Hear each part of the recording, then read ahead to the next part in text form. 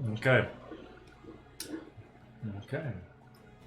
Ladies and gentlemen, I'm recording at the moment. Ladies and gentlemen, welcome back to the vast Gasconade. I think this is episode 16, if I'm not mistaken. Lost a bit of track, but nonetheless, we are back. Welcome, and we'll be with you just in a moment.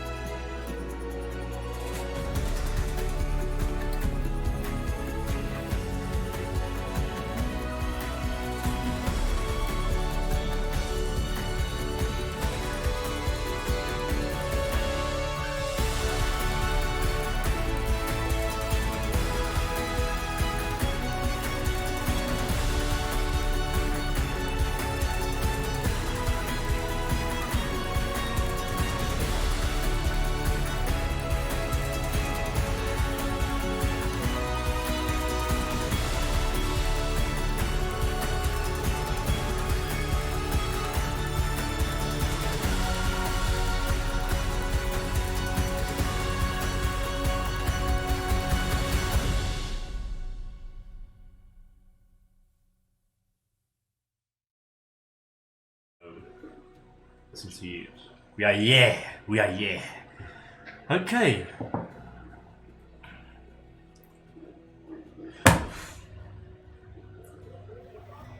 Gaan kry dit. Ons sal wag. Ons is nou hier, ons wag al klaar. Gaan kry dit.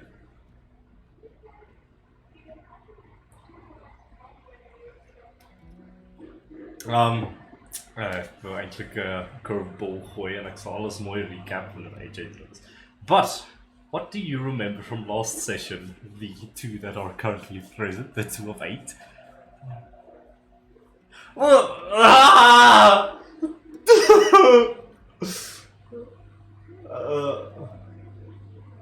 Yeah, Laura, what do you remember?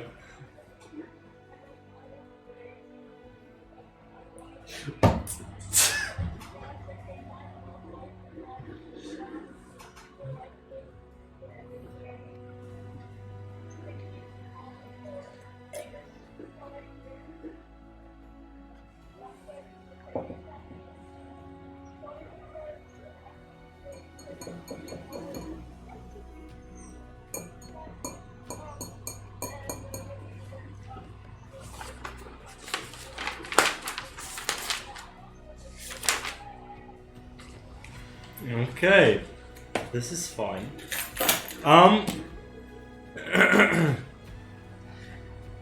So, last we left off in the brass Gasconade with the diminutive people, but whatever. We continue nonetheless. Last we left off, you had finished after most of you had been charmed by the malevolent powers of the Blythe nobility and the pandemonium hippodrome. You all were wrapped up in the circus performance, almost forced to do a performance for the people of Xecester. But after that you were able to break free from the charm and retaliate against the circus, and many of you wanted to run away and regroup, but some of you i.e. Alexander, no, not Alexander, Sergei, decided that you had to fight back. Since you were inside this place, this was an opportune moment to take down this threat that was plaguing Xecester. It seemed that the pandemonium hippodrome had always been used as a tool for the Blythes to siphon energy from the emotions of the people that attended the circus performance. Wait, I think I just made a mistake. Hello? Hello. Yeah, sorry about that. I just gonna change to the other mic real quick because I don't think the recording heard me very clearly. Can you hear me?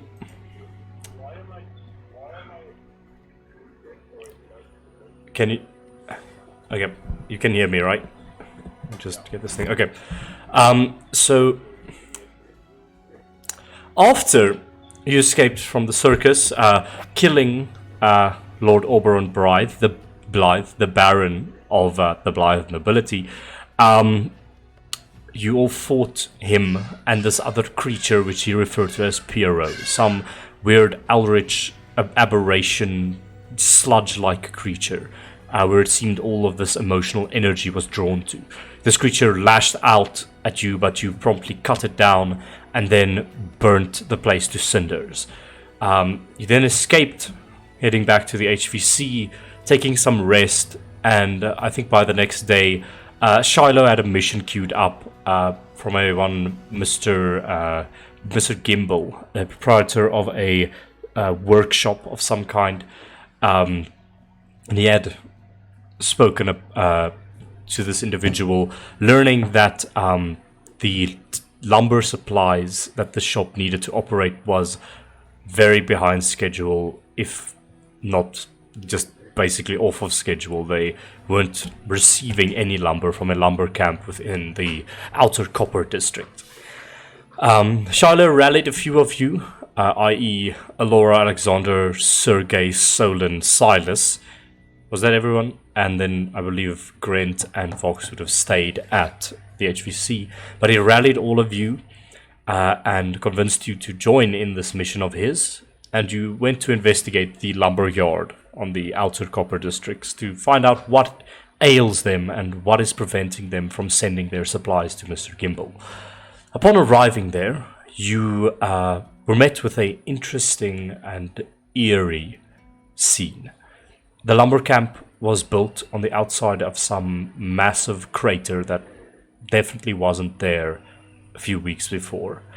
A beam of magical energy, electrical energy, struck from the heavens and obliterated an entire residential block, reducing it to cinders. The locals were terrified, and but despite this, after recovering in the last week, they were already beginning to rebuild their home. This strange beam of energy, as they described it, a beam of energy from the heavens, they had no idea where it came from, but they had to persist nonetheless. And you spoke with the person, the proprietor of the lumber yard, which was just outside where this crater was blasted into the earth. You spoke to Merlot, the proprietor of the lumber yard, and he explained to you that, first of all, he was a bit hesitant to talk to you. Looking at the attire that you were wearing, he seemed very suspicious of anyone who would come from the inner districts of Xecester. But nonetheless, after speaking to him, you learned that about this crackling beam of energy that destroyed the residential area, and you also learned the reason he's not providing lumber to the bourgeoisie district and the inner sanctums of Xecester was because he's donating most, if not all, of his lumber in the rebuilding process. And he had just been saying to all of his other customers, behind schedule is behind schedule. But now you know the truth. You spoke to him, asked him what you could do to get this lumber to Mr. Gimble as he needs it, and this is your task from Mr. Gimble. And at first he was hesitant, but then he explained if you were to help him, help the recovery process by building a home or two, he said he'd give you the lumber. enough for Mr. Gimble to use. And so, reluctantly, you all jumped on the case. You began building a home on a designated plot with plans given to you by Miss Toha, a half-orc lady who was the foreman of this recovery process. And she explained to you what to do, and with Shiloh claiming that he had some carpentry skills, she left you to your own devices, almost as a test. And so you started, with Shiloh at the helm, dissecting the plans, Silas keeping an eye out, and Alora assisting Shiloh and the brothers in Solon doing most of the heavy lifting. You were able to build the frame of the house and semi-complete it on the first day. But this was clearly a more than 1 day venture that you were having to go in, even though it is a smaller house. Things just don't get built overnight, essentially. And so, you decided to stay the night at Dahlia's Inn, a inn nearby this crash site. She is a middle-aged halfling woman who walks on stilts, and she warmly welcomed you. You paid, I think, like 1 silver for the night, which included a free breakfast, and you were able to take some rest and solace within this inn for the night. A bit of revelry ensued. You bought a few drinks and chatted with each other, having a nice time within the inn. But then 3 interesting individuals were sitting at a nearby table overhearing your conversation about previous events that you were talking about. And also you were speaking about what possibly caused this disaster, how it could have come to pass, and these individuals immediately, upon overhearing that, intruded into your conversation.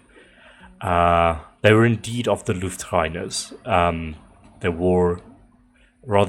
They didn't wear their crow masks. They were on the table in front of them, and they, with this sort of steampunk plague doctor apparel, they were also enjoying some drinks and began some idle chatter with you that developed into the philosophy of magic and its place in this world. They believed that this lightning strike was no mere natural disaster or something. It was definitely done by someone in power. They identified that it was indeed fulgurous energy, which is lightning energy, that caused the blast. And so they had their suspicions of who could be responsible for this, though there were no concrete leads to go off of, I would say. And you asked them a few more questions, and they, after becoming akin to their philosophy, some of you, they actually were willing to, or they wanted you to meet with their boss, potentially, in an attempt to work together, possibly in the future. They identified their boss as being a man known as the Clockmaker, a name you had seen on a piece of parchment before from the Crimson Dawn's hideout. And making this connection, Shiloh asked another question. He asked, do you know anything of the Der Kessel? And upon saying that, their eyes went wide, not expecting you to know this much, and immediately they left. And so, you completed your night, had a long rest, and woke up the next day to continue building the house. You're building through the entire day, and came lunchtime at about 1 o'clock. Miss Dahlia, the proprietor of Dahlia's Inn, and a bunch of her staff were putting out lunch for the lunch break, and most of you went over there to grab a bite. And Solon and Alexander, they were having some idle chatter, walking by another plot on this charred landscape, a abandoned, broken home that was barely standing together. But upon walking closer to that, a wave of black rats spewed out of the windows and the doors of this home, abducting them, pulling them inside. Upon seeing this, you all rushed to their aid, fought through this building and discovered these rats were weird. They were acting strange, their eyes had this weird red tint to them, and there were also mutated rats, giant ones in fact, that were within this building. You fought through them and discovered that there was a large hole, a cavity, within the main room of this building that led downwards. You noticed that they had disappeared down this hole and immediately rushed down to try and rescue them. And there you discovered something even more terrifying, something that the rats seemed to have run from.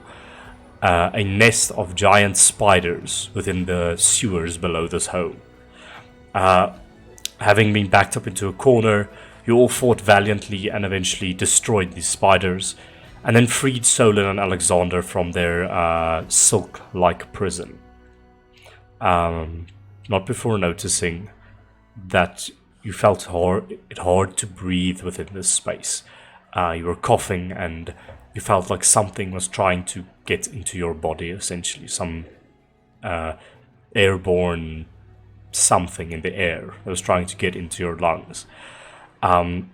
Quickly dissecting one of the spider corpses out of curiosity, you discovered that they had a weird physiology. Like, giant spiders are not a thing. I'm just saying that now you find it very weird for these creatures to have grown so large.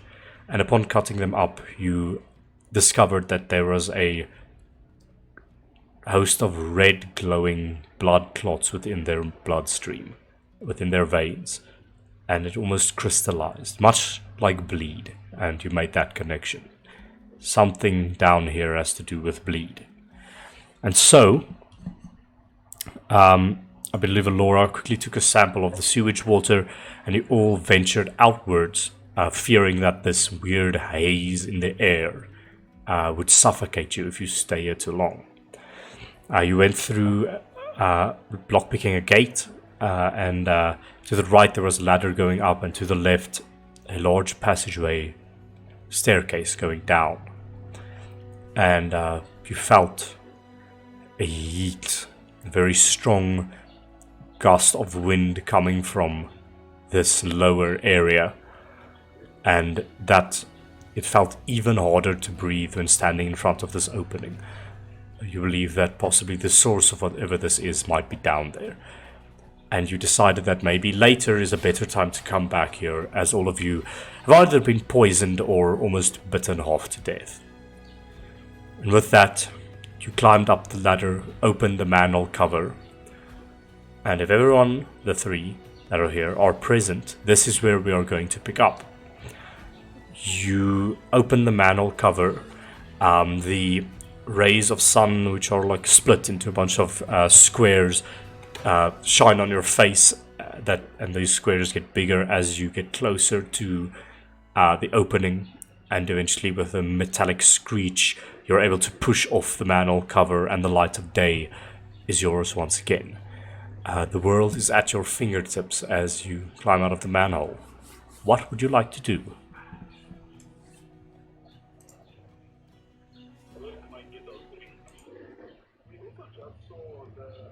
Oh, that's true.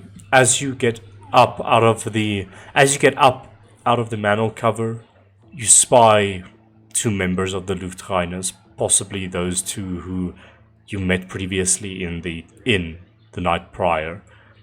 Spy you, make eye contact with them, and they casually walk away into an alleyway. Now, what would you like to do?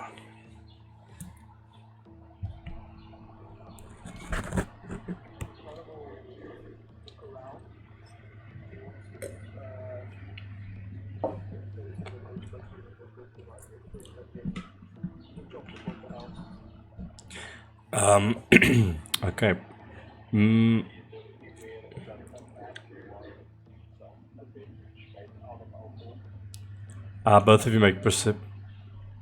Both of you make perception checks.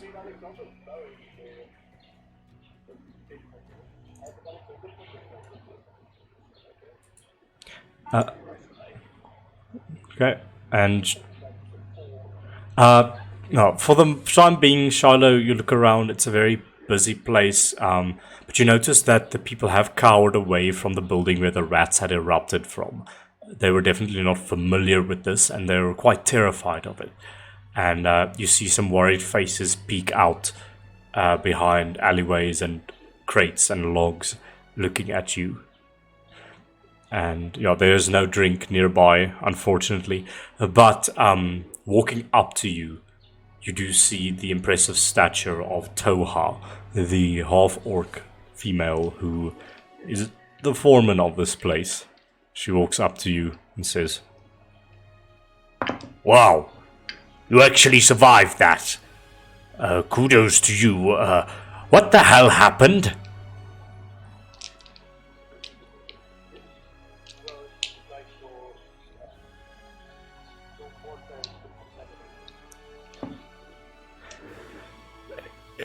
Right. I don't know what this has to do with water, but what did you see down there? Where did all these creatures come from?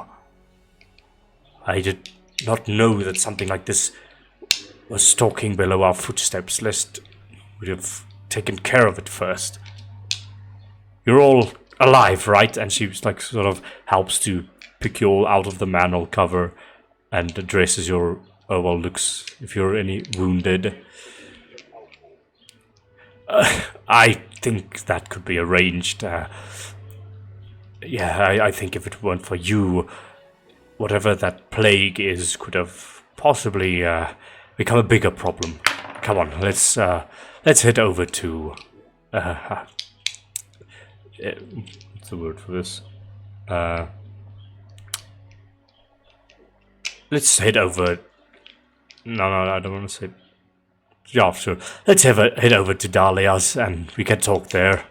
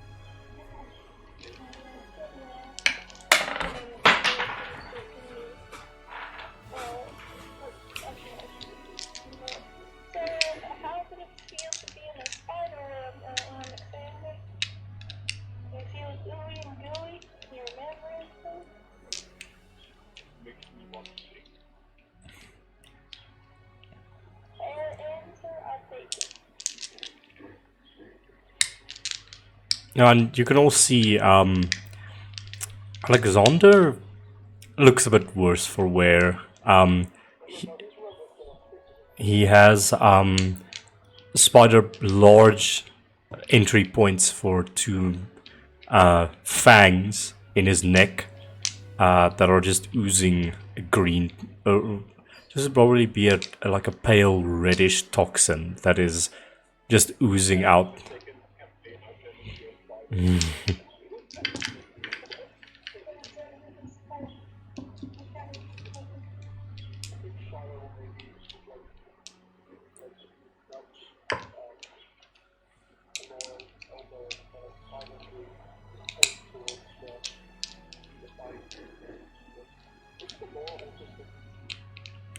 I don't believe so. Everyone paused. Everyone passed their constitution checks. I believe the DC was very low, and I tried to get to the whole time, but everyone passed. But since Alexander and it's Solon and Alexander. Yeah, because they were subjected to this much longer than you were, and they were bitten by these spiders. So there is, Alexander's eyes are a bit sunken. I'd say actually, Alexander, you can take a point of exhaustion from this experience you had just experienced.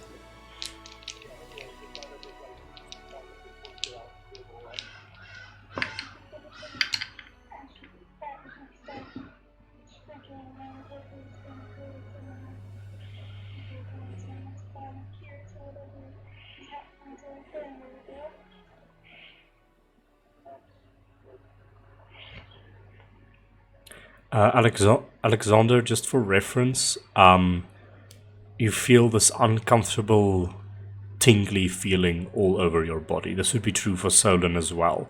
It's like pins and needles going through your entire body. But other than...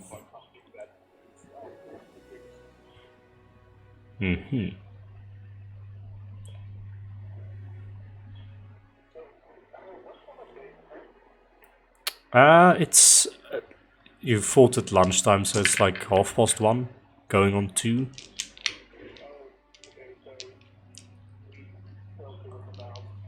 Yeah. Nope.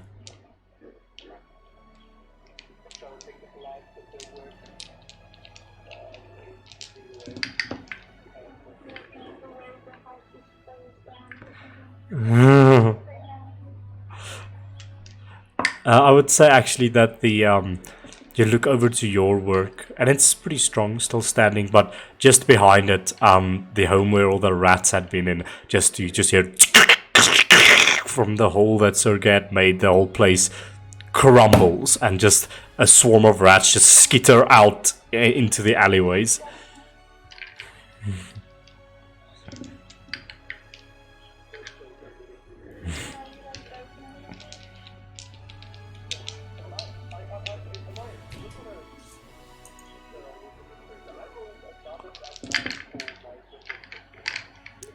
It is jammed.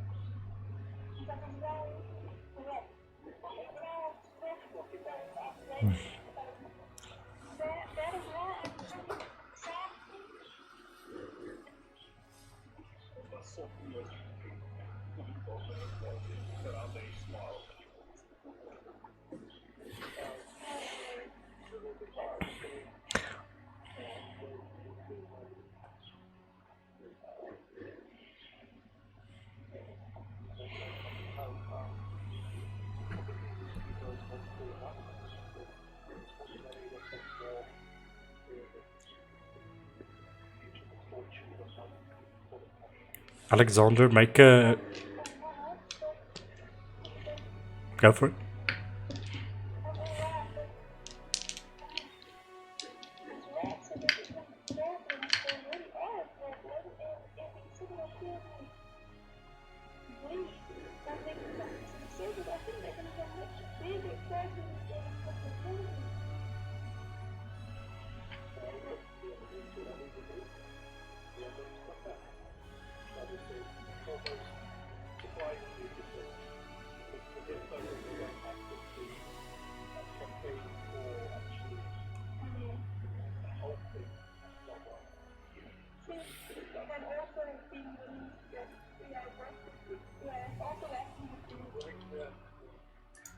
Alexander,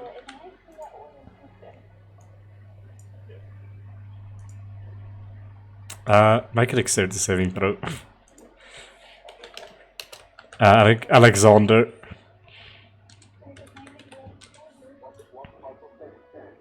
Dexterity.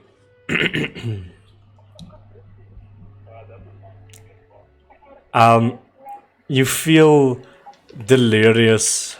Your mind is fuzzy. That tingly feeling is just everywhere over you, and your legs feel like jelly. But you're able to sort of like, you all notice this. Alexander stumbles for a moment, almost having like a moment of weakness, but then you're able to stand up and not fall face first into the ground.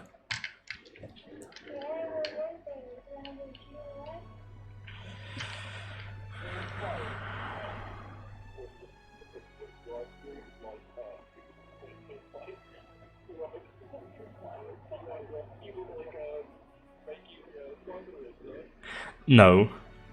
You just you're not turning into a spider. This is not a Aladdin situation from last campaign. You just feel pins and needles all over, and your legs feel a bit like jelly. You have to focus very hard in order to walk properly.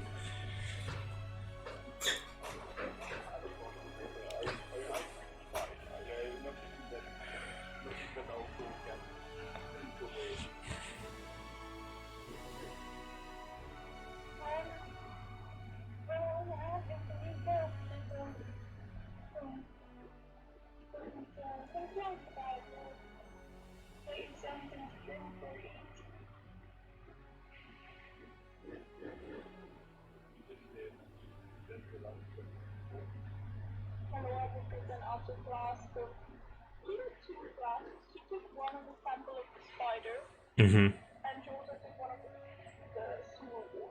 Yes, and I will remind you, you have another one of that purple liquid that you took from Piero from the circus. You've got those 3 flasks on you. Okay. It's good.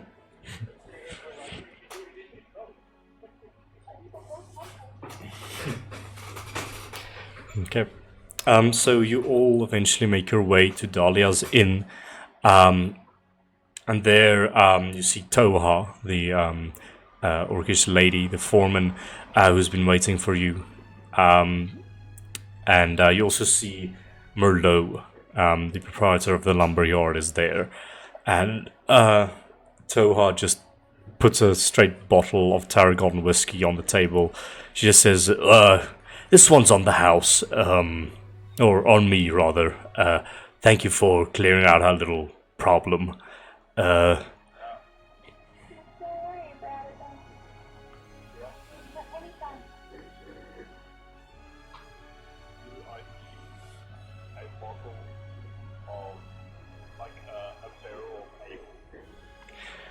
well, there are many barrels of ale behind the bar, but there is this bottle of tarragon whiskey that she's just placed on the table in front of you. Or you.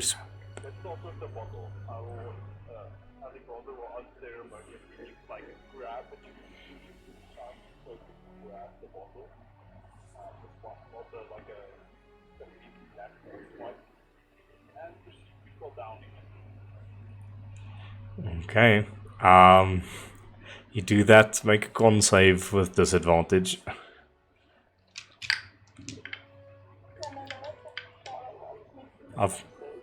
You can just do that, you don't have to ask permission.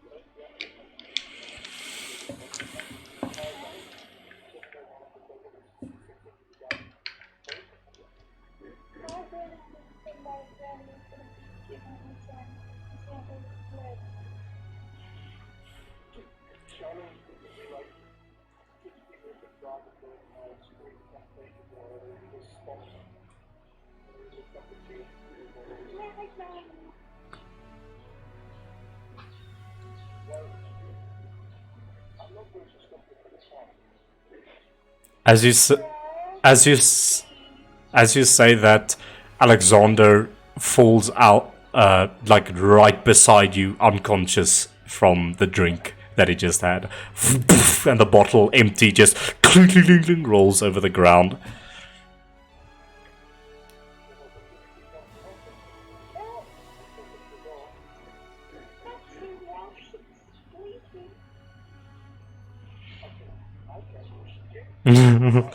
Whoa, what the?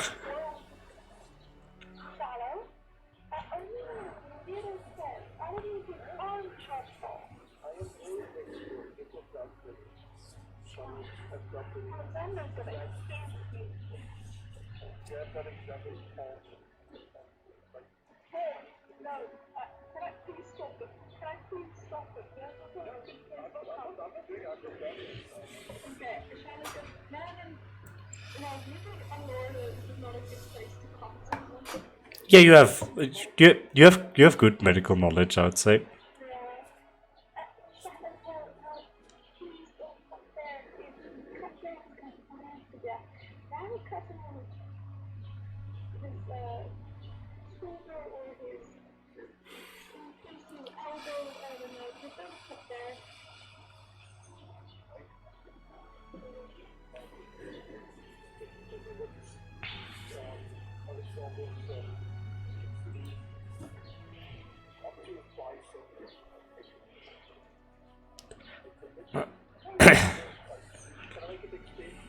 Check. Yeah, make a dex check. Yeah, you sort of remove, just pull up his sleeve of his absolutely enormous arms, and you try to make a cut. Yeah. Yeah, we all just see the screen go black. A white slash anime style comes over the screen, and as the black fades away, there's just this indiscernible cut that, when pressure is applied to it, the exact amount of blood that you would require could come out of it. And Alora, I'm just going to puppet you for a moment. You sort of put your two fingers on either side of the cut, hold the flask to his skin, and just press it, and you have a vial of Shiloh's blood, and you just see Miss Alexander's blood, sorry, and you just see Miss Toa standing there, and she's like, I don't know what the fuck just happened, but sure, he's your friend. I'm not gonna tell you what to do or anything.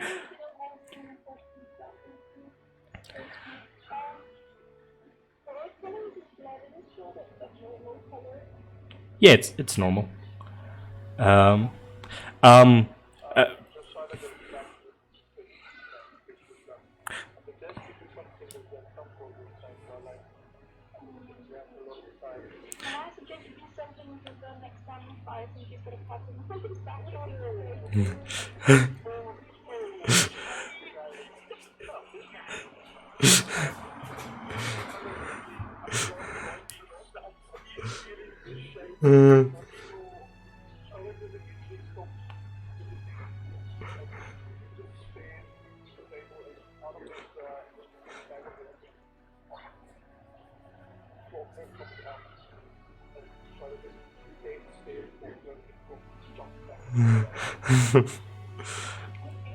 Shall you hear a chair moving out at the table that you're sitting at, and the elderly face of Mr. Merlot sits next to you.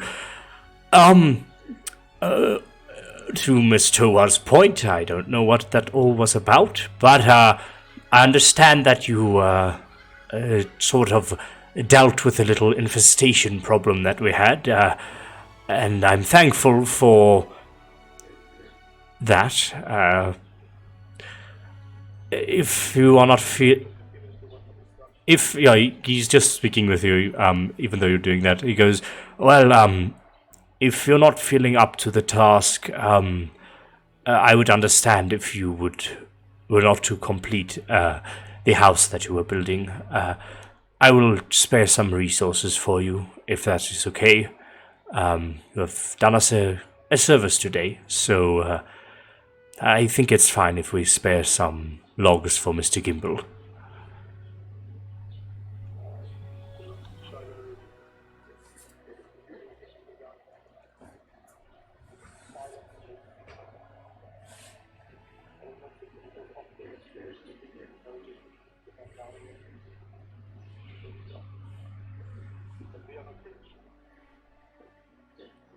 So you'll continue then?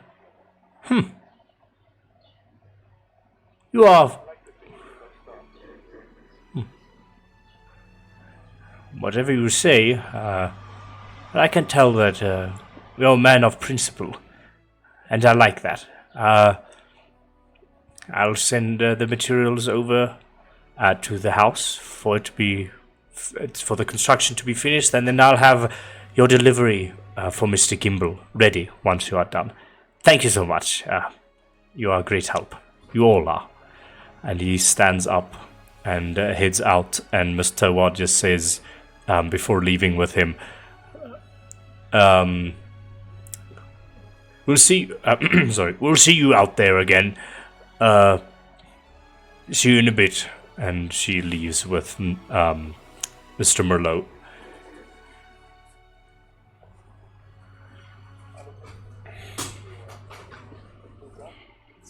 Make an Can I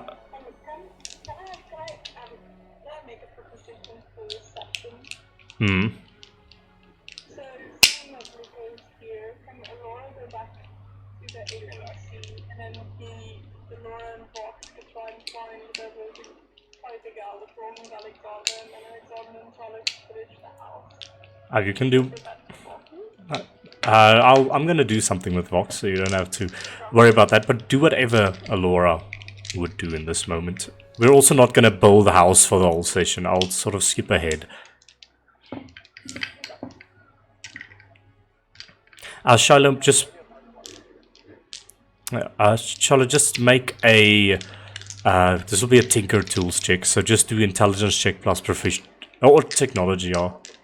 Yeah, you can make a technology check. Yeah.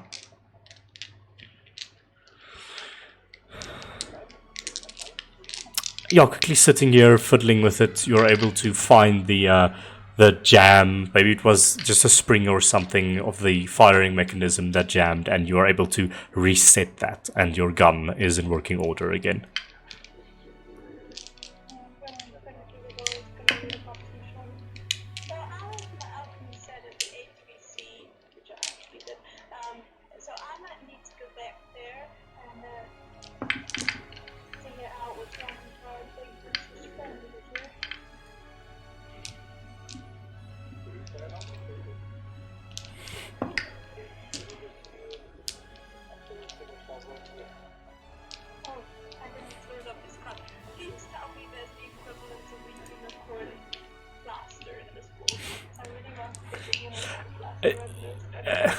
If you think that Laura would carry that with her, of course, I would allow that.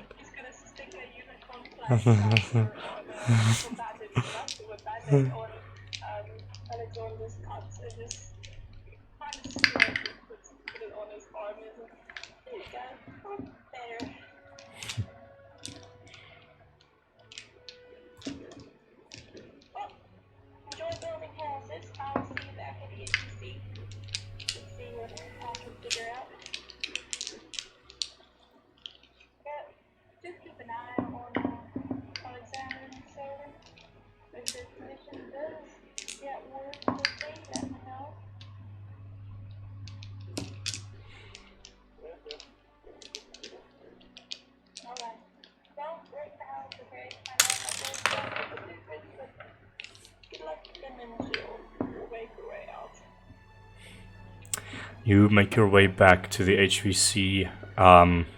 We've got Sergey Solon, Shiloh Alexander. It's you four that's here, I believe. And Silas. You're all still here. Yeah. I'll just RP with them for a little bit. So, how the fuck do you do Silas's accent? So, gonna build a house?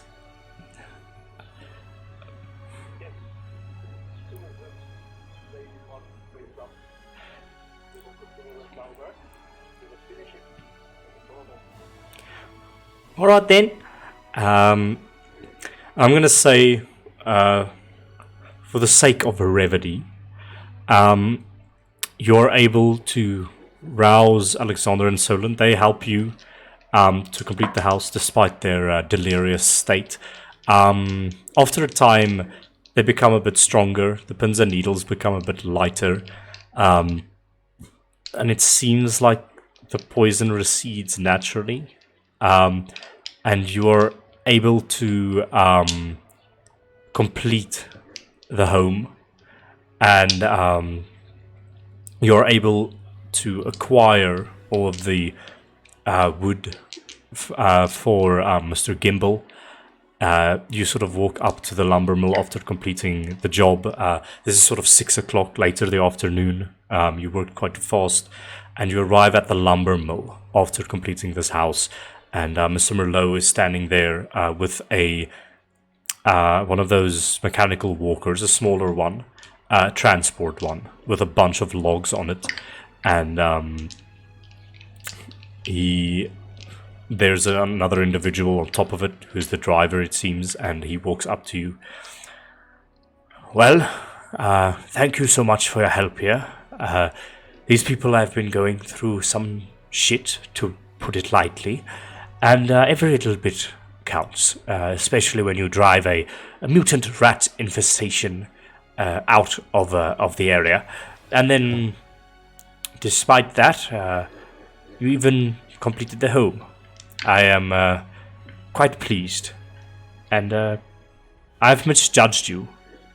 I thought you were some arrogant plutocrats when you walked in here with your nice clothes, but it seems that you're people of principle, and our lumber mill extends our thanks. As agreed, here's the delivery for Mr. Gimble.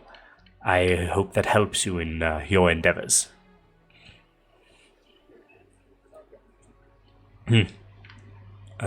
What is pleasure in German?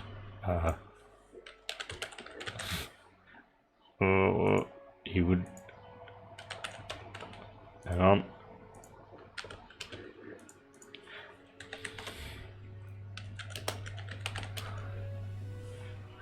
How the hell do you say this?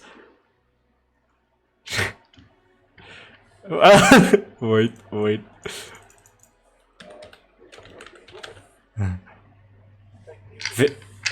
Vergnügen. Yeah, he also speaks Xecester. Yeah, you are able to, the walker with the driver on it is able to walk to Mr. Gimble, and you arrive there late afternoon. You see Gimble's goods, or Gimble, was it Gimble's goods? I think it's Gimble's goods, is busy closing up for the night. You see some of the staff with brooms just sweeping some sawdust away, and you see Mr. Gimble sort of there in front, busy just packing away some of the stands and things that he had put outside for like marketing or whatever. And he looks over. Holy shit! You actually came through! To be quite honest, and he's like screaming this from you as you're getting off of the walker. To be quite honest, I really thought you were just spouting some nonsense when you took this little mission from me. How'd you do it? I mean, I've been trying for months to get through to Mr. Mallow, and he didn't want to budge. What's your secret? Referring to you, Silo.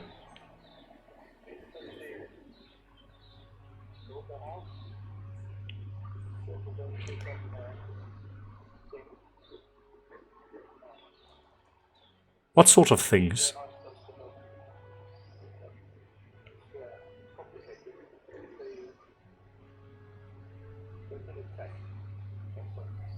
Oh. I did not know this. Damn it, that Mr. Mallow is always so stubborn, wanting to do everything himself. Maybe if he just asked, I don't know, a working warehouse to assist him, I mean, maybe we could have helped, but, you know, stubborn old men. But, thank you so much. Take your pick. The finest wood, already painted and glazed, is ready for your perusal, Mr. Shiloh.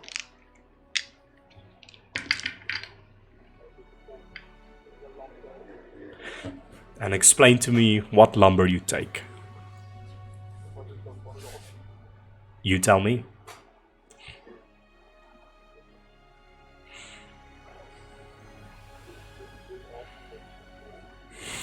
Yep.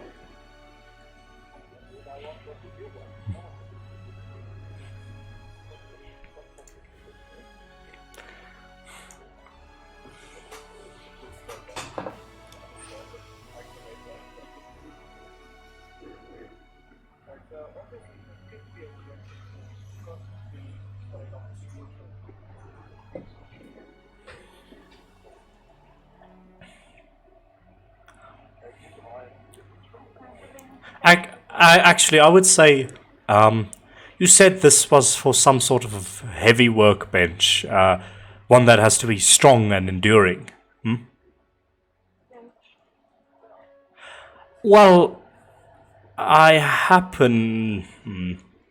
Well, I mean, this shit is too expensive for anyone to afford, so it's just been sitting in my shop for quite some time. And what's this mineral's name again?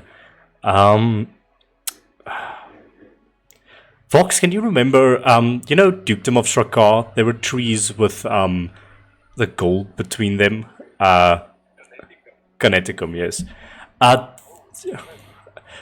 These are well, I can give you the counter slabs for them at least, and then you'll just have to fashion some supports for it to actually be a table. But this is something we call in the lumber world. We call this. I don't know. Shut up. This is something that we call this Connecticum timber. It is extremely rare.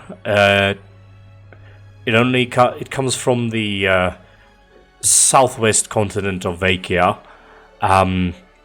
It is believed that there's an extremely force-resistant mineral that grows deep underground, and the only way that you're able to obtain this is when you cut down one of the great trees that grow there. Those trees siphon these minerals from deep underground and ingrain it into their bark, making it basically impervious, or well, at least theoretically impervious to any sort of bludgeoning or cutting. It's extremely shock absorbent, if you are interested.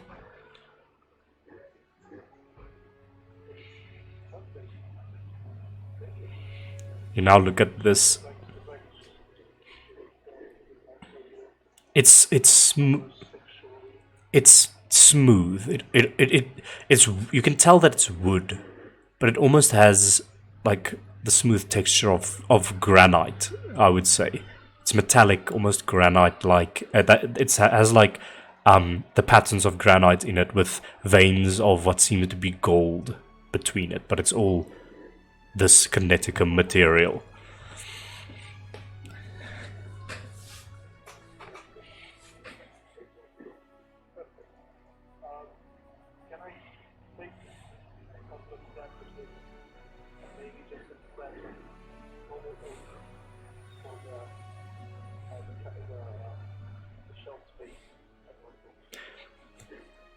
Of course, you've done me a great service today, and there'll be the Connecticum will just be sitting on the shelves in any way. No one is wealthy enough to buy it, really, or cares for it. So I think it would be of better use in your hands. Please, go ahead.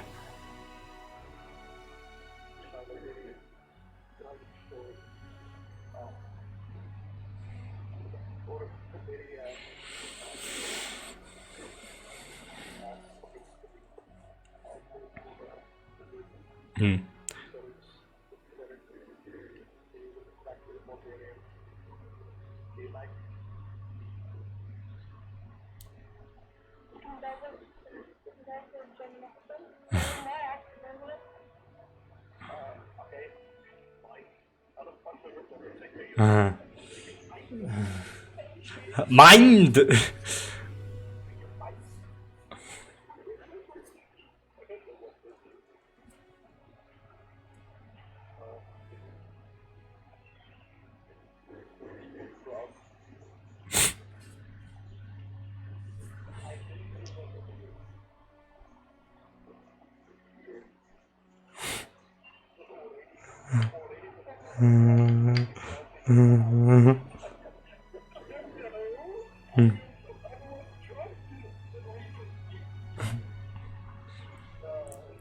You see Mr. Gimbal take a big, yawn. Wow, tired all of a sudden. He rubs his eyes. Well, enjoy, and if you're in need of anything, spread the word of Gimble's goods, and I'll be happy to help you in the future.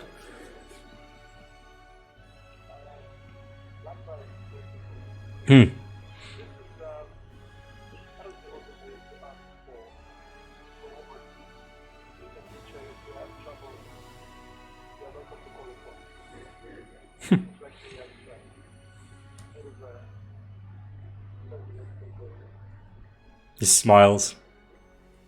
That brings me some solace. What may I call you? Or do you have like a collective group name?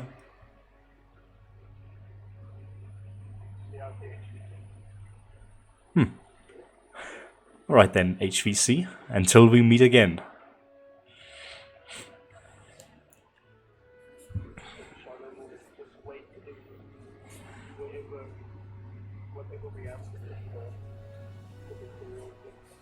Yeah. Now, I think Gimbal gives you a cart. Not like a horse-drawn cart. It's like one of those where someone holds onto two poles and then just pulls the two-wheeled thing. And yeah, you load it. Yes. And yeah, you load everything up and you begin traveling through the streets. You see the person that was piloting the walker, one of Mr. Merlot's associates. He waves at you, yawning very deeply as he waves at you. It's about 6 o'clock. No, at night. Going on 7. And the walker walks away with the man on it rubbing his eyes, and he goes off on his business. And yeah, you're headed back to the H.V.C.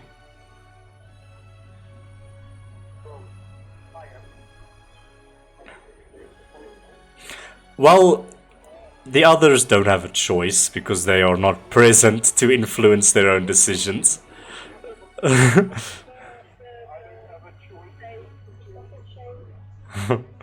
And you begin moving through the streets. Everyone make a perception check for me real quick as you get...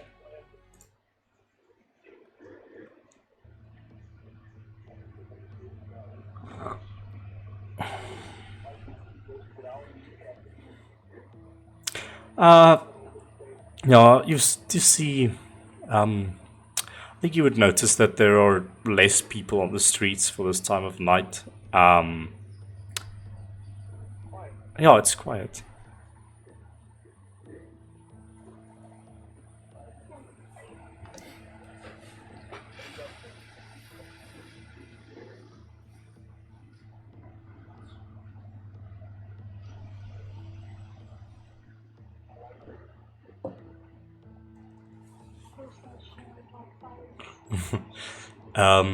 Shiloh, you see,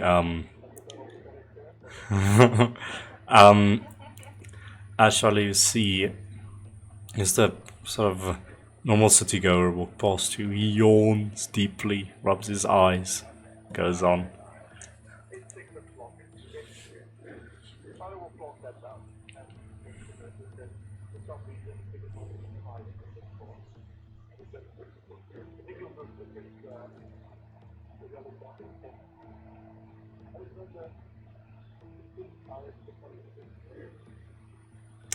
And as you say that, everyone make a wisdom saving throw. Well, not those at the H.V.C. Shiloh and Alexander.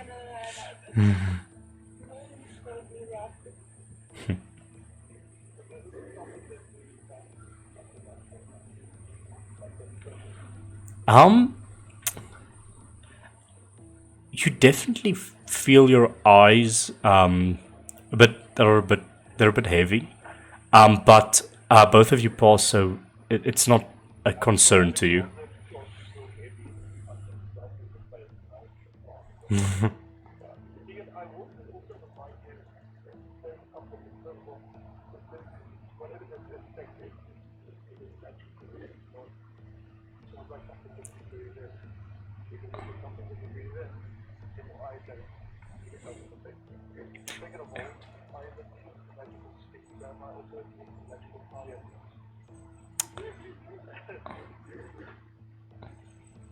You feel tired.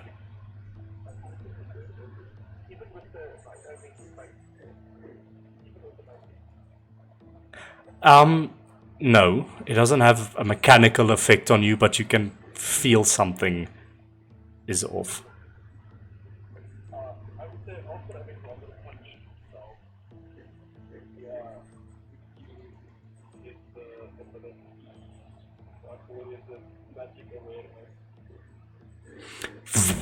Your eyes flash with green energy as you stop for a moment. Make a perception check for me with advantage as you use this.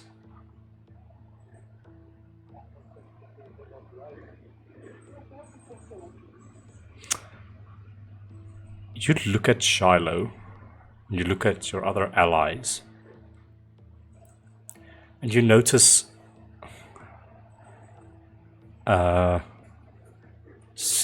in this magic sense way, there are these small particles, almost indiscernible even with your magic sense, that are just drifting off of them, very slowly and subtly. You look at yourself, same is true for you.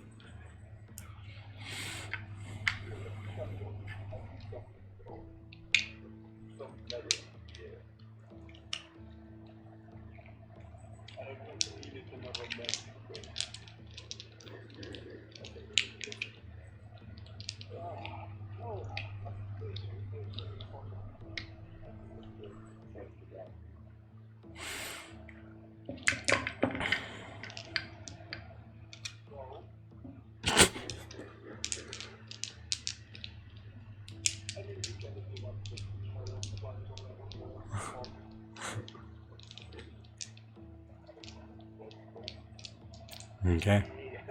You go a running. Well, and you run through the streets, and eventually you arrive at the alleyway of the H.V.C. You look into the Toad Princess that is nearby. There's very little customers in it, and you notice Escher Kesho, the previous betrayer, the way through works there, is sort of standing there at the door, like drifting in and out of consciousness. He's like, oh, what the, oh, hey, oh, and he like realizes that's you guys, and he just like slumps into the building.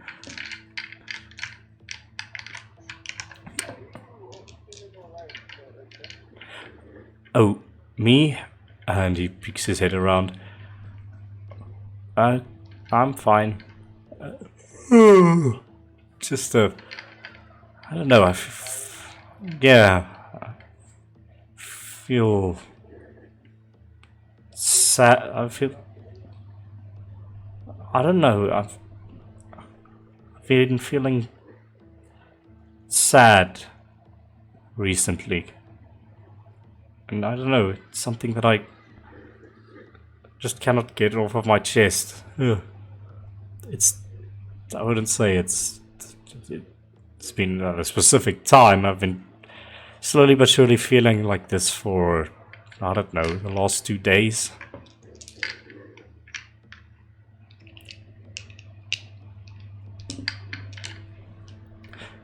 I don't know, maybe it's just less customers coming here.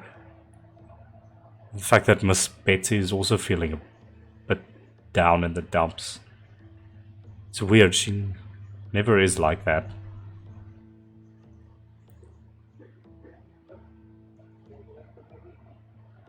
Thank you. And he stretches. You all walk up, Alexander carrying the kineticum wood. As that happens, we're going to rewind a bit in time. Alora, you arrive at the H.V.C. with all of your samples. It's earlier this evening. It's about like 3 or 4. You've just left the lumber yard where they were building a house, and you've arrived here at the H.V.C. No one except Fuhlan is present. He's sort of like walks. I'll actually get out the new H.V.C map, ladies and gentlemen.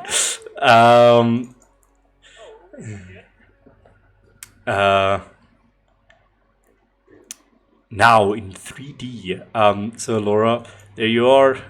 Sort of come up the stairs, come across here, and you see Fuhlan going across the way, walking down the stairs, carrying like a pile of documents. And he goes, "Oh, hello, Miss Laura.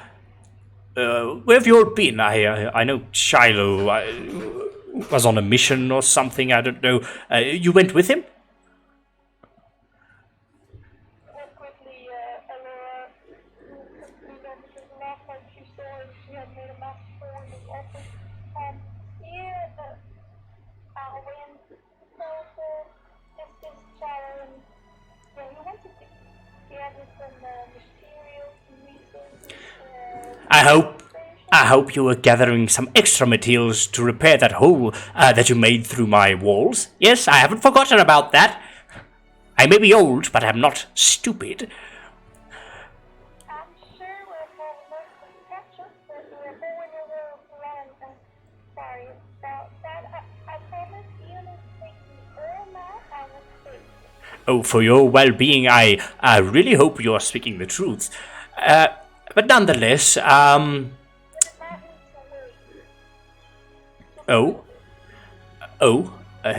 any new developments? You look a bit distressed. I couldn't help but notice. Building a house in someone, and our big adventure led us to a very short, sweet story. It led us to a sewer where Fuhlan and Alexander were taken captive by this giant monk, spider thingy. I've never seen such big spiders before, but then now Alexander has been mindful of his love and Oh, that he might need medical attention, so we first need to figure out what is this big spider thing and why does it have bleeding in its stomach. There's a lot of other questions and I need to figure it out. well, I believe you are more inclined than me to figure that out. That is quite distressing to hear. Mr. Vox is just out on an errand real quick. He'll be back in a few hours. Was Grant with you?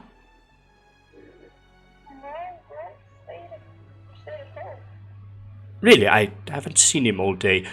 He'll probably turn up sometime. And he almost looks excited at you. I've almost cracked the case on that strange document that you all found at the Pandemonium hippodrome. I've discovered that it is in abyssal dialect, which is it was one of my majors back in college, but I've seemingly forgotten a little bit of the essence of it. But I'll probably have it done by the time you all return this evening.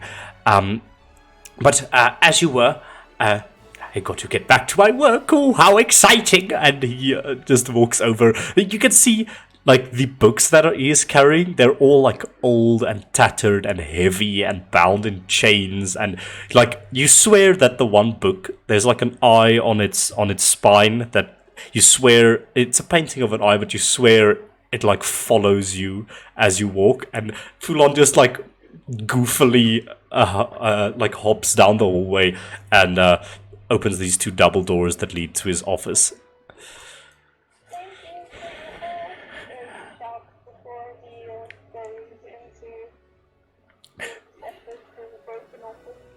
Oh, it's my pleasure! And he enters.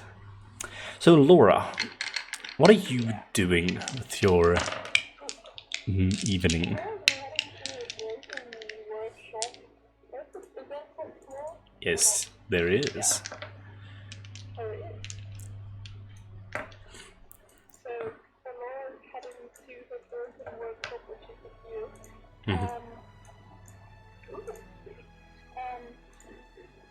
So there's nothing currently in there, and she's gonna try to maneuver the capsule and not fall in, and so raising it, you want it in Oh yeah, that's true. He just like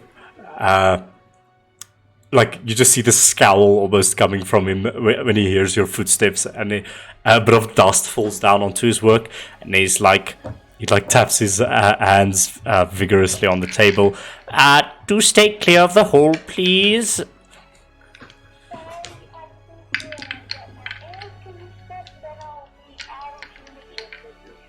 All right.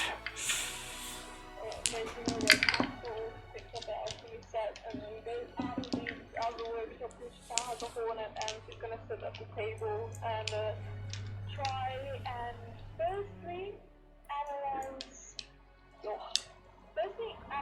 this spider blood. Okay. See what you can find out with her. Okay. I'm gonna ask you to make an alchemy check. I don't remember if we put that skill on for you. You have alchemy. Yes. Okay. Go ahead. Is there anything you would like to do in like preparation for this? Like you don't have guidance or something like that? Because in moments of research, like you can just pile everything on. But if you don't have that, just make a straight alchemy check for me. I don't think how I can give myself I would say the fact that you have advanced alchemy supplies, you'll have a plus 2 to the roll in addition to just a normal alchemy check. so when I'm at +8, so that's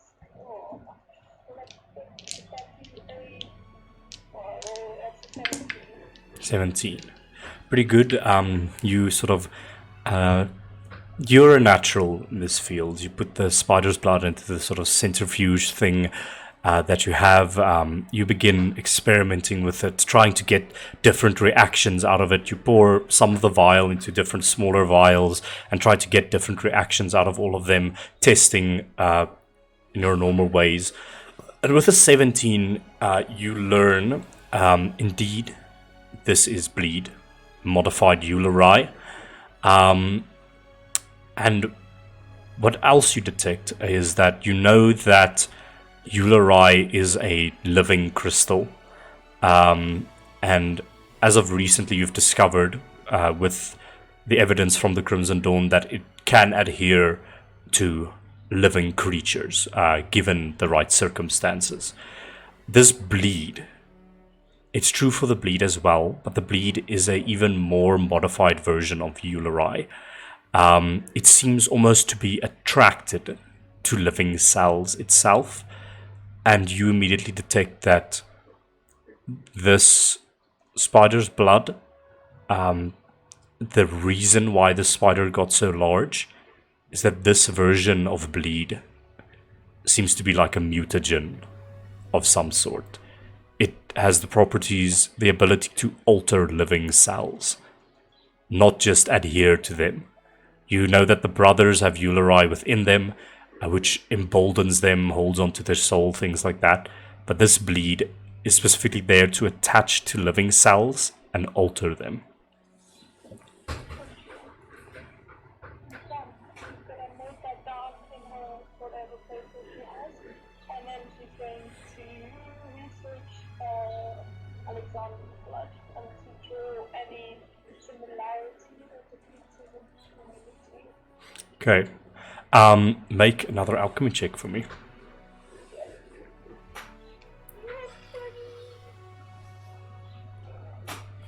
Okay. Very good. Very good. You study this, cross-reference it with the previous test that you have done on the spider's blood, and though in small amounts, you do detect a similarity. This mutagen, the bleed, seems to have a greater effect on non-humanoid creatures. It seems that it is less potent on humanoids, but you detect that there is a purpose behind that. It is more tailored to alter the cells of humans or humanoid creatures. That way you deduce that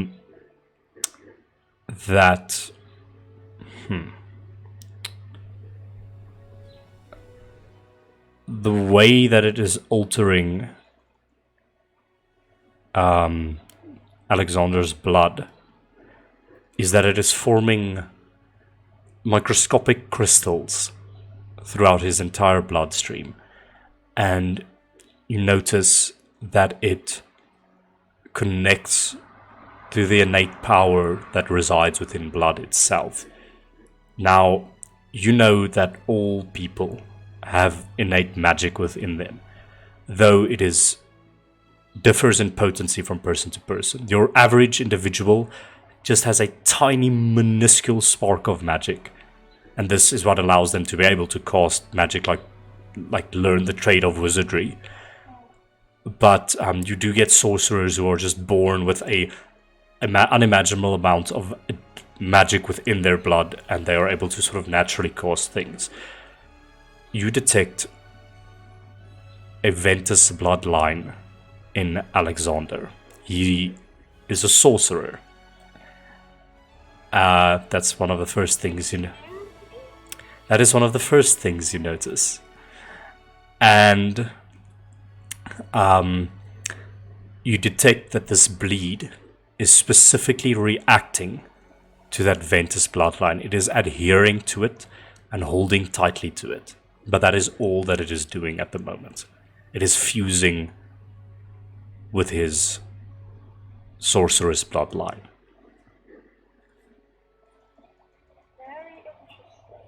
Can I, like, okay, this is on the medical side of things.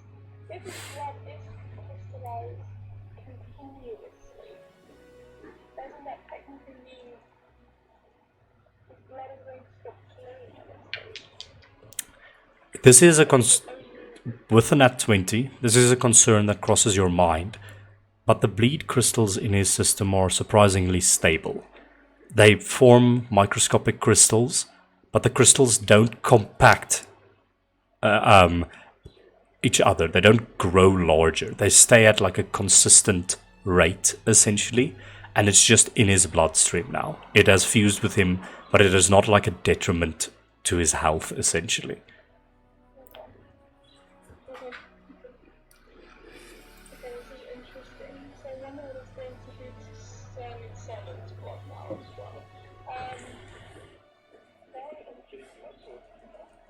Fuhlan is a cleric, so he does also have magical innate abilities. So I'm wondering, he's probably going to do the same thing as well, but still.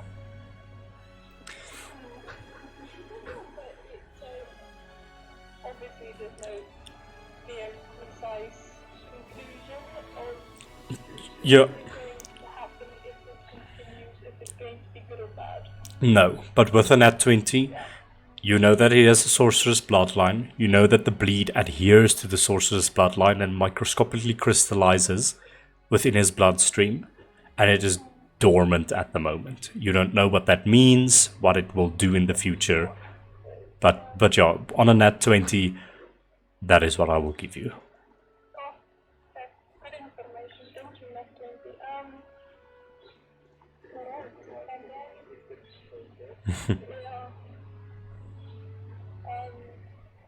Then I'm also going to.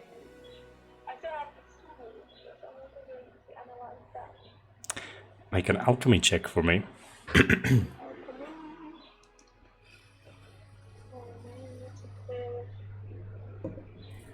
With a 12, this is normal sewer water. Okay. Alright, so there's nothing to worry about. I'm going to have time to analyze the purple rich water. Yeah, you're sort of in it now. You see Fuhlan walking up the stairs, makes himself a cup of tea, and he like sort of stares over your shoulder for a moment, just inquisitively sipping while also paging through a book. But yeah, you can make. Yeah. Okay, so the purple clutch is a 18 plus 8, which is 26. Luxum. Let me just check something real quick. Okay. The purple sludge.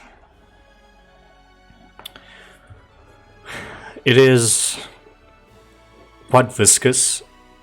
It remains semi-animated, even though it is in this vial of yours. You sort of look at it in the vial, and it tries to creep up the vial, but seems very weak in this state.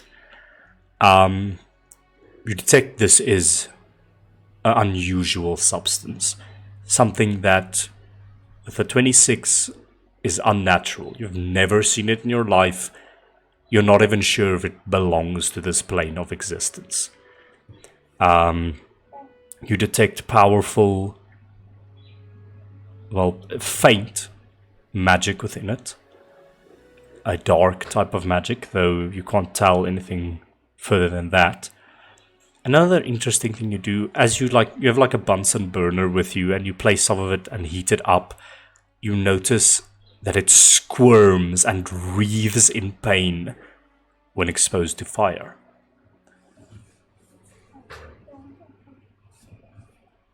But yeah, I think further than that, there's not much relevant information that you can gather, other than it's susceptible to fire, it seems. It's unusual, it doesn't belong to this plane of existence. Yeah, she's gonna keep this lead in the thing, and she's just gonna store it away in the alchemy set. Yeah. That's technically all she wants to analyze. And Yeah. by this time,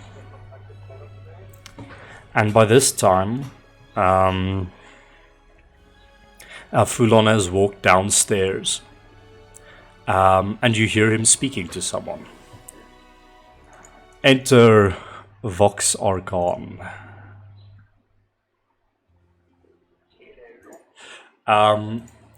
Vox, you have been out on an excursion, a surveying mission, if you will.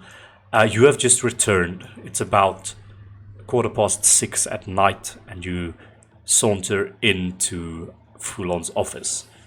You see him sitting there, countless tomes and books and papers open in front of him. He is smoking on his bubble pipe. You see the bubbles drifting through the air, and you see him slouched on his one hand, his eyes sort of fluttering, struggling to stay open.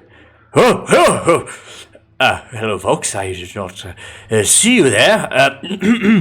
He sort of snuffs out the pipe, puts it down. So, I believe your excursion was successful. What have you surmised?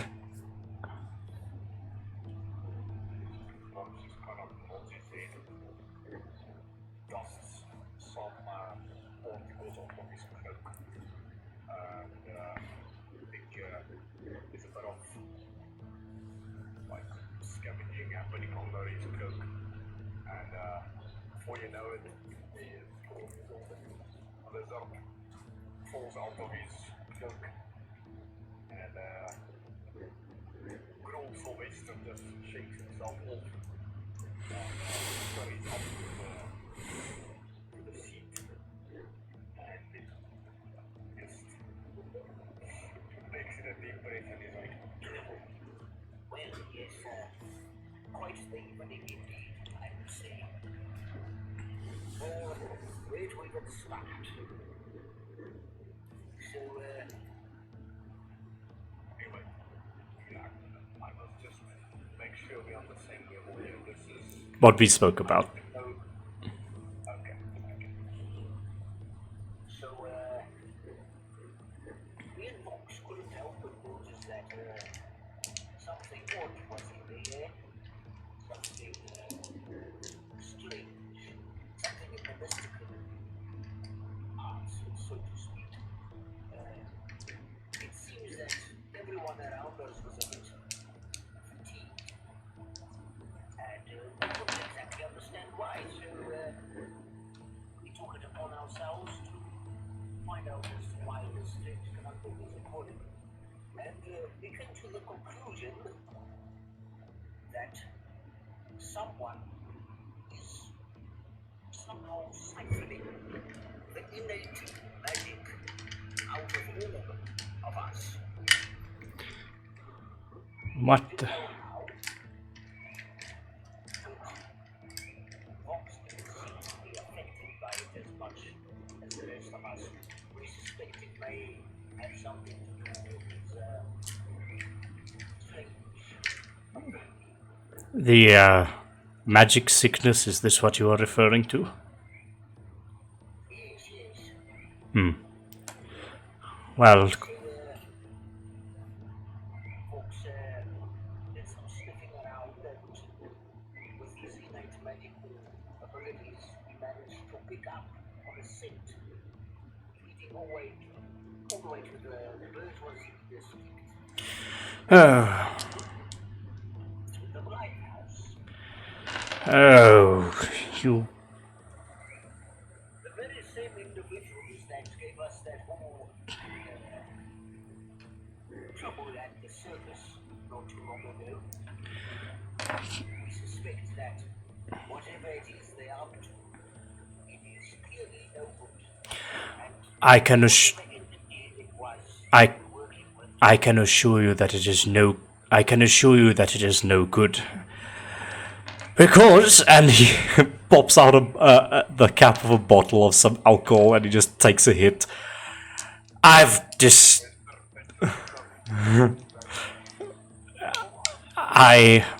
have decoded the eldritch script that you've brought back from the hippodrome, and it is.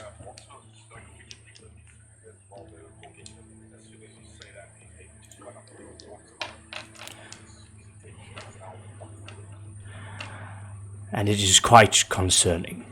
As this is happening, you all hear the front door open, and the rest, Alexander, Shiloh, Solon, Sergei, and Silas, all arrive in the H.V.C. And Fuhlan just quickly says to Vox, "Oh, good, they're here. I think let's gather everyone at the..." He rubs his eyes, "in the meeting hall, and let's discuss this. This could be quite detrimental." And he grabs all of his things, his thick scrolls and tomes, and heads upstairs.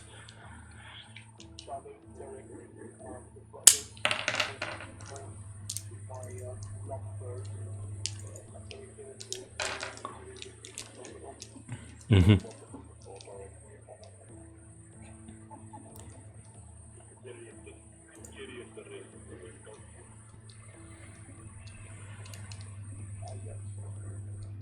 And there is going to be a responsibility to go down the stairs. Oh, y'all are back. yes, I'm telling you.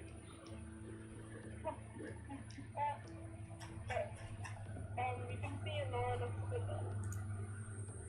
earthquake, especially their eyes are crossed on Alexander.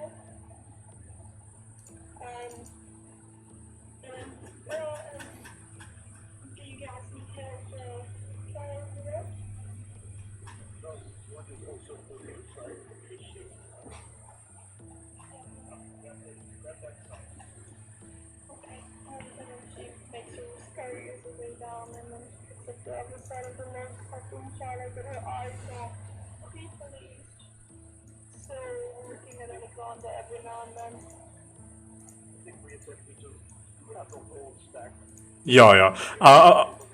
I will say, for the sake of brevity, you're all able to do that, and you. Like Alexander just wanted to watch it, really amused at this, because he knows this is the thing. With some.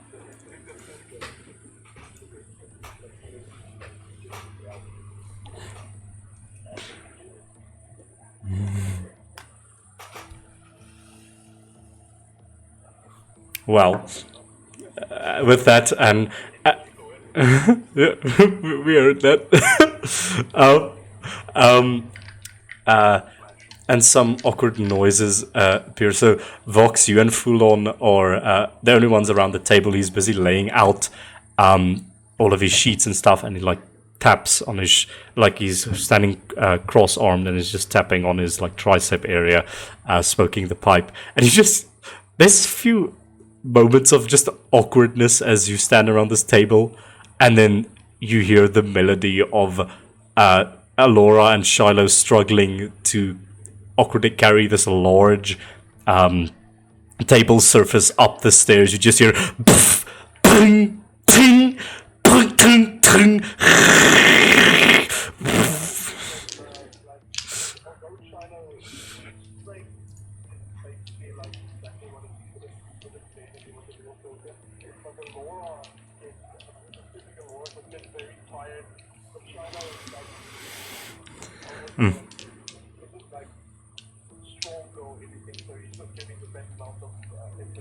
And Nora is a bit clumsy, so she would fall on the stairs while she's Yeah. like walking up the stairs and just gonna slip and hit her head. So like sitting at the end of the table with like 2 fingers crossed, just waiting for them to come and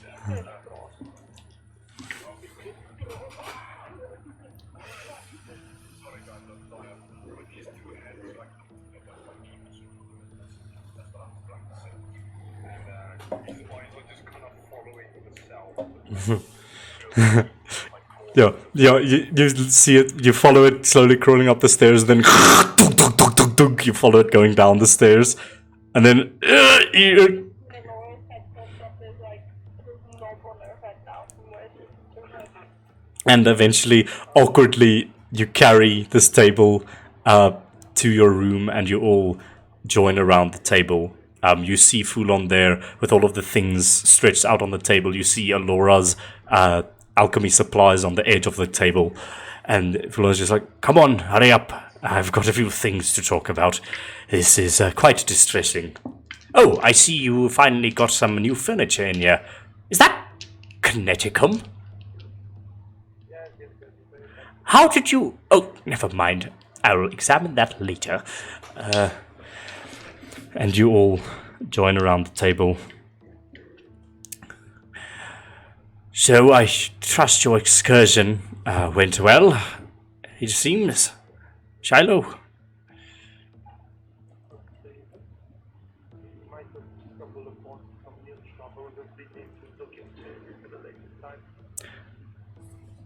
"Right, tell me, have you noticed people being..."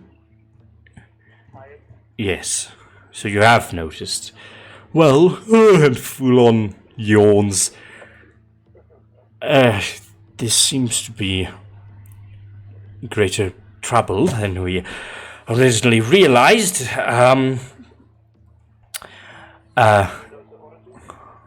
Well, Xecester, if you please."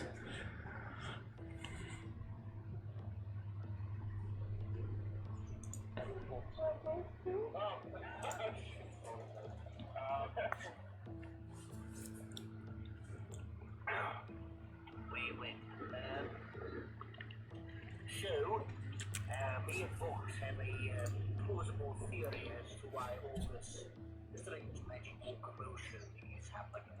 More specifically, why everyone is tired. And that theory is that the very same people that turned us all into circus freaks a very short amount of days ago are also responsible for everyone being so fatigued. Seeing as they are very good with seemingly siphoning magic out of people.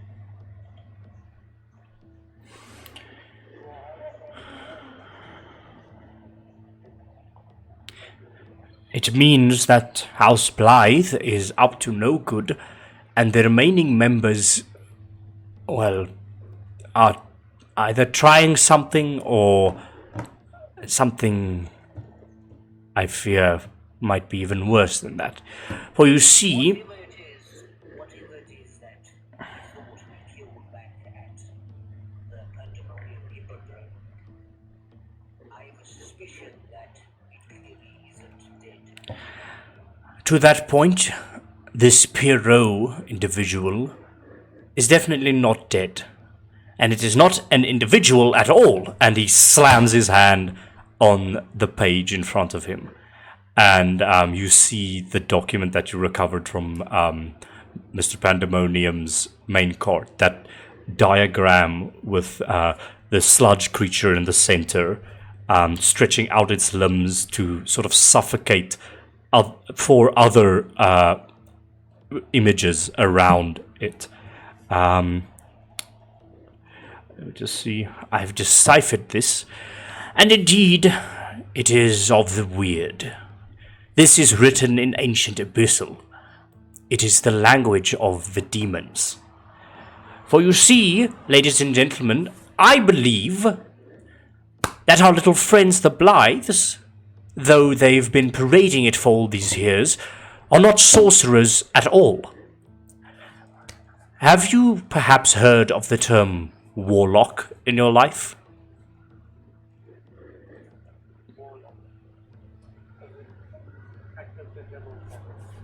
Exactly. An individual who strikes a bargain with a creature from the weird in order to attain power. Now, working theory, the Blythes never had sorcery to begin with.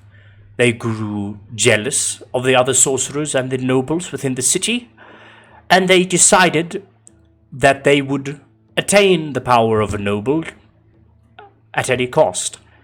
And so, they struck a deal with this fellow, and he points to the center creature. This is a demon, known as, well, the name you call him by, Pierrot. This is also the name that the Blythes call him. Now, there are other demons, many within the weird, and some who step over to this world, but those who are depicted in this document suggest that Pierrot has some sort of beef with them, I don't know, wants to subjugate them, or it could mean that they are closer than we expect. So we've got Pierrot, and this demonic dialect says he is known as the Devourer, Pierrot the Devourer, which leads me to believe these powers that they possess, the Blythes and also Pierrot himself, have the ability to siphon the emotion and magic from people themselves. This is why the Blythes created their whole circus performance. It seems that the heightened emotions experienced from their acts were able to draw out more power for this creature to consume. And that is what they've been doing all this time. This seems to be the pact that they entered into. Now, I know this is hard to believe, and it sounds like superstition, but all evidence points to this fact. They use the pandemonium hippodrome as a conduit for magical energy. They give the creature that magical energy, and in return, they are granted boons. This magic that they are able to cast, the quote-unquote mortem bloodline that they have mastery over. Now we know that is a absolute bogus lie. And So you're telling me this thing in the circle I got is a demon? quite possibly, yes. I am about 85-90% sure that it is. If it is not a demon, I don't think I want to know what it really is. Where the hell do you get rid of the demon? We can have a demon in this house. To that point, there are many demons. We have, and he points at the center one again, Pierrot the Devourer. This one's name is Vekran the Archivist, and he points to the coiling snake. This one is Uloth the Deceiver, and he points to a crystal drawing with an eye on every reflection of this refined crystal. This is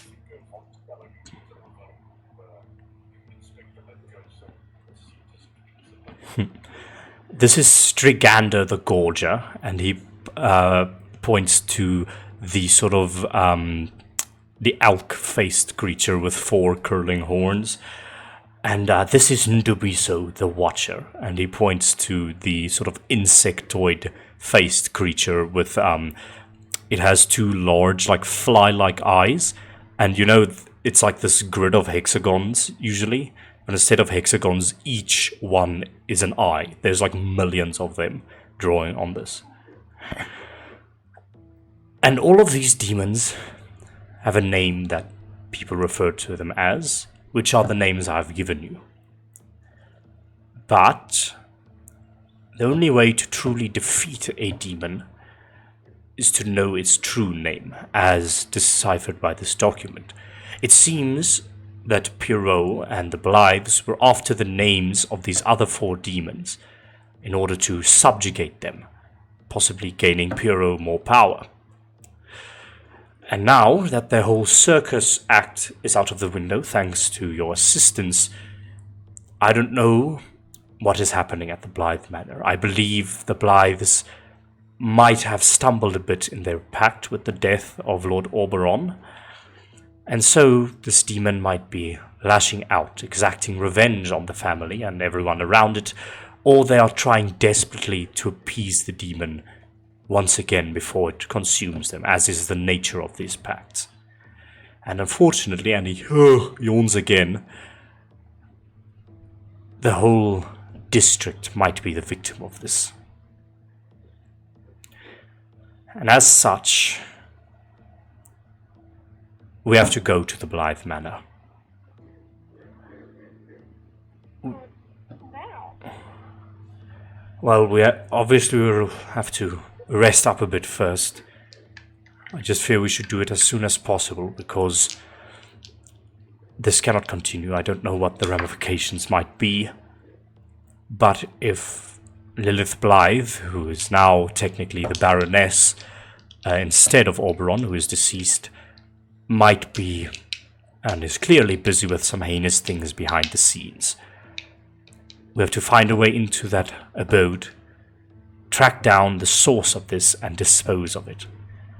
Now, we know not the true name of this Pierrot demon, so killing it in its form that we might find it in will not be permanent until we can discover its true name.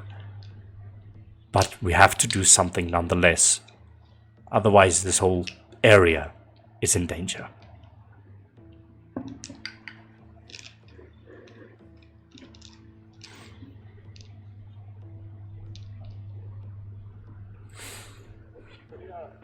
Don't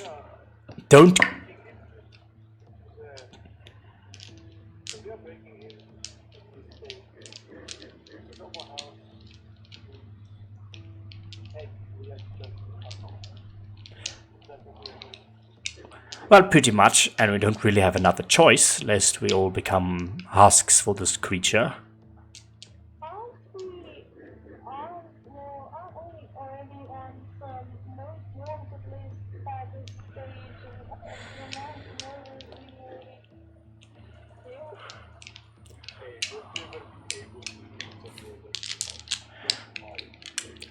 we Be that as it may, Lady Laura, something must be done, and if not us, who? I understand that, but you realize that the murder was probably even more security than that before, knowing that so we know we have this bad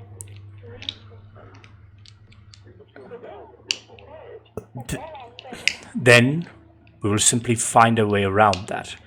Right now we have to focus on the present, one problem at a time. So I would like to...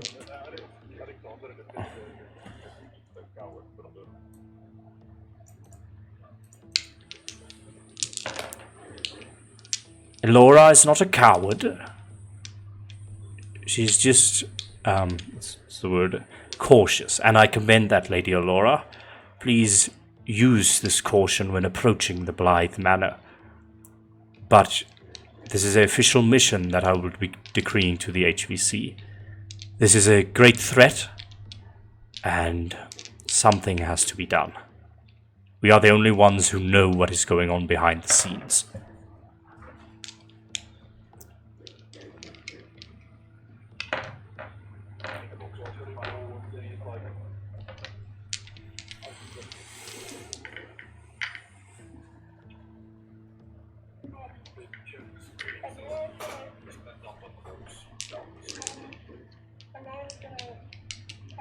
methods before you go on.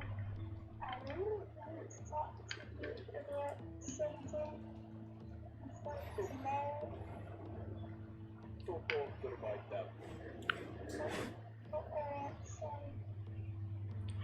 Right then.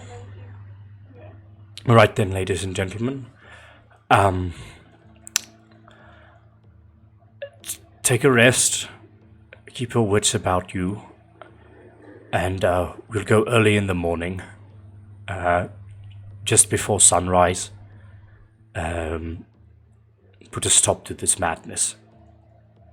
Thank you for your cooperation. And he begins folding up his pages. And he sort of gives a cursory glance and a nod to each of you. I'm counting on you. And he walks to his room. Why have you here, Simon? Does that sound strange, but I need a sample of blood? It's a strange... Oh, it's a strange request, but I suppose it's got something to do with this. And he points to the two massive fang holes in his neck. Yeah, I just want to make sure y'all been bit by this spider monster are safe. So I'm just looking after your blood.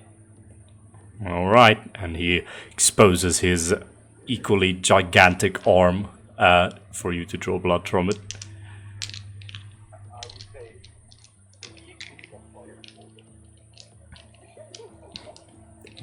It's like, I feel that you look at this, Alexander, and you're like, wait, no, my biceps are bigger, I'm sure of it.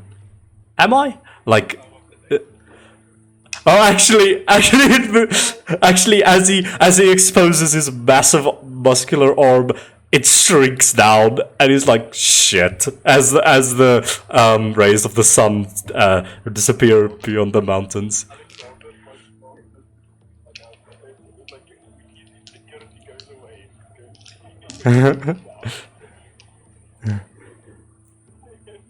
he just like he like just points and just says, what will you say?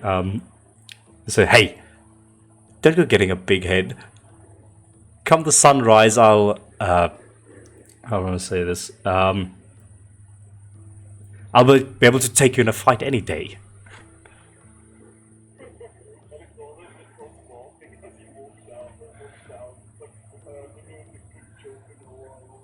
Keep talking! As you walk down. And Alora, you're able to draw blood with this. Make a dex check for me, Shiloh.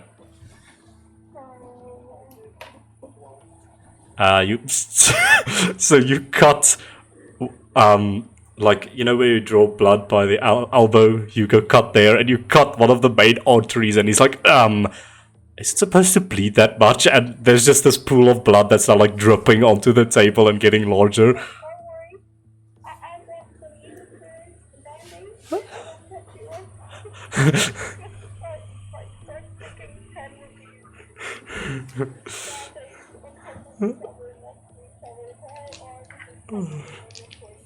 reviews. Make a medicine check for me.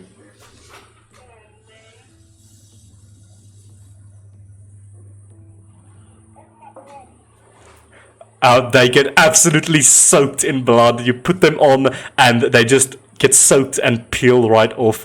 And Sonnen is like, hey guys, I don't feel so good. And he passes out.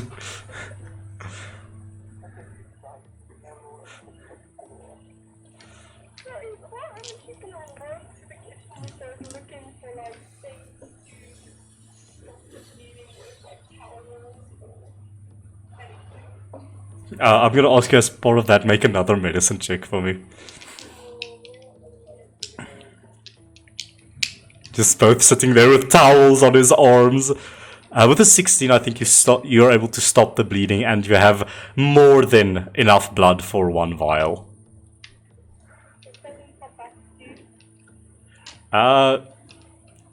Yes, he eventually, like, his eyes flutter open, and he's like, whoa. Does it... just remind me to never donate blood in my life. Ugh, that was horrible. I'm so sorry. Usually my family they work. Next time we will use a snowball. He just puts his hand on your shoulder. Don't worry about it, Laura. I see. I'm fine. And he just points to his bloody arm, which is now patched up. I'll be fine. And he smiles warmly at you. And Solon heads to bed.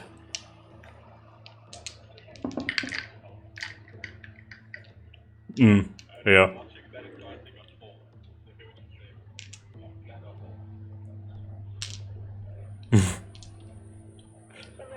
Shut up. Hey, Miss Alora's trying her best, okay? I have.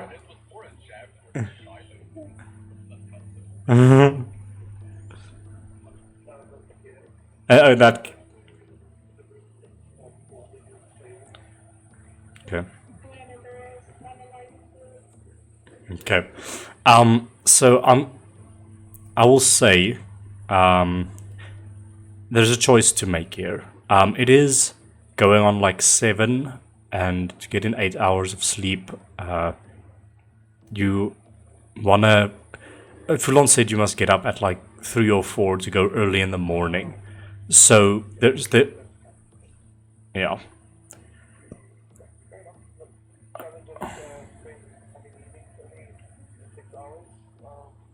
Mm-hmm.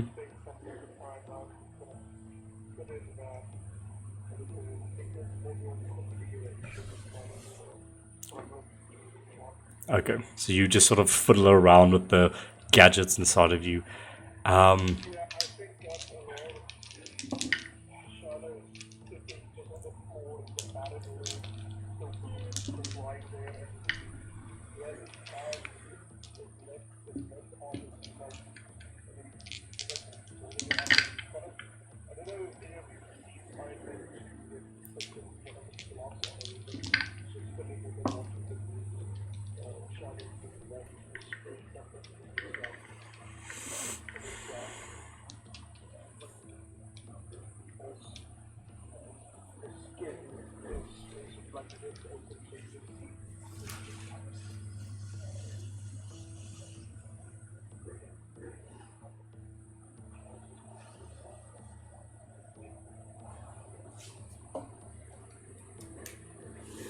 Okay.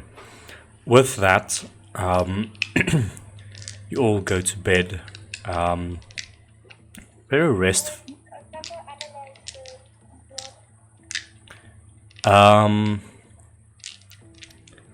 Shoot.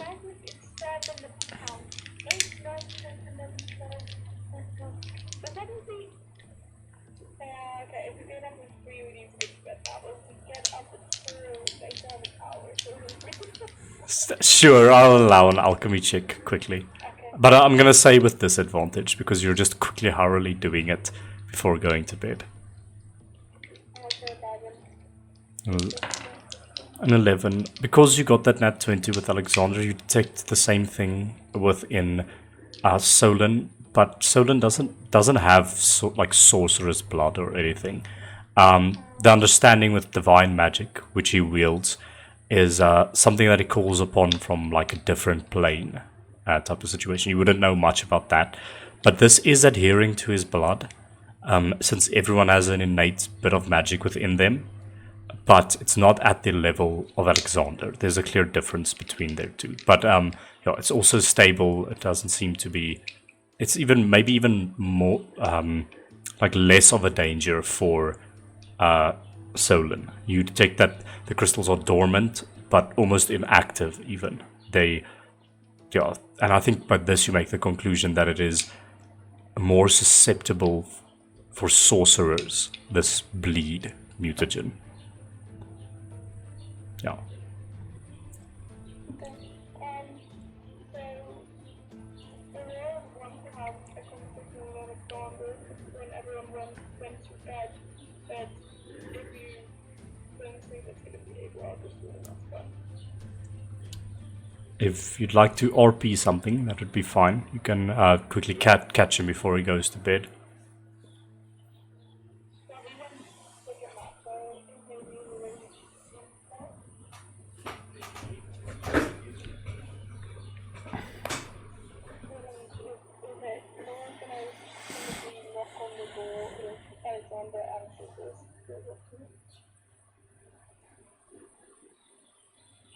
Trying to think, how does that sort of seem?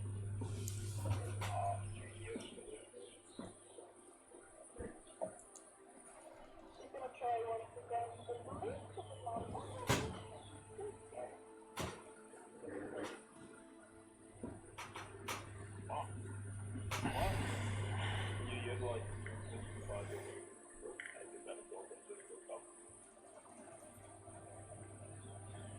He's gonna wait patiently.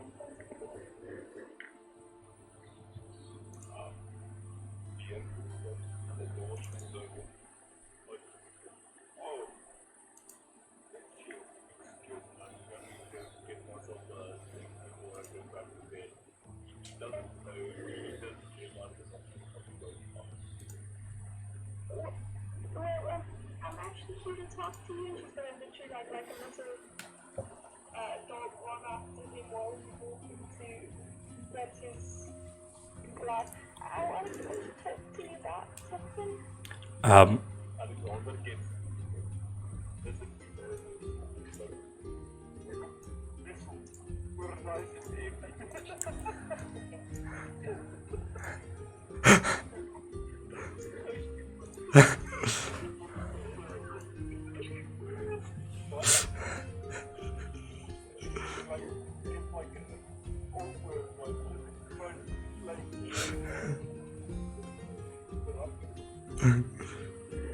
always very confused.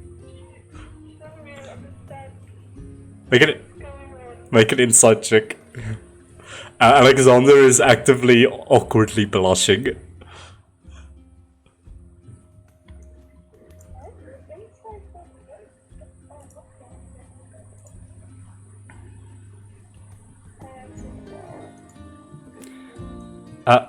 Yeah, you don't detect.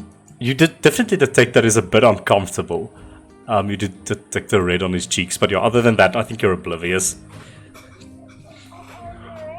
Alexander, you seem a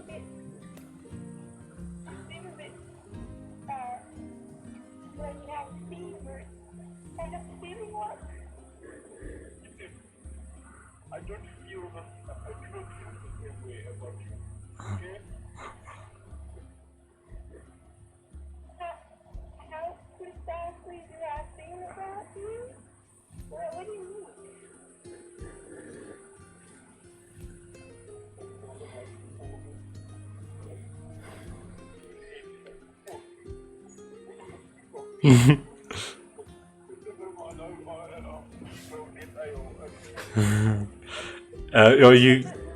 You walk into the kitchen. If you look on the map, this is sort of where we are right now.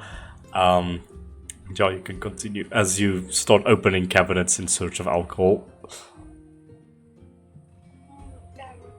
Well, I'm not gonna be the happiest of you when I tell you this, but when we have that drink in the pub, I took a sample of your blood. That way you have that on your arm. I'm just going to do the unicorn bandage.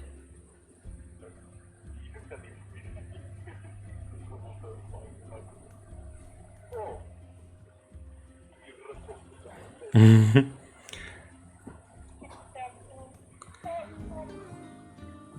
didn't press on it because I wanted to make sure that the spy were there. But it's poison within you within the next 5 minutes. And I heard of something interesting, to say the least. So basically, your plan, you're not gonna die or anything. But That's not what I feel like I'm going to die. I'm going to find some fucking ale. there's probably some in the cupboard down there. You Sylvester stashes along with someone. You open it, and lo and behold, there are a few sort of bottles of ale.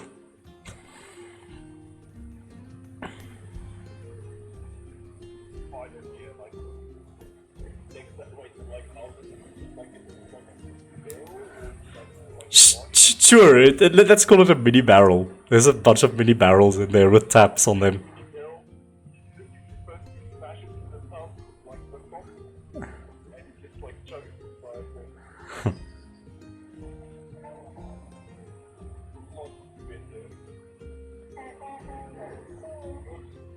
Here, so, the thing that's inside you, or the substance that's inside you, it's not going to do anything to you yet, but it's attracted to you.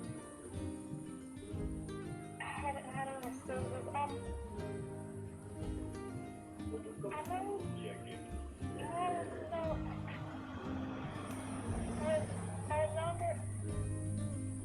I'm just gonna say it outright. I know you have some magical blood running through your veins. How'd you say that? Having all this face don't like take serious. And I know Ale, magic, trying to say this. and she really starts backing up. And I know you hate magic, and I know you probably think you know this. That's why I'm here alone with you. Tell you I'm not going to tell anyone. And you need to know if everything's happening, I don't know what it's going to do to you. And she's backing up all the way to the other school, and then she's like, oh shit, I can't go anywhere else. This guy's trying to kill me. Let's say over here. Yeah. Like that, like anime cinema with like a Mm. like annoying, like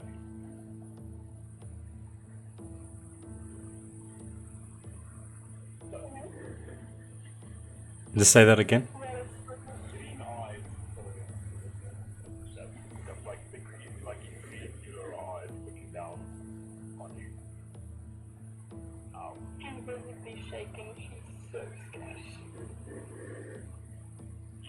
Kneels down, you like meet her on eye level. So you haven't told anybody about this. When this is not my secret. You're right. This is sort of this stay in between us. Alright. Fine. It will make a deal.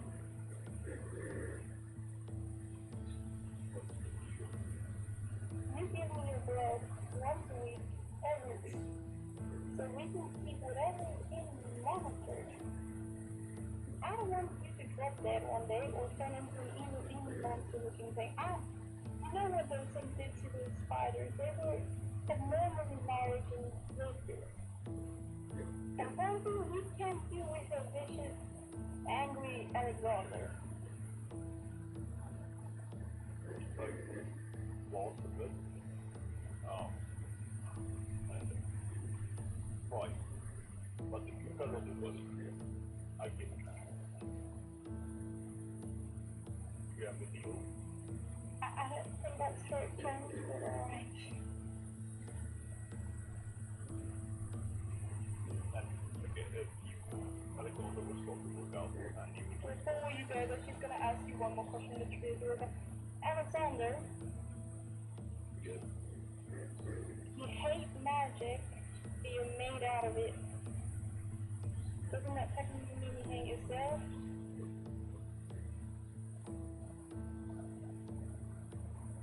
like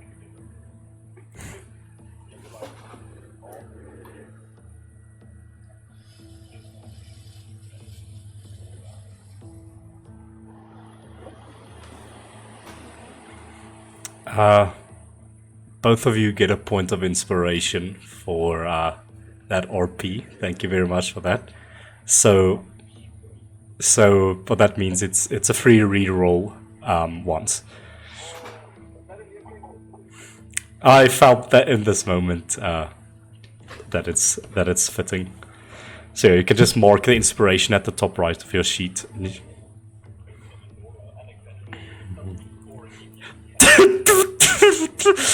But with that, you all come to rest for the evening.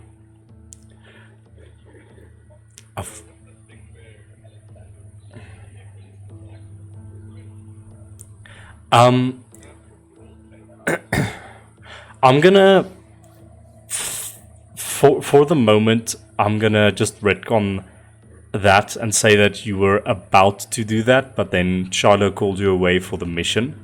So I think since Alexander is a bit will be more available now for RP and things, we will do that in a future session. But I just think for now you're still with your claws, not yet having delivered the Euler. Maybe you stashed it under your bed or something like that. I'm just gonna say that for now, for the sake of brevity. Okay. You all can take a long rest. And the next morning, Vox, we'll just keep it on this. Actually, let's do deeper waters. Let's see. Vox, 3:30 in the morning, there's a knock at your door.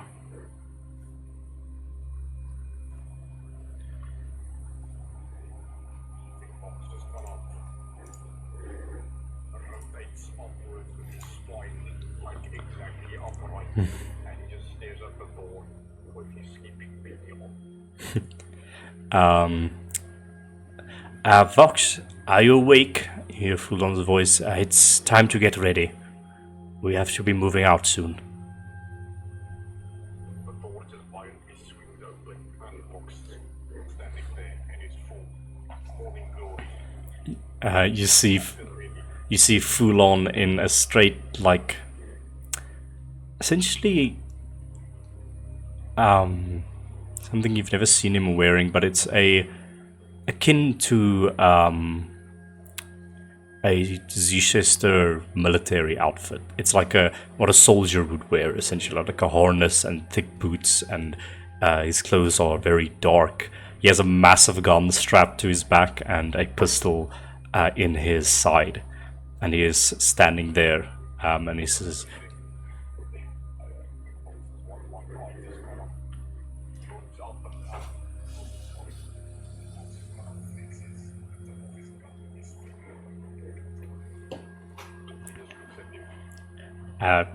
careful with that. This thing has blown off more heads than I can count on my two hands. I know this thing is a bit old, but I still got it, believe you me. Come, let's wake the others. There's a knock at your door, Alexander. Alexander, it's time to go.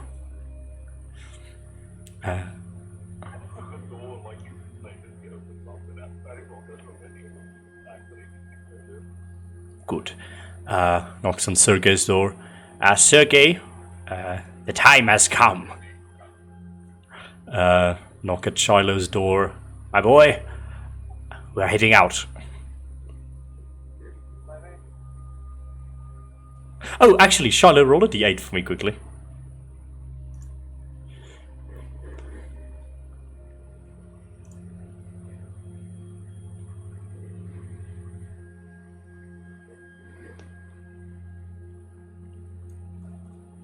What is that roll?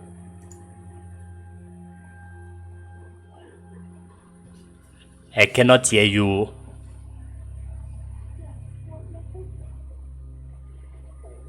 4. As you power down for the night, a undiscernible amount of hours pass.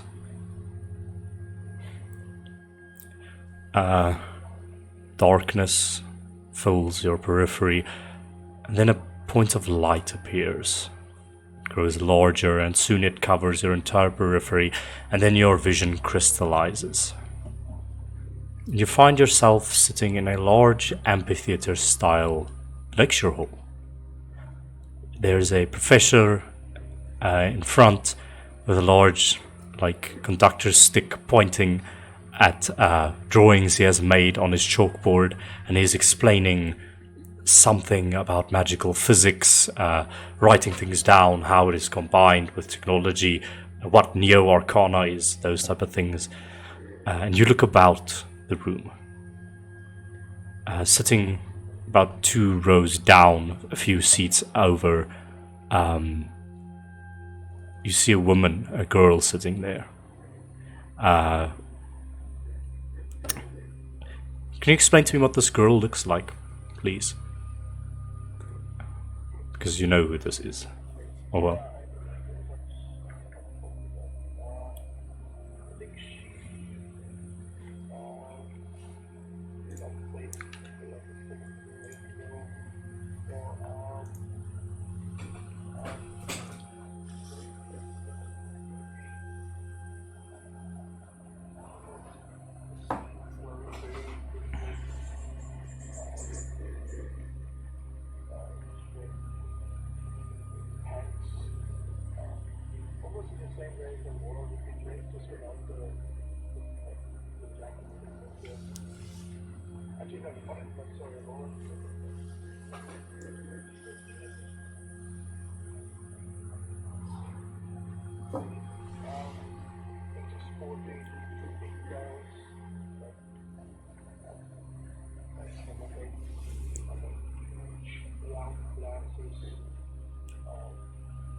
Blue eyes, light skin, very thick, small, looking low.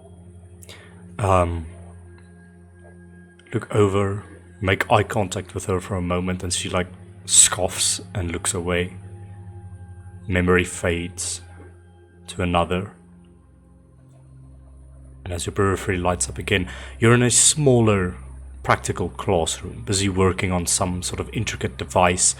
Once again, there's a lecturer standing in front of this smaller, more school-style classroom. You've possibly just come from that large lecture you were in, and this individual is writing things down, explaining things to you, and you idly working on your device. You look up for a moment, and you spot the same girl eyeing you from across the classroom. But instead of looking away this time, she stands up and approaches, puts her hands on your table and looks at the device.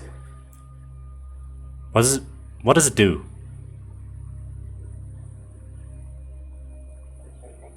What does it do?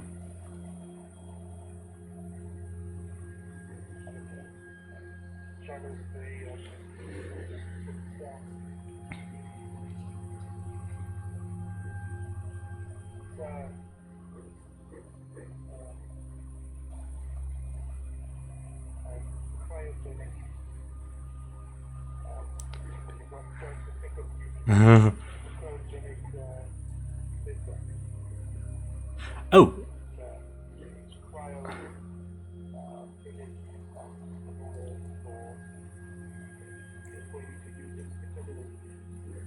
Interesting. Okay. What sort of practical uses might it have? This is very... You know what? I actually have some notes, and she brings over her device, and she doesn't care. She just plonks it on. She begins explaining about her device, and she says, "Yes, well, you see, your glacier circuitry here, it's quite profound, but I might have a different way of looking at this, if you'd have me." And she just takes out a note and plonks it in front of you before you can say anything. You see, I've been studying a bit of the glacier circuitry. Many of my devices are, and she keeps on rambling, and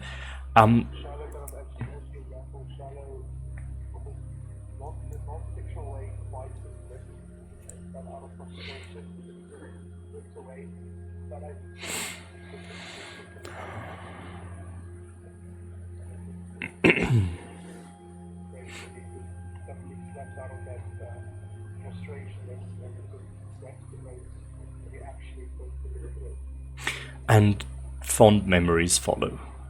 You know this, you've learned this girl's name to be Esther. She's one of the only people that you actually allow in your presence and that you can tolerate. She's a bright mind, and you've seen a sort of kinship within her, and yeah, you get along well. And If I may, mhm. memory, fond memory, goes by and it's just a couple of minutes after our acquaintance, we stayed behind as the class is finished and everyone walks out, and Shadow goes, you want to see what he does? And Shadow picks up this object and aims at the papers and all the file and everything that our lecturer thinks that they will be just freezes it all. Like this giant block of ice. It works even better than I thought.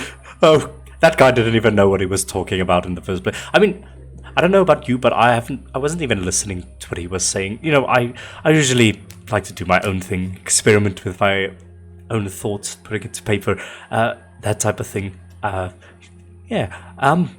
You're pretty cool. Cool. It was nice meeting you. My name is Esther.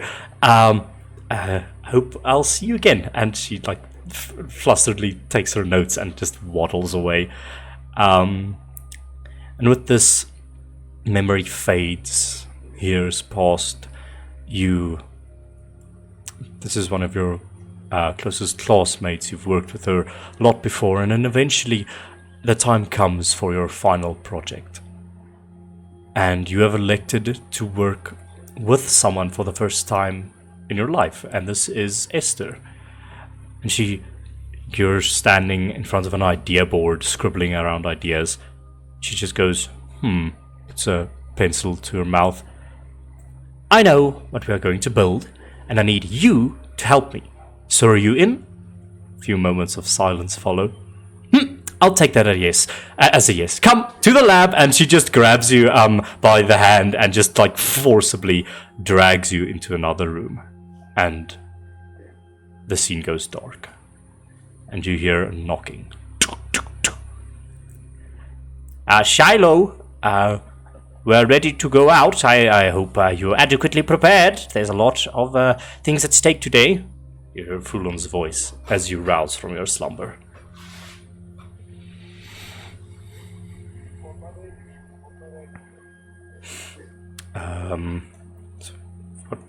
We have everyone now. Did I miss anyone? Laura, Shiloh. Yeah, I've got everyone. And everyone, you all gather.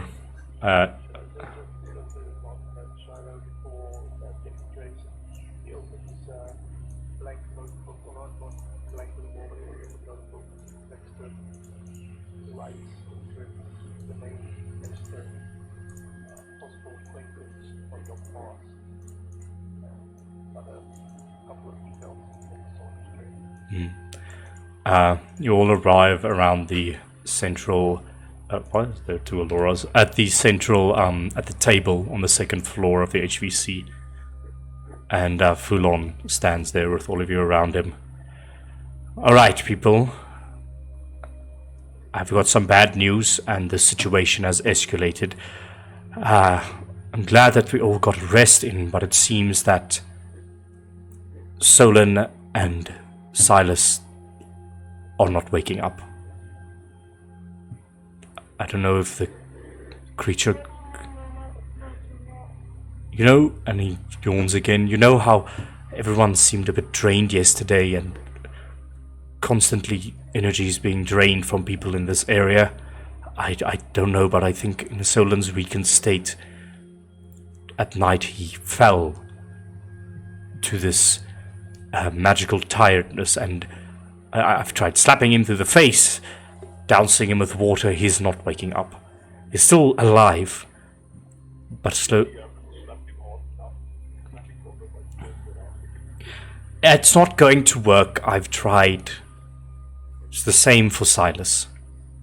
I don't know what's going on. Grant isn't here. I thought he was with you, but you say that he stayed back at home, but I can't find him anywhere. If he's connected with any of this, then it must go with even more haste, but I don't know where he is. But he is... It's not good, but he is strong, and I believe that hopefully, if he is still considering himself part of the H.V.C, he will find his way back here. But for now, more pressing matters. Come.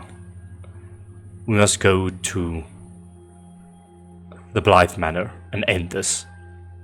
And Fuhlan just sort of like slings a massive sniper rifle onto his back and twirls a gun, like you know, like the, what are they called? Like a Desert Hawk, those type of, they're like big handguns. He like twirls that and just Desert Eagle. It's basically that. Deagle. Yeah.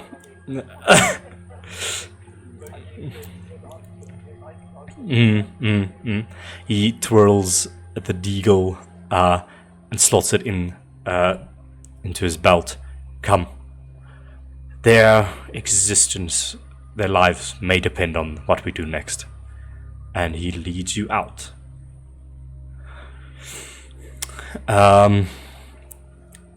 Fuhlan expertly leads you through the city. He's very knowledgeable about the city, and you can tell that he is extremely experienced. And he leads you to just across the road from House Blythe in the Bourgeois district. It's about 4 o'clock in the morning. You can barely see a bit of light across the horizon, but it is still very dark. And everyone make a perception check for me.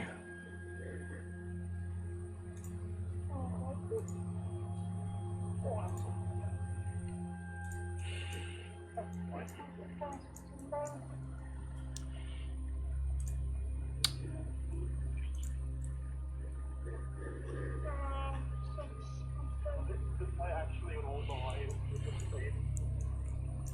I rolled the highest. Oh shit. Fucking wrong character. Oh no. Sorry, my phone crashed. My computer crashed just now. Oh, no, it's also 3-year-old again. Oh, what a pretty girl. You're yes.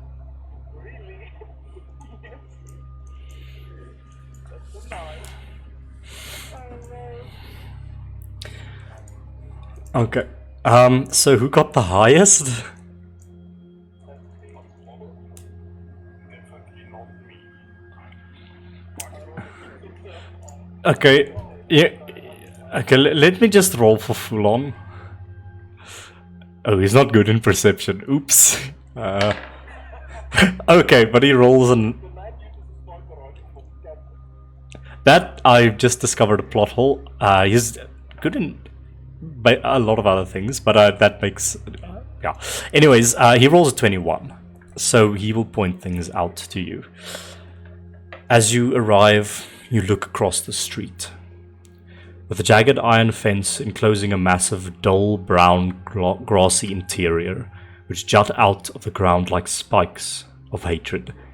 Autumn leaf trees dot the landscape, which is strange, as they are the only orange leaf trees in the city at this time of the year. The Blythe Manor stands out from its surrounding residential district, with its dark Gothic design, with pointed spires and iron details that curve and point upwards and threaten to almost bleed the very sky itself. All the windows are closed with dark wooden shutters, and a massive arched door sits like the maw of some beastly creature at the front of this tall, imposing structure. It seems that any unwanted person who would enter here would never return. It is sinister, now that you know the context behind it. The iron fence creaks as a breeze blows over the yard and disturbs the spiked dead grass from one side to the next.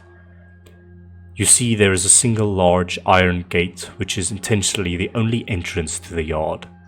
The guardhouse and 2 guards dressed in charcoal colored apparel. The building has 3 stories, shuttered windows on each, and 2 large chimneys. None of them billowing smoke, but rather feeding in from the outside a purple haze, a fog that siphons into them, and you might know its purpose. The world is at your fingertips. What would you like to do?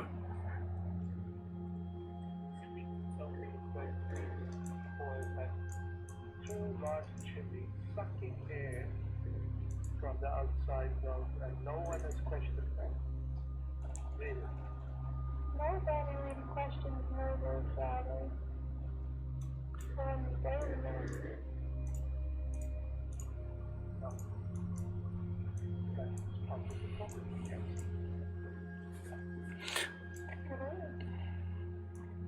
Okay, so what is protocol? Okay, so I'm going to show you from top to down. This is the top view of the house, so you'd be standing like around here somewhere. Yeah, we're going to live in the many frame, or not frames, but we're going to switch between things quite often since they're on different layers and whatnot. Just hang on for a moment. So what you see here is this is the roof of the house. This blue tiles are the roof of the house. There would also be blue tiles over here. You see a singular chimney over here, and a singular chimney over here on the roof of the house. On the top floor, there are many windows. You see a window over here, here, here, here, and there. Okay, going to the second floor. So that's the top floor you see. There are a bunch of windows, the 2 chimneys. Going on the second floor, you see many windows. Here, here, here, over there, there, and there. But they're all closed with dark wood shutters, essentially.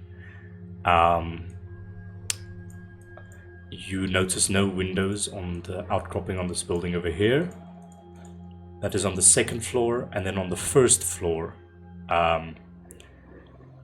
you notice the large door over here, and you notice more windows here, here, here, there, and there.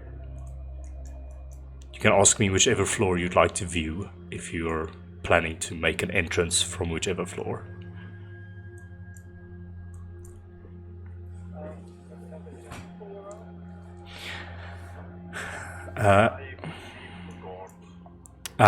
That perception check that you just made was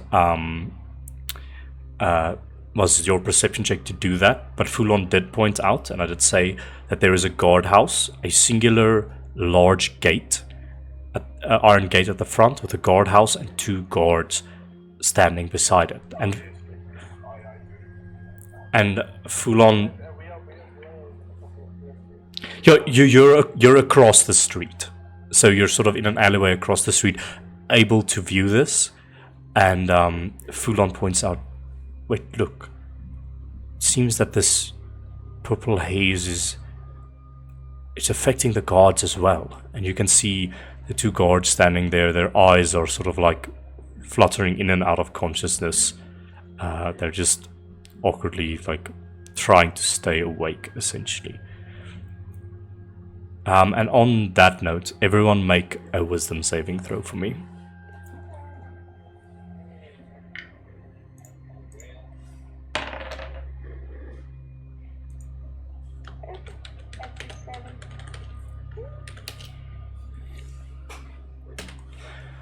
Okay, you see Fuhlan yawn as he becomes even more tired. Fuhlan has a point of exhaustion.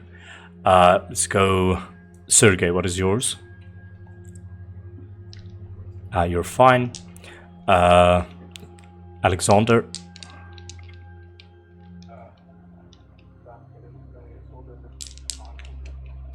you gain a point of exhaustion.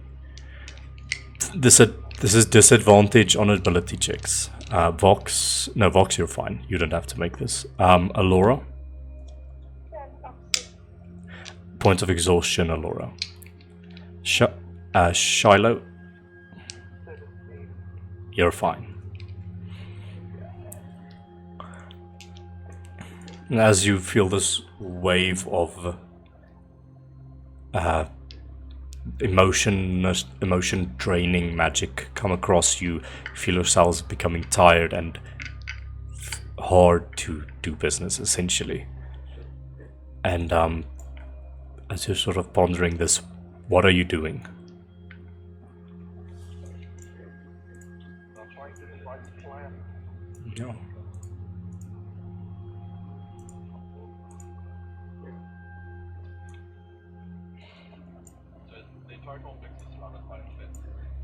Indeed. Yeah, we'll just say at the edge of this dark parchment there, it's a fence. And I'll just say, for the sake of this, this would be the relative position of the two guards. And this, just to give a bit of visual perspective, this would be where the gate is.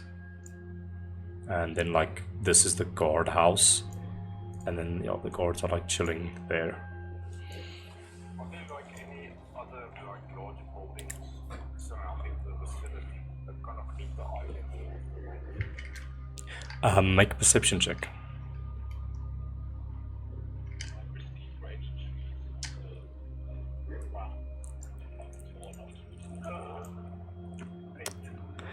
Unfortunately, Vox, this seems to be the tallest building in the area. The others are quite small, and you won't be able to like jump from a roof into the terrain. Sorry, what is it that you're asking?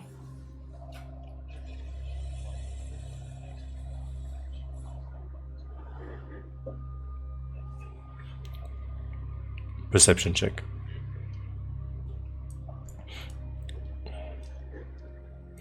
I would say you spy two trees. I make them orange because the trees are orange-leaved. You spy one over here. I'll make them circles. Spy one over here and over here that would comfortably get you like to the second floor. Then you can maybe like stand on the railings of the like walk along the edges of the building, and this would give you access. But actually, let me just look at second floor, third floor. Give you access to that, and then possibly a route would be to walk along here, and then this is a piece of roof that you could use to get onto the higher piece of roof that is sort of over here. So actually, let me pull out the complete top view just so that we can see what it looks like over here. Yeah. So the trees would be here and here, and then this roof over here is on a lower elevation on the first floor, and then this bigger roof is on this is the one of the higher roofs. So it would be climb onto the tree over here, walk across the side over here onto the roof, and then from here onto the higher roof should you want to get up there.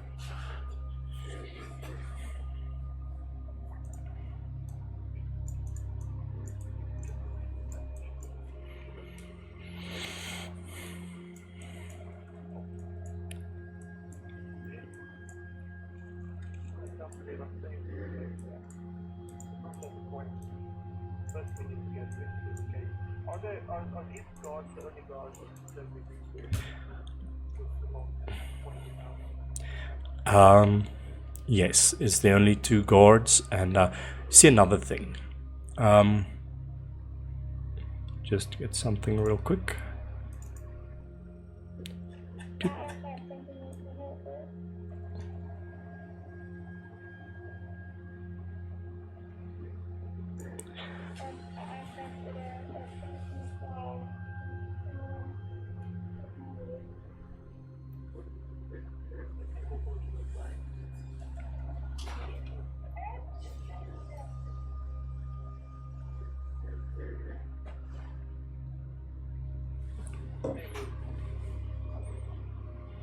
As yeah, as you're saying this, you see an individual walk across the street towards the gate. It's a young boy. Man, he's like looks 17 or so, short-ish hair, well kept to the one side. He wears dark charcoal and dull brown clothing. He has like a waistcoat on over a white sort of button-up shirt, and he wears a deep purple sash or a tie rather around his neck. He looks. Make an insight check, anyone who is looking at this individual. I'll let Fuhlan make one as well.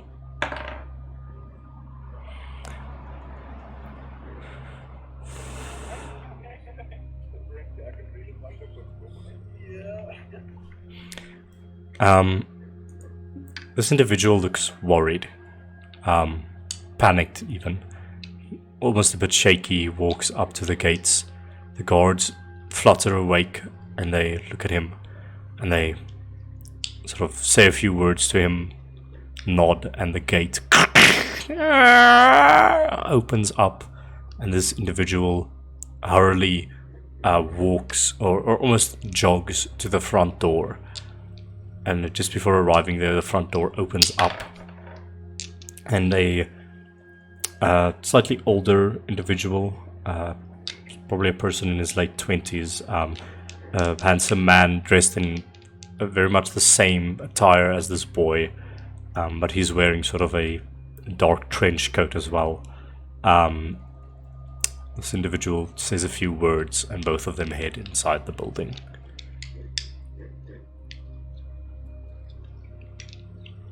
At the bottom floor.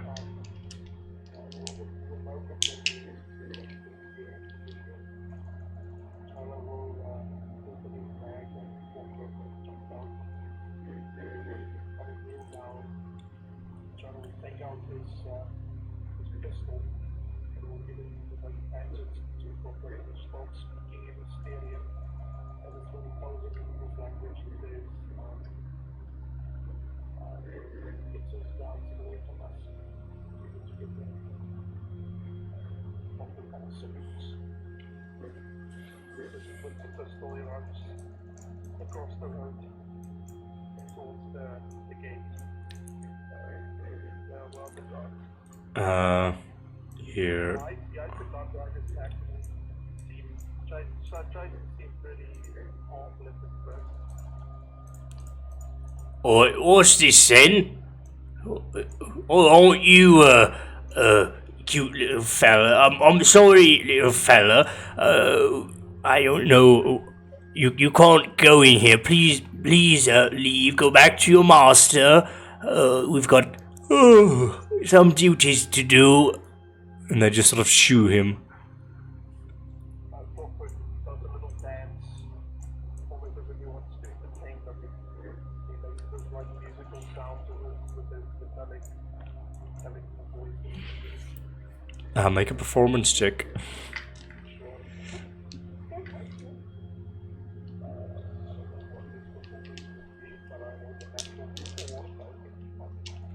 He's just doing a dance, and they're like, Oh, well, that's cute. James, what is he doing? I don't know, Frederick. Some kind of dance. I don't know. And listen, fella, I think it's time that you leave the premises. We are on strict duty to uphold the security of this here gate.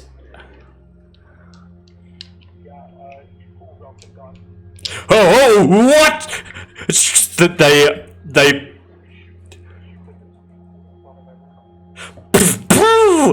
what the?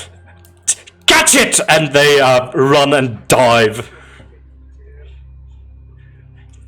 Bugger. And they sort of look up at him, and they begin. Check! The front door opens. What is the meaning of this? I'm sorry, boss. Some monkey thing showed up. He started shooting at us. Well, get after it, one of you. And he's like, Right then, boss. and this one guard is gonna like chase. He takes out a pistol of his own and is just sort of running, trying to spy where Clockwork is, and he runs into whatever alleyway Clockwork went into.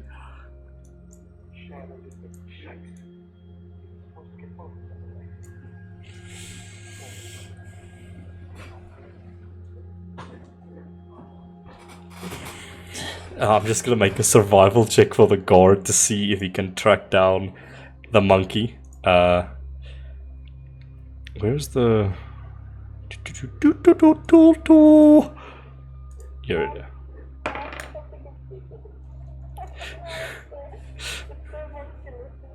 is. Okay, yeah, that guy gets horribly lost with his 11 check. Just make a stealth check for the monkey, please, as he tries to elude the guard. You have to beat an 11.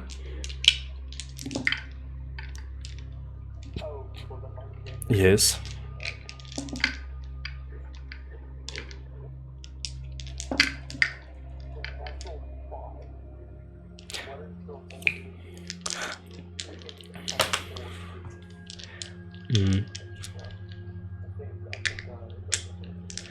So Clockwork returns to you, having shaken off the guard.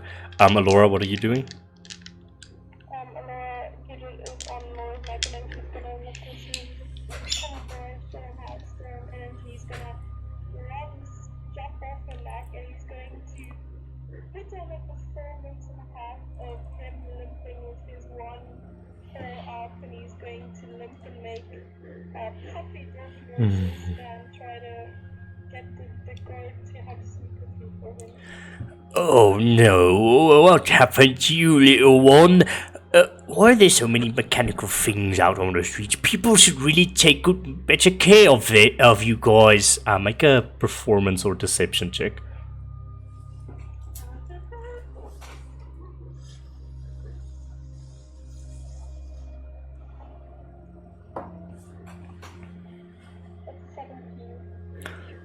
Yeah, he goes, "Are you alright, little one?" And he goes to reach for Gidget. Gidget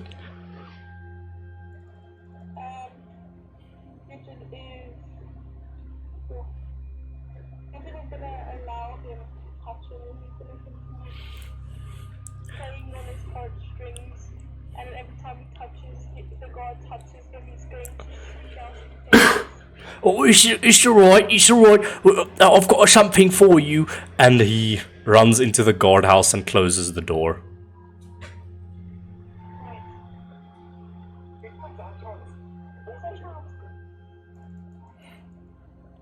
Okay.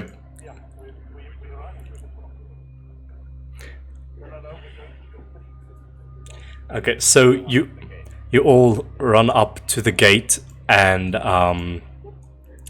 the gate is locked with a big ass metal lock.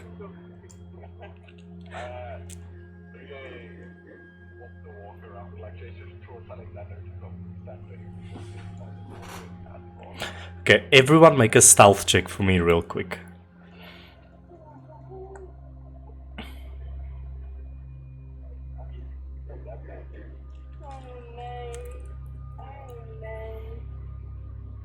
The DC is 15 because guards have big ass passive perception because they are guards.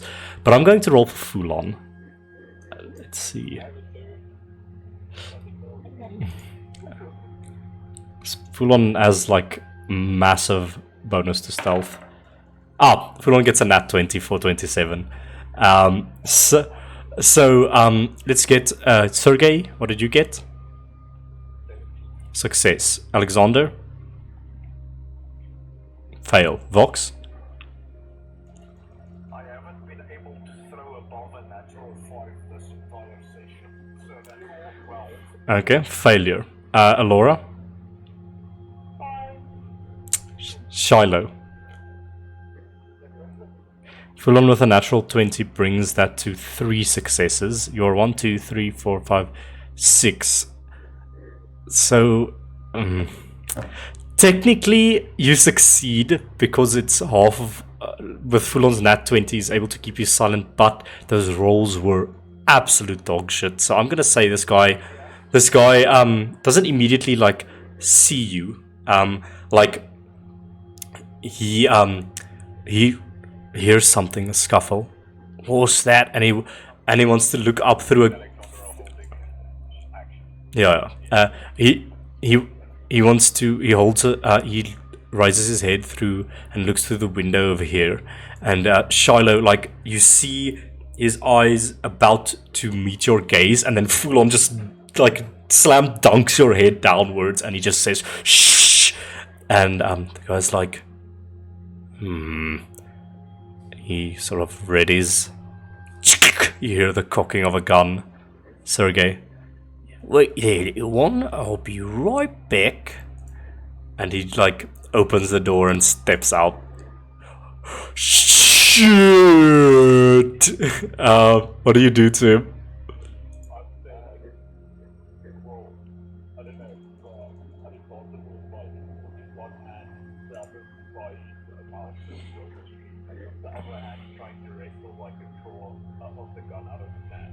Make. Okay, both of you make athletics checks, please. Oh shit! So that's disadvantage.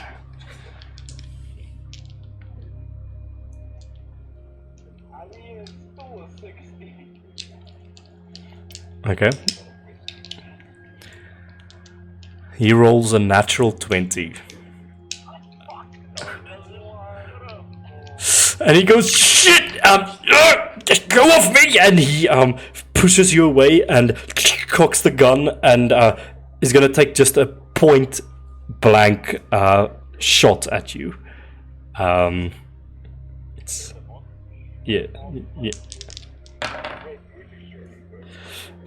He'll at Sergey because Alexander, because he's right in front of him.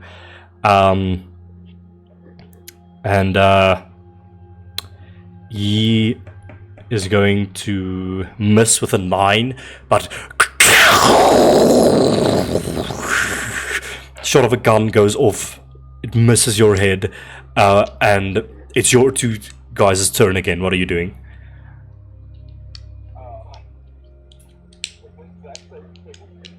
Athletics checks. Yeah. You all have this. Fuhlan steps behind you, and he's going to give you the help action in this moment. Yeah. Fuhlan. Fuhlan steps up behind you. Yes, you have it. Well.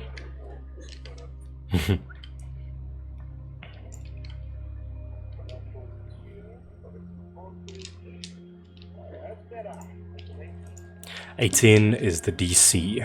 You a large lock clicks open, and the gate opens basically like this, essentially. Opens inwards on 2 axes, and as this is happening, this happens the moment that gunshot goes off. Alexander and Sergey, what are you doing?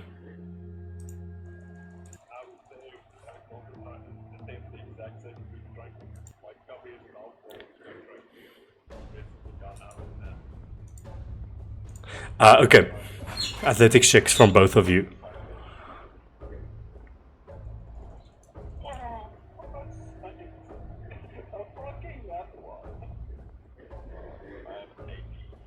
Okay, you just beat him. He rolled a natural 17 plus 0. So are you going for the gun or going to grapple him?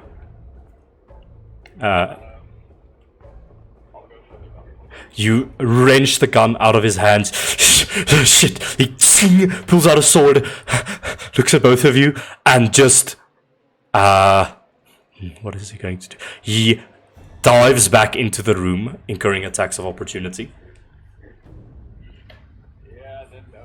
Actually, no. He's gonna disengage. Action disengage, move into the room, and bonus action shut the door. And he's going to. You hear him. If you have sentinel, then yes. Do you have sentinel? Okay. You hear him climbing up a ladder of some sorts in this guardhouse. The door is not locked, but it is closed. With that, all of you have a turn again.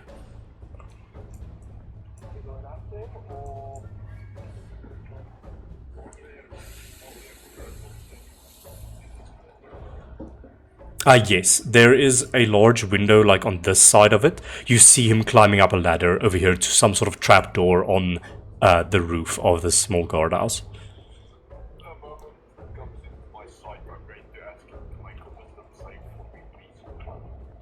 Okay, so you look through the glass and you reach out your magic. As you see him climbing up the ladder, he will make a wisdom save. That's a 3. What are you casting on him? He is paralyzed on the ladder and falls off, hitting the floor. Vox, that is your action.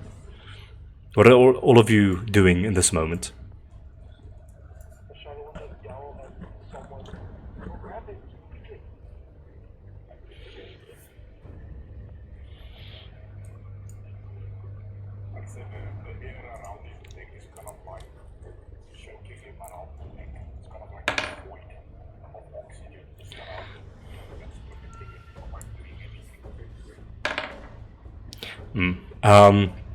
You just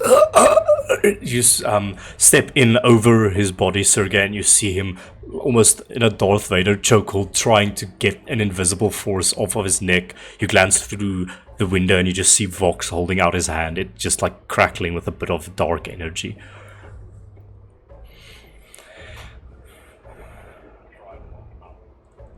Okay. I'm gonna say make an athletics check for me. I think you just, and you can do it with advantage because he's paralyzed. You just stand on him and what do you do? Like bonk him or choke him, or what's the situation? Okay, make it. Okay, just make an athletics check. With advantage, sure. He's paralyzed.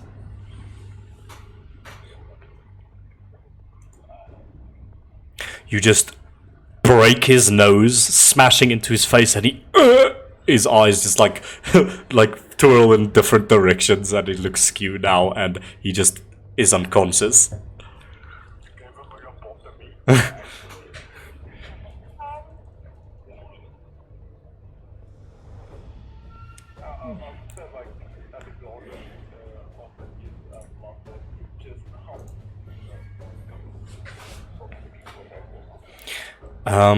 Yeah, there's a.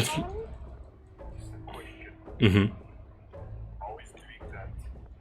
I walk in and I kind of just inspect this person to see if I can find some keys or something on his body. Sure. You walk. I inspected the person as well, but inspecting for information, any information about the gods.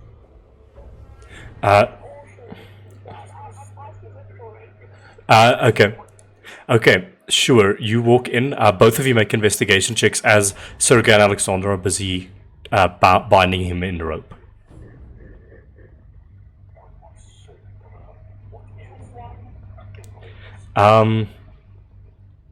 So Vox, yours is? Okay. Alora? You go through his person, and you find an epaulet in his, like, there's a pocket inside his sort of blazer thing that he's wearing. Take it out, open it, and it's Xecester ID. His name is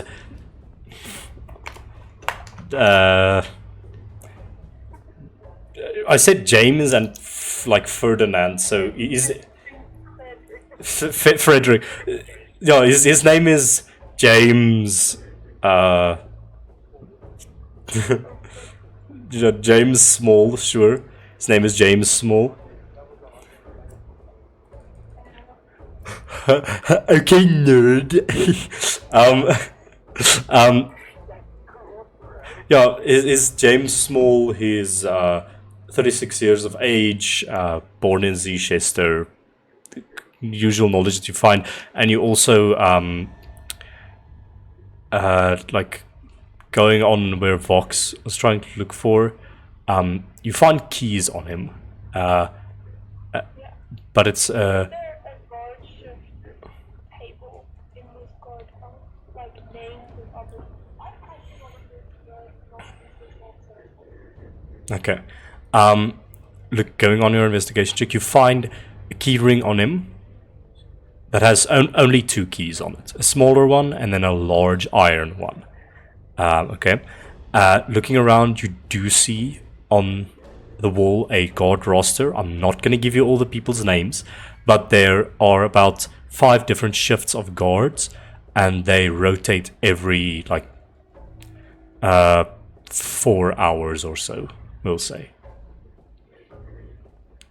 The only reason I asked for the name is Laura's gonna cast disguise self and change into the guard that they just know.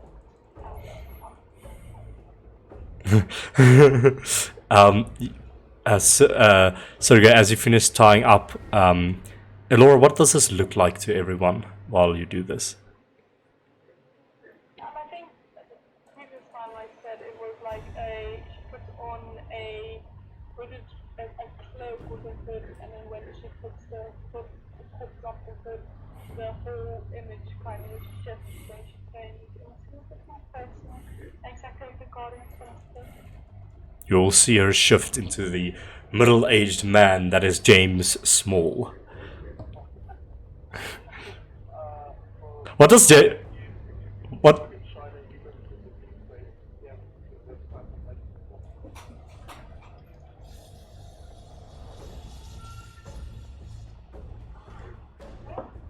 Now that we got, I actually need to talk in a man voice now, technically. Yeah. Well, now that we've got that out of the way, let's get things started, shall we?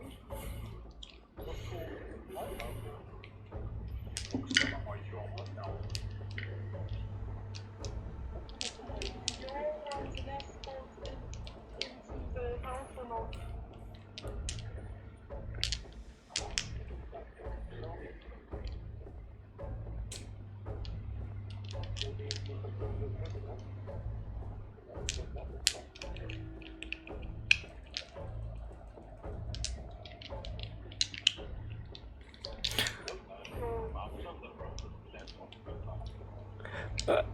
I mean, in standard D&D practice, everyone has 50 feet of rope, so there's a 50 feet of rope just hanging over the wall just because.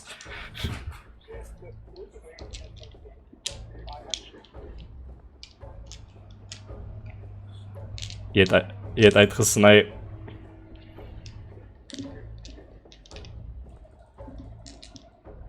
Hi Jay, je het uitgesneden. Ah yes.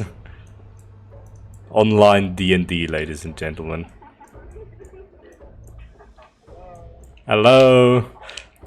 Je...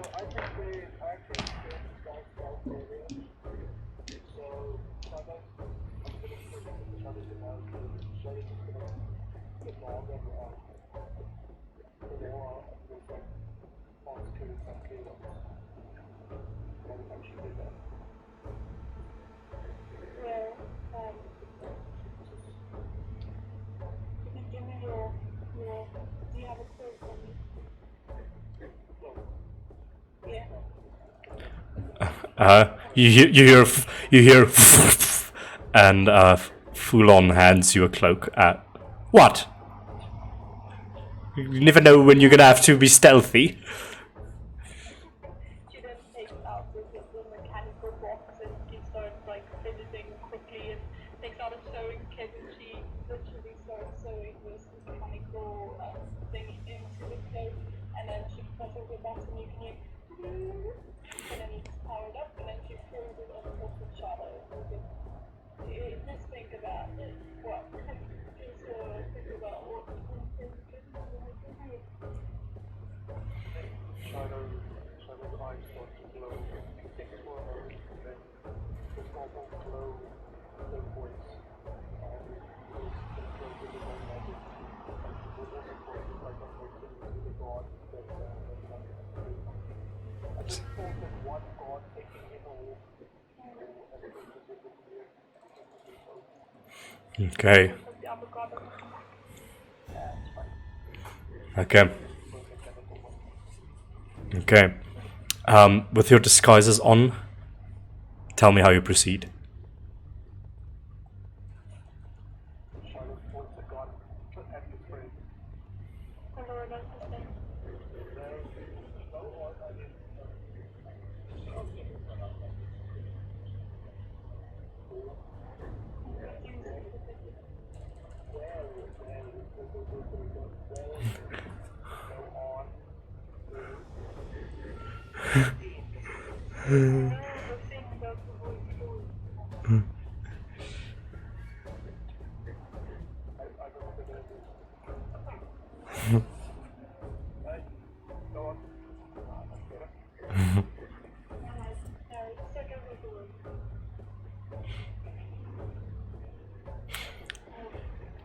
Okay, let's get a marching order over here. So we've obviously got Alora and Shiloh in the lead, or whatever you'd like to place it. Now place yourselves in a line, how you think you'd go by walking in. Fuhlan will... How many of us are here? We've got 4 prisoners, yes. And then obviously Xecester is with Vox. We'll just connect him there. And then your homunculi, what are they doing? Are they just sort of like sneakily sneaking around, or what?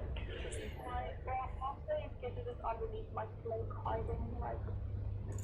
Actually, you know what? I think I spent possibly he's flying there, and I think he's gonna sneak around because he likes to back up kind of thing. Okay, you can move him basically anywhere on the roof over here and just make a stealth check for him.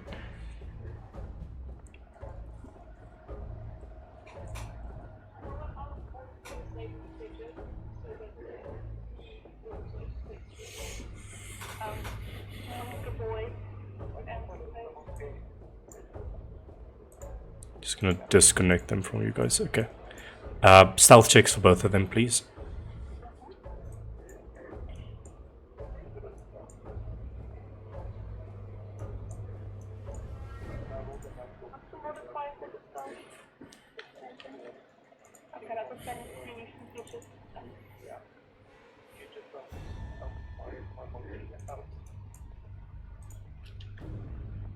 Okay. What the fuck? Oh shit, this is not the bottom floor. Okay. So stealth checks for Gidget and the monkey. Please. Okay. Yeah, they... Okay, fair enough, fair enough. Tied like and bound like this, you all begin proceeding to the front door, I assume? Okay.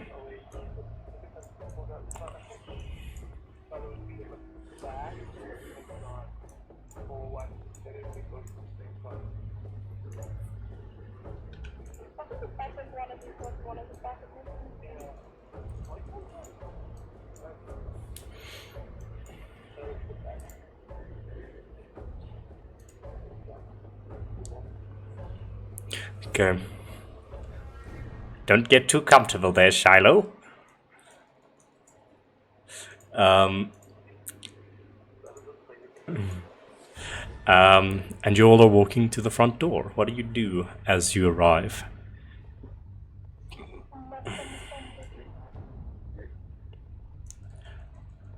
Moment of silence.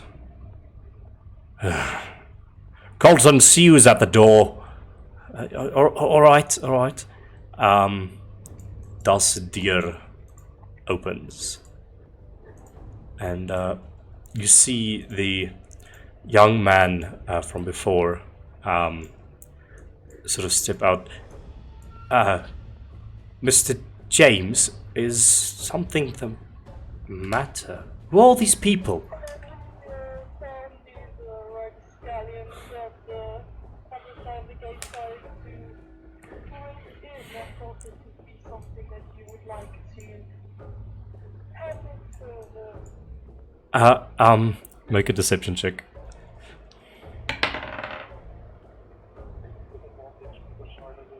Ja.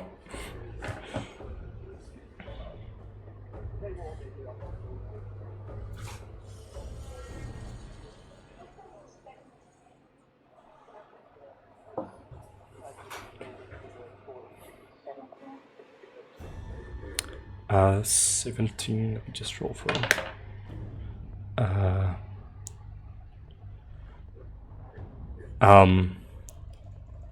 He looks at you for a moment, Alora, inquisitively.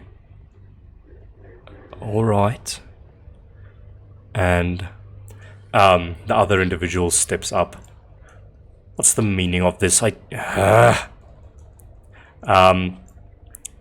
individual walks up. What were they trying to do? Trying to get in here? Report, James! Yes, they were trying to get in this, they were lockpicking the gate and some of them were trying to affect the fence.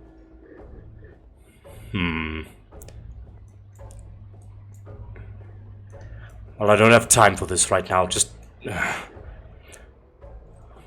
put them in. I can handle them for you, sir. Just tell me where I need to put them. Just put them in the first room to the right. I don't have time for this right now. There's a lot going on. Just make a deception check with advantage again, since this is another person.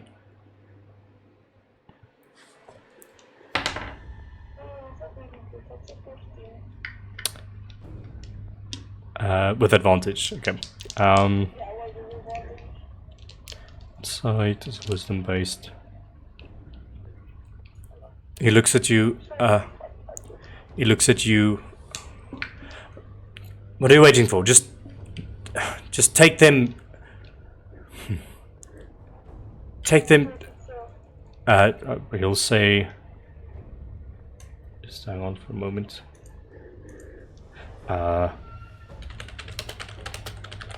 Sorry, I just have to check something real quick.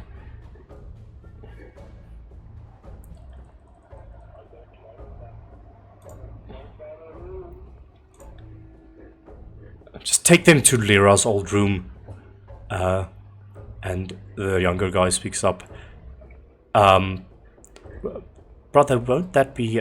Shut up! We don't have time for that right now. And they move inside. This younger guy goes, sits over here.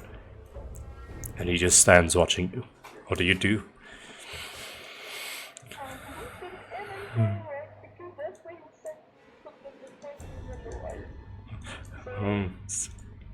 Okay, so you walk in to going through this door over here, and then I assume you go to the first room on the right, and Can I please just check out this main room? Like, what's going on in here? make a perception check.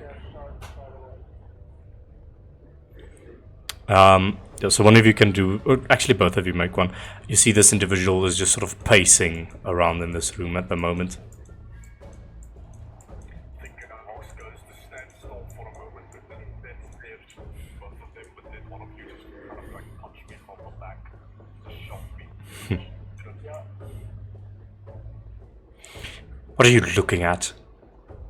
Just you. Go forward, stop.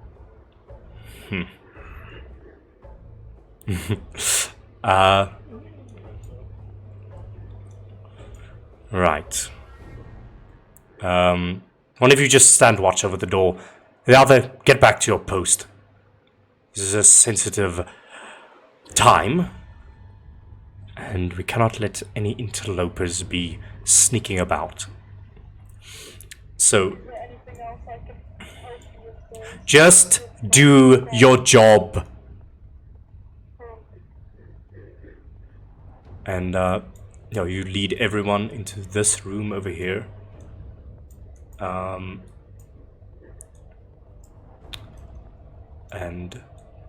what do you do from here?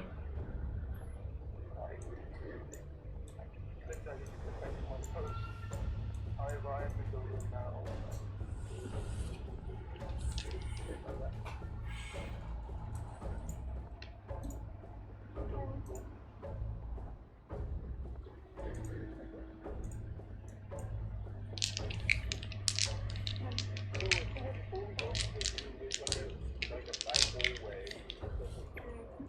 Yeah, so you walk through large two double doors, which opens to a hallway, and then a small door that leads into this room. You see that it curves around to the side over here, and then someone got a 16 on a perception check for like this place as a whole.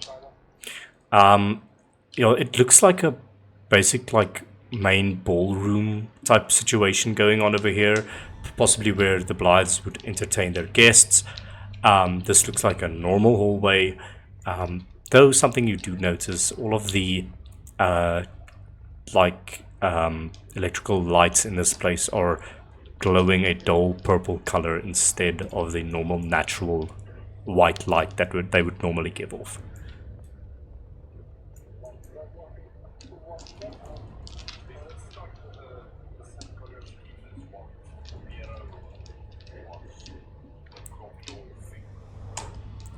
I mean, it's purple.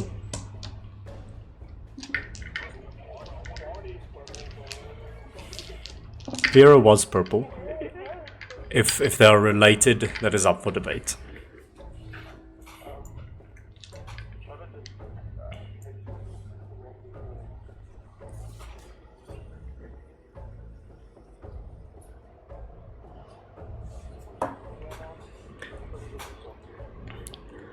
Well, that is also why we are here. We are looking for a way to put an end to this madness, finding the source of whatever is draining the magic from the people in this city.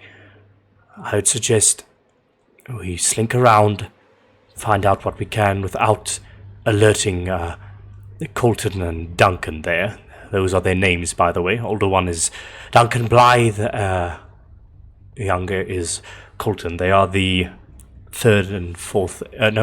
second and third heirs of this house. Don't anger them. Duncan has quite the temper on him. I have regrettably I have regrettably been in the presence of him before. Actually, I'm gonna make a perception check for Duncan real quick. Trash. I think Fuhlan hid his face under a cloak, and you would have noticed that. Mm-hmm.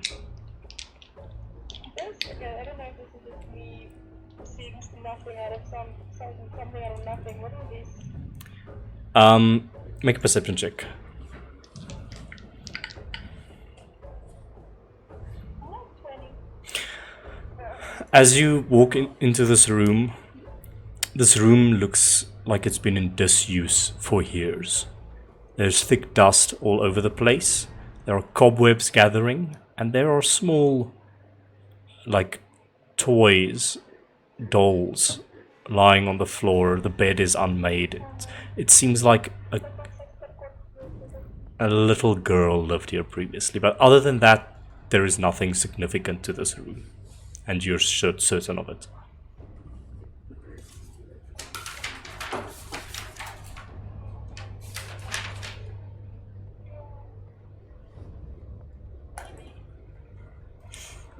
I think you would open one of the with an @20. I'll give you this. You open like this cabinet over here, and you find a jewelry box with a bunch of like gold and silver jewelry with gems embedded in them.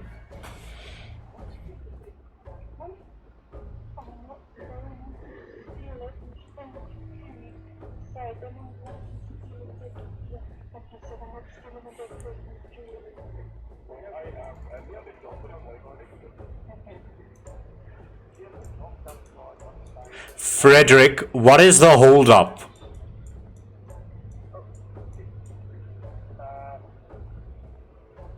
I just roughing them up, sir.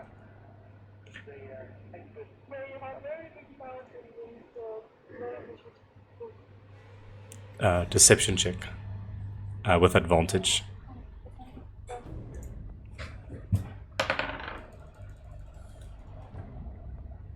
14. You beat him. He's rolling trash. He goes, Big mouths are a good thing. We could use them to coax some information out later. I'd really like to know how these individuals came to be here at this specific time. It feels rather odd to me, but get back to your post, Frederick. But why don't you bring the back and exit? One of the guards were also looking for you about some vulnerabilities. Why don't you use I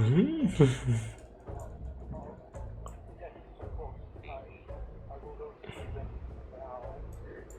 Thank you, sir. Strider just bows down. What? No way. His eyes narrow. Make an insight check, Alora.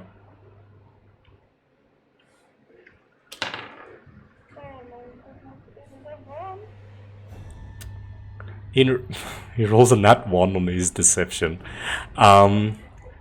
You take from that there is no back door, and he has just discovered something. That's a window.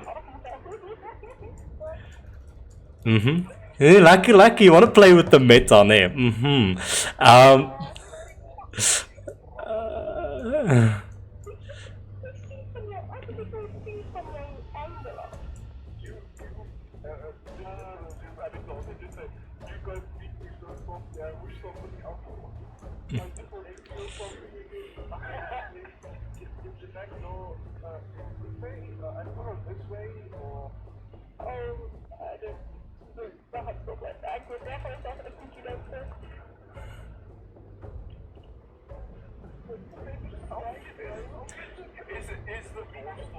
No, the door is closed. You hear this muffling happening from outside. Frederick, to your post, please. To your post, please.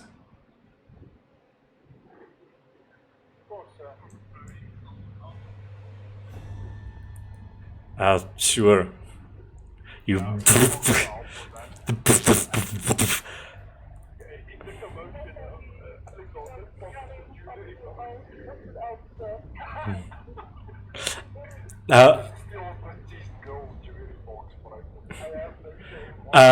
Okay, it's just.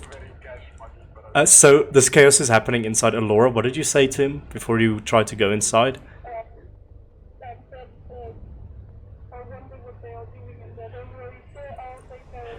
He slams his hand like over your shoulder onto the door and is quite close to you. And he like trails his hand down and he locks the door. I think you hear this happening as you go out, and you see the younger man sort of peeking around the corner to see what happens as you walk out. And he slam against the door. You hear a lock as he locks the door, and he's quite close to you now, and he looks over at you, Charlotte, and he says, "Is there a problem, Mr. Frederick? To your post." No, sir, of course not. I was just wondering my colleague here has done to the question. Shut up! You're uncharacteristically talkative today, and it really annoys me. Leave. I've got my eye on you, James. And he sort of takes the key out of the door and walks away with the key to this room over here.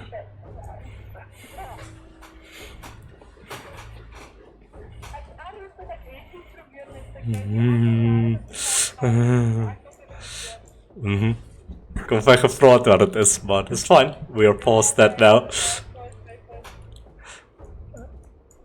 Okay.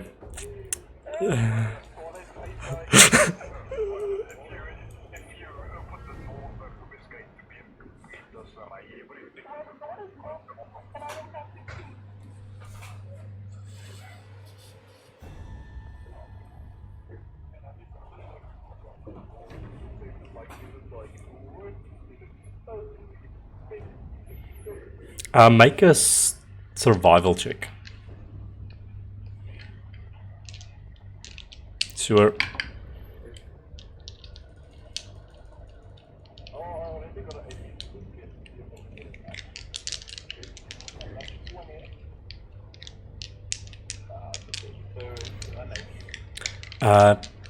Thick stone walls.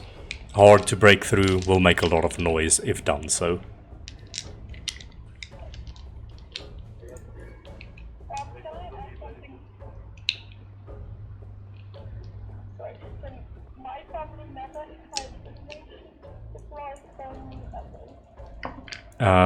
I don't think they would have. The Blythes are heavily magically oriented, so I don't think so.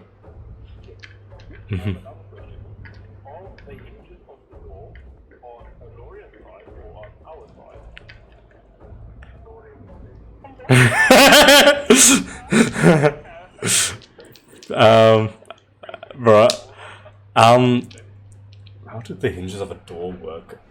The door would open inwards. Just give me a moment.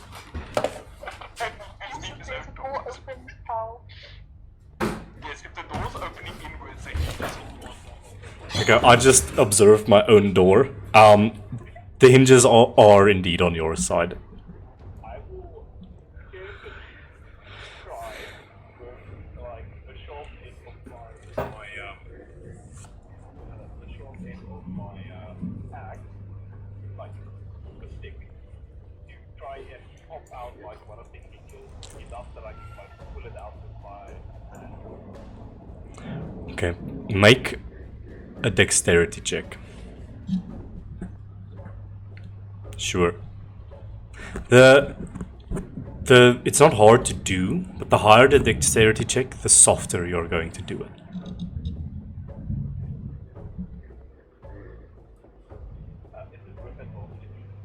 Yes, because Sergei is assisting.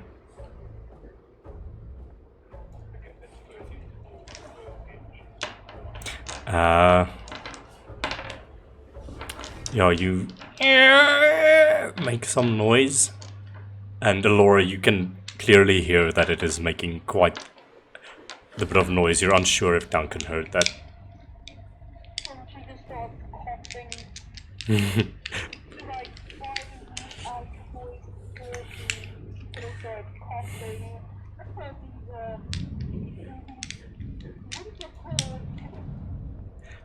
coughing. Make a performance check, Alora.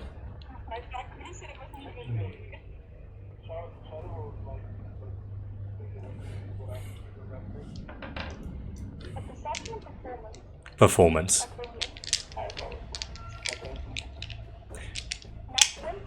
Yeah, the sound is completely drowned out.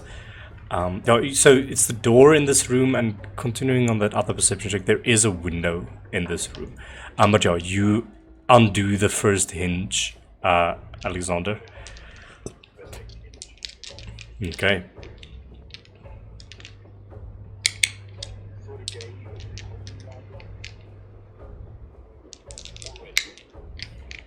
Text.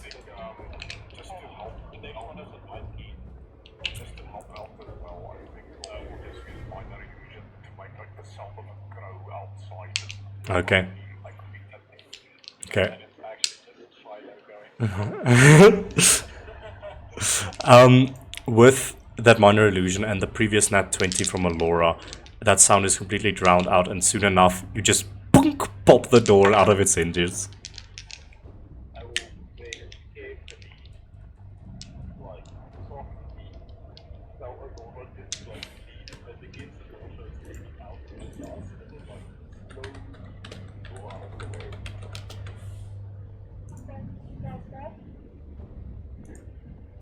And the door is open. You're able to move in this space.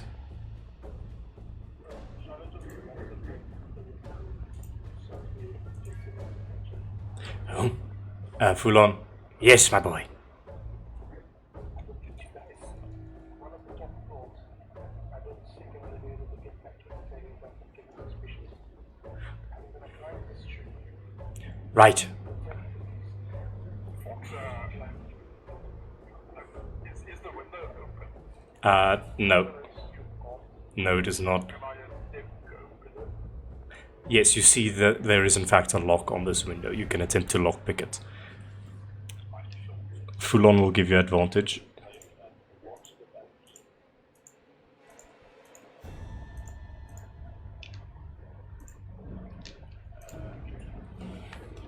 Yeah, easily enough you and the window opens up. Fox is gonna land down from the window and from him trying and he just looks you up and down and he also proceeds to dream without saying a word.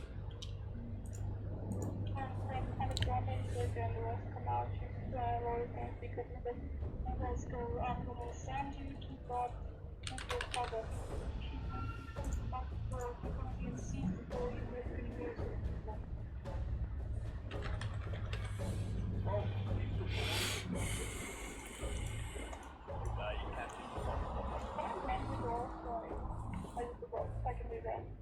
Yes. Sure. Yeah. Well, I would say you very quiet. I guess I know it walks by the tree. Fuhlan is going to jump out of the window. I'm more of a guy who likes to get a top down view of everything. I'll be going with Shiloh and Vox. And he jumps out of the window. Okay.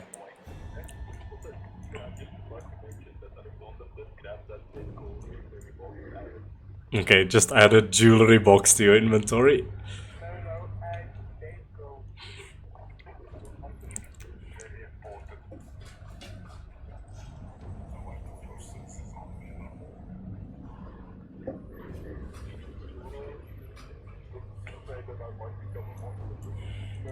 Very important. Those who are climbing out of the window, stealth checks for Alex and Sergey as well. I'll make a perception to tell you what you have to beat. You have to beat a 14.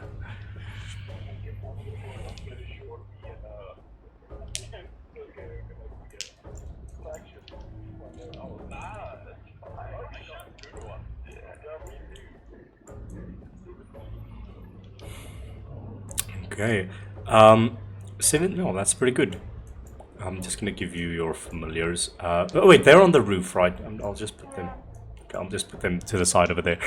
So Alex and Sergey, there was 17 and a. Yeah, you just silently go over the wooden floor. And the rest of you, Vox, what is yours? Okay. Shiloh?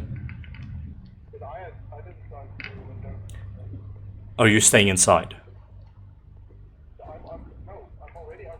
Oh, no, that's true. But I'm gonna ask you for a stealth check for the next part of whatever you're doing. Yes, yes. Exactly.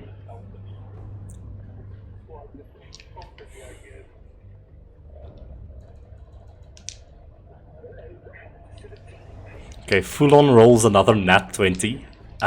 So he just is extremely silent. You hear him just... You don't even hear the wind or his footsteps on the grass, strangely. And you all head to this tree. I think let's start with those in the inside. You feel pretty stealthy at the moment. Where are you going? I think we know from the way, like, maybe somewhere, but I think we'll check if there's Can open it. so it's openable, but yes, if you open it, that would be the second one. Okay, now you. Quite the same as the previous room. Cobweb and dust covered. Bed is unmade. A bunch of papers lying on the ground. Bunch of tattered books that lie open on like a bench. There, whoever this belonged to was some sort of student, but once again, very disused. If you want to go in and check.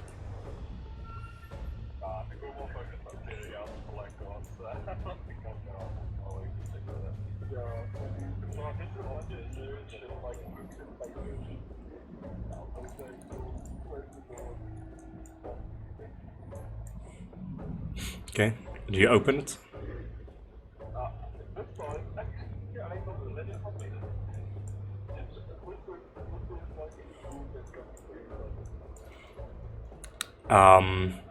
Make a perception check. Sure.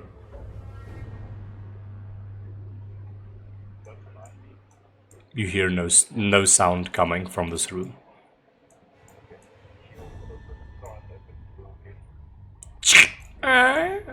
Opens up. You see a well-made bed, room in pristine condition. There's like a chest of some sort to the side over here. And within this room you find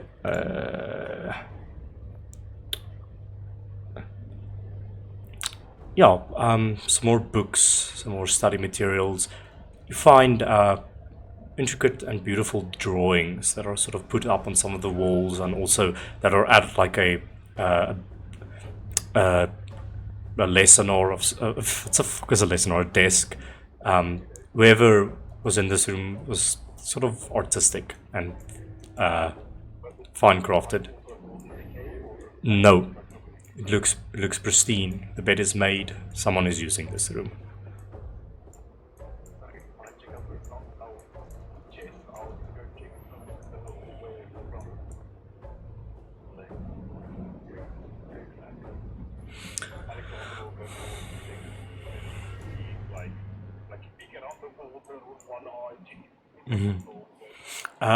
So, Sergey, investigation check, please.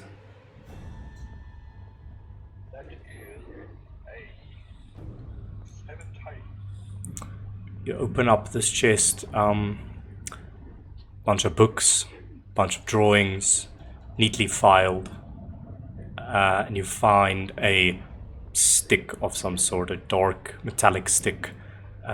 Looks like a wand, and there is like literally a label attached to it, wand for beginners.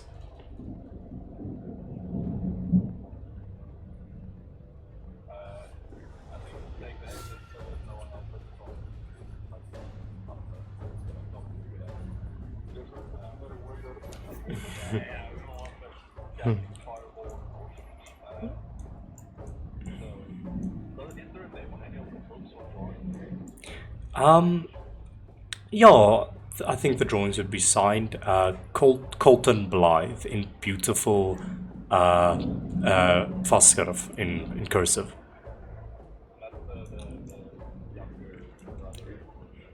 Yes, that's what Fuhlan told you.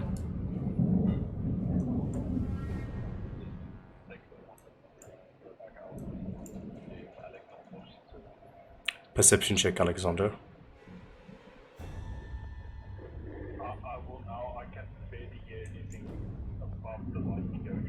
Oh yeah, same. It adds to the atmosphere.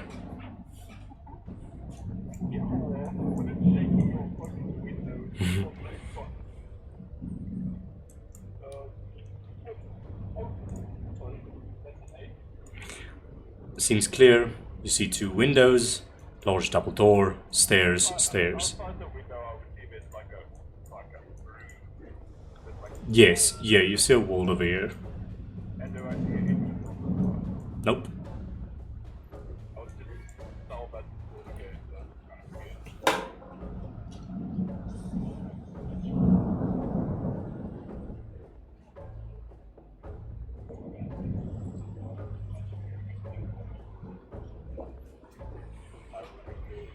Okay, as you do that, we move to the rest of our people. Vox, Shiloh, and Fuhlan, acrobatics or athletics to jump on the tree. Say Blythe.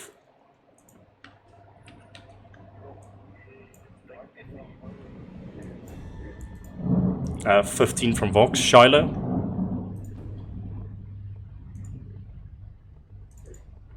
Shiloh, acrobatics or athletics.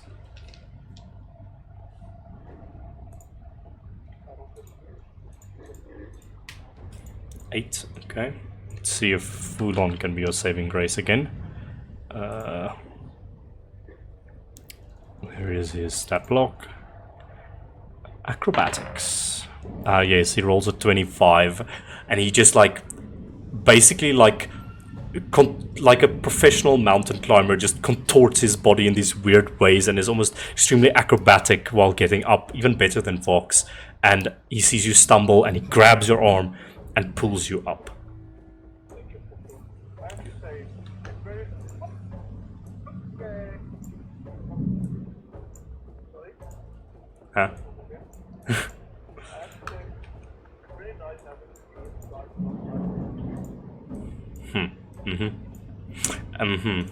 For how long? Only time will tell. You all climb up the tree, and you're able to maneuver yourselves onto the like rim of this floor. And whoever will be taking the lead, you can. But basically, you can only move left or right now.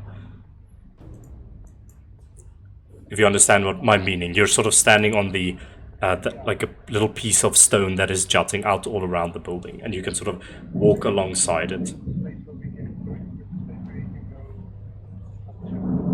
Over here, there's blue. This is a roof from the like foyer area. So this is like a roof of the first floor. So you can like move along to get on the roof over here. There are also windows. Yes, I'll give it to you. You scouted this out previously. There's a window over here. Over here. Yes, they're on the top floor on the top roof essentially. I'm assuming you guys are moving sort of like this. Charlotte, make a perception check as you look in. Okay. Okay.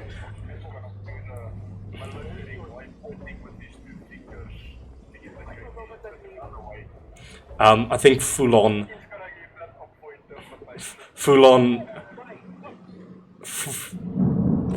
Wow, that's actually insane. My headphones drown out most of the sound, so I don't know if the stream is just dying because of lightning right now. But I'm gonna quickly close my windows. I think.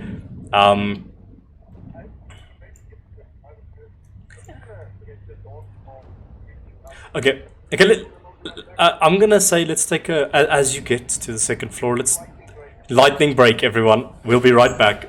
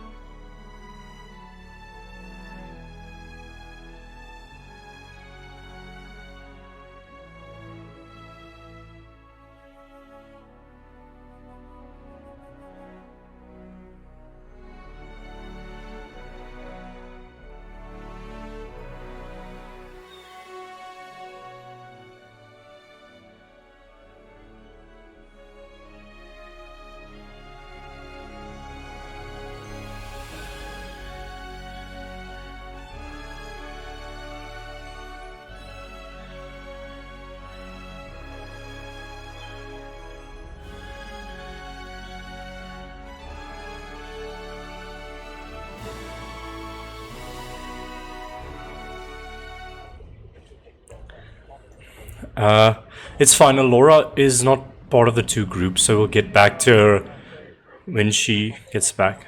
Aha! She's here. Okay. Continuing on where we left off. As you get out of the room, the day was over. It's sort of overcast at the moment, and little drops of rain begin falling on your faces as you get up, climb off the tree, and begin sort of scuttling around this building. Lightning strikes in the distance as a thunderstorm kicks up. Let's just make that canon real quick. So yeah, Vox, you said you were heading around this way of the building. Fuhlan is going to stick with Shiloh, nodding to you. I think Vox, this would make sense. You know Thieves' Gaunt, because I assume because of your rogueness. Is that correct, Vox? Vox? So, would it be right for me to assume that that's basically akin to some sort of sign language? And I think that you and Fuhlan can communicate with each other quite effortlessly by using this. So, like, he sort of... So he nods to you, gives a gesture, and he says he's going with Shiloh with his Thieves' Gaunt. Yeah, so Vox will get to you now. Shiloh, you head over, you find the shuttered window. Don't worry about don't worry about him. He assures me that he is going to scout out the other side of the building. We'll meet up with him inside.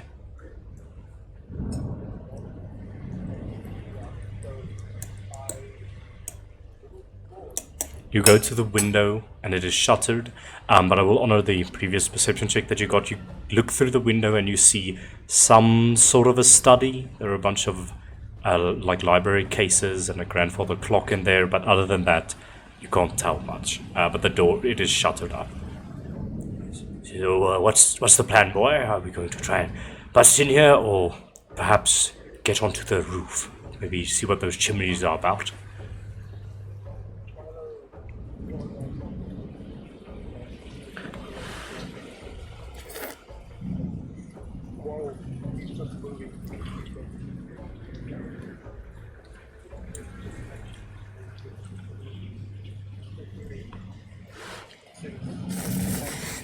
They're sucking whatever.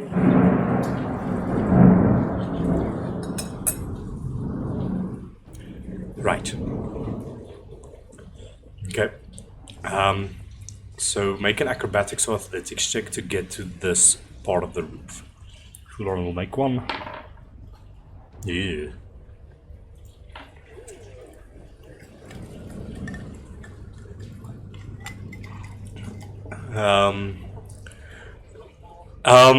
So Fuhlan barely makes the DC. I think what happens is you two begin moving, you're in front, and you step on a loose piece of rock and it breaks out and you fall. Fuhlan catches you by the hand and your feet are dangling. Elora, you look to the side and looking through the window that you're close to guarding, you just see two dangling feet of Shiloh, and you've with open eyes, because those two double doors that were in front of you that led to the hallway, they're open now. And you sort of look over at Blythe, hoping it doesn't look in this direction. You just quickly clock that, and yeah, Fuhlan is holding you. Hold on, and he's going to. Oh wow, he rolls a nat 20 on his athletics, and he's sort of swinging you, and then he swings you across that broken section, and you land on the railings once again. Okay. Just proceed with caution. And begin maneuvering. Make another acrobatics check or athletics check for me.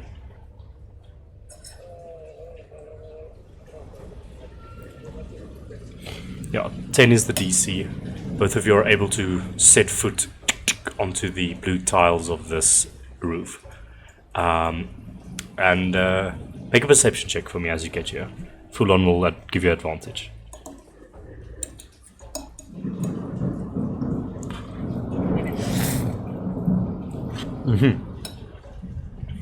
You look up, there's sort of an overhang happening over here with the top roof. But there is a...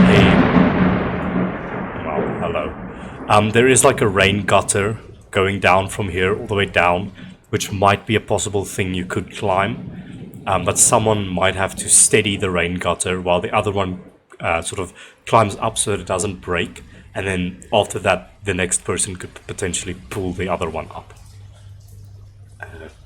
You feeling confident to climb that thing, boy, or should I go first?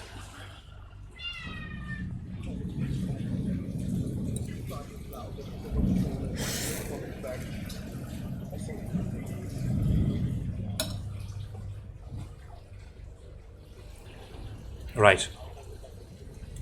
Alright. He's going to do this, but not with advantage. It would have been with disadvantage because the gutter is loose, but because you're steadying the gutter, it's a straight roll. Natural 19 for 26. You just watch him, like a spider monkey, just climbs up, and he reaches his hand down to you. He says, just hold on to the gutter as well. I don't think I can lift a fully metal person without straining my back, if you know what I mean. He's going to make an athletics check.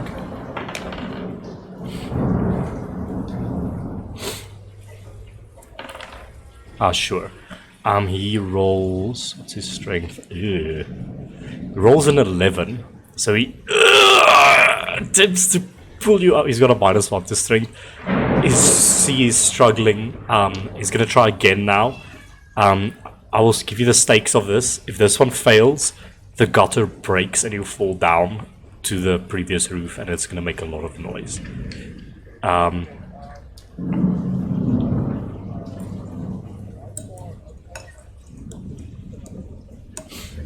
You're like dangling about 5 to 7 feet above that roof.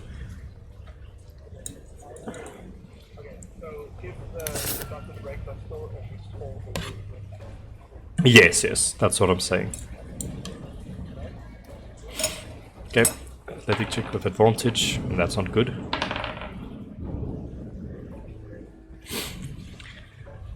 He lifts you. You're trying your best to assist Fuhlan. You know that you're a hunk of metal and you're very heavy.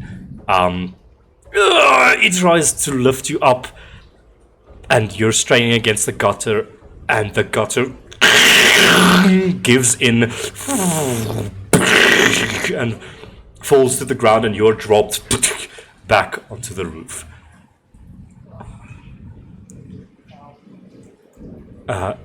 As that happens, we'll get back to you just now.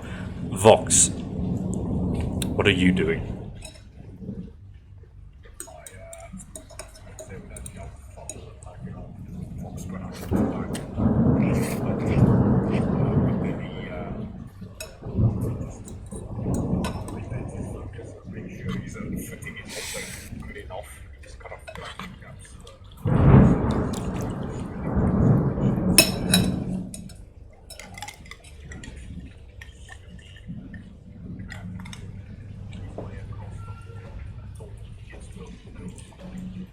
Okay, you can move yourself if you'd like. There's a window right over here.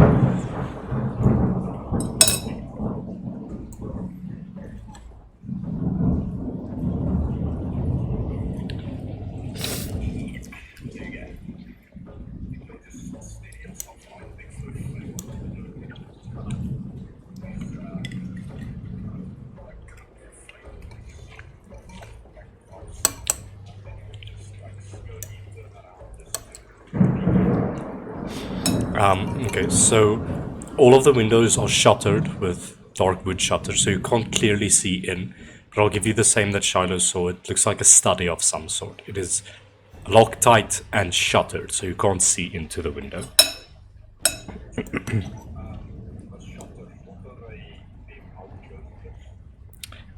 So they're dark wood and they have hinges on each side.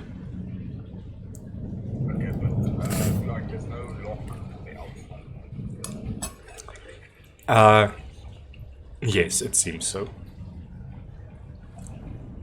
But I would say make an investigation check for me.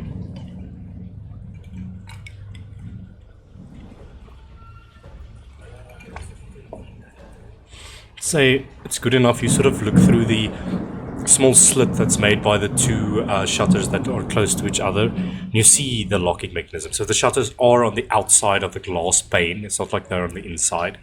And you see that there is a locking mechanism.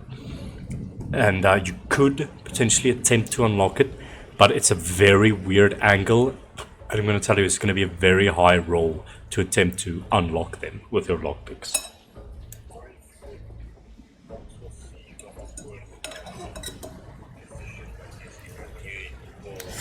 Too much of a risk to do that now. So I think he will move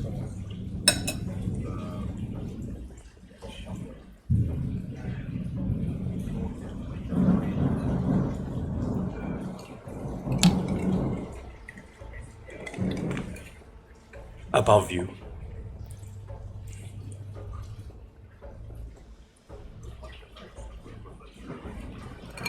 I'll make a perception check. Let's see if you can find like a gutter or something to be able to climb up on.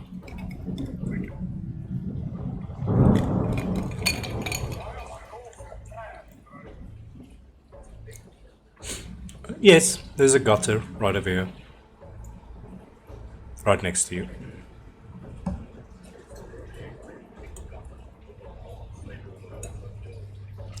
just kind of like push against the belt up with his hand just to feel Make an investigation check.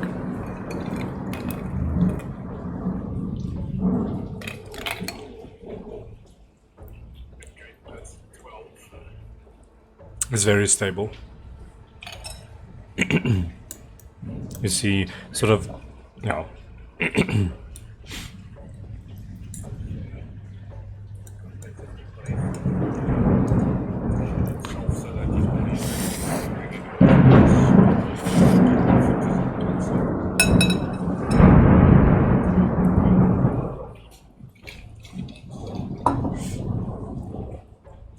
Okay, make an acrobatics check with disadvantage.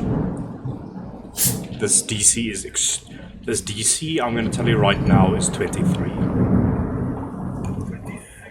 Yes, for reasons.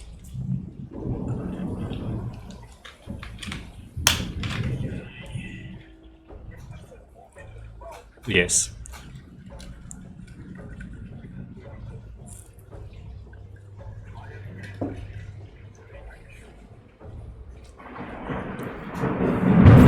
Okay.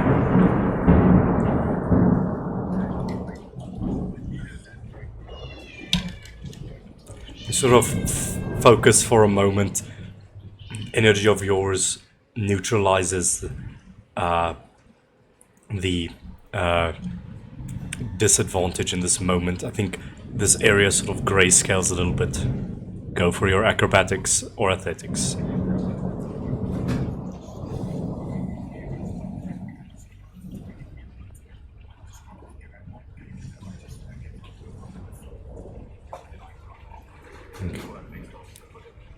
Okay.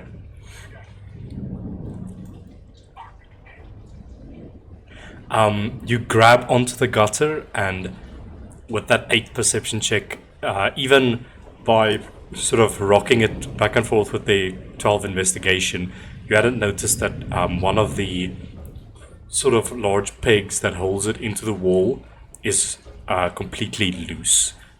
You couldn't detect it with the rocking because you sort of jostled it forward and back, but as you apply pressure at a different angle, you go careening 2 stories down, and you take 6 points of bludgeoning damage, and you fall prone on the ground.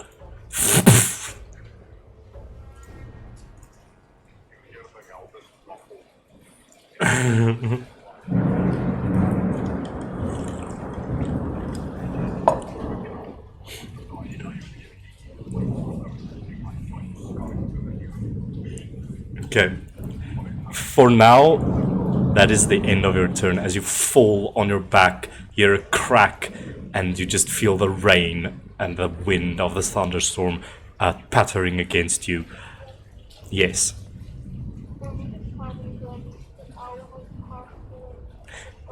Yes, this isn't going to take an hour. I would say you have disguised self for this whole mission. It will be fine. Don't have to worry too much about that. As this is happening, Shiloh, you fall and you hear another thud poof, to the side of the house, and you all hear, Hey, what's this then? and you see Frederick on the outside of the iron gates pointing up, and he cocks a gun. Oi, you shouldn't be here. And he begins sauntering up to the building.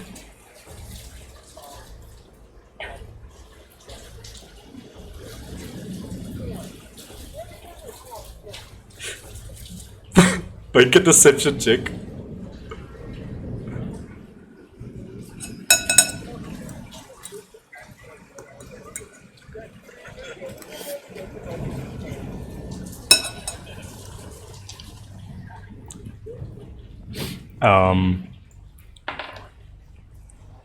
Does a 10 hit you?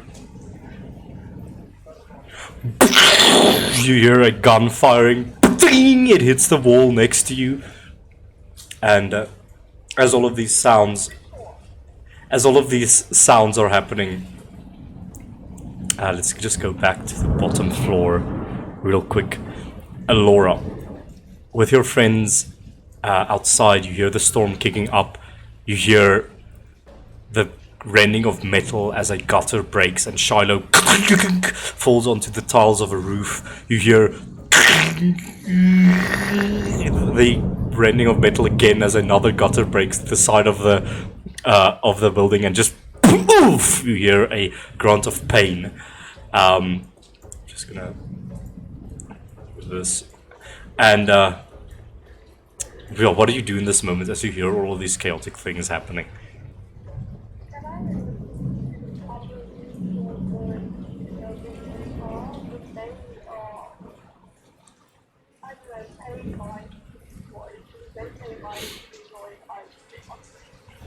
Make a perception check.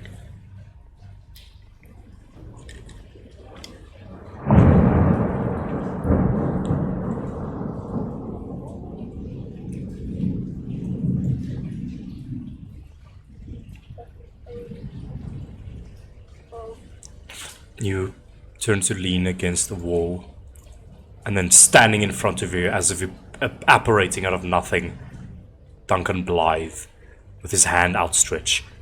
Who are you?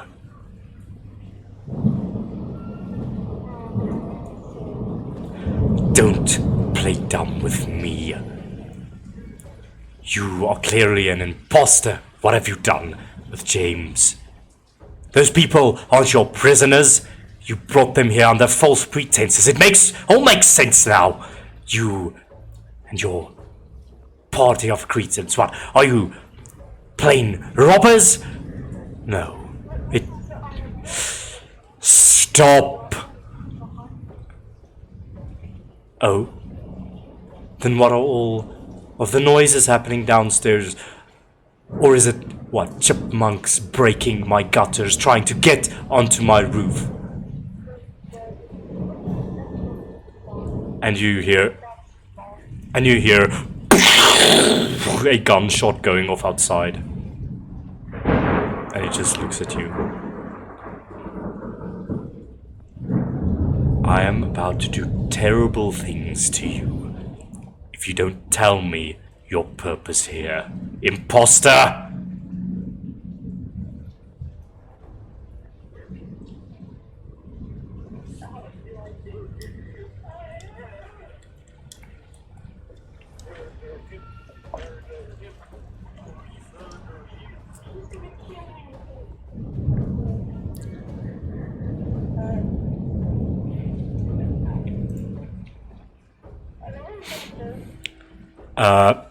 Where are you going? He says, as you go to turn, he says, kneel! And I need you to make a wisdom saving throw.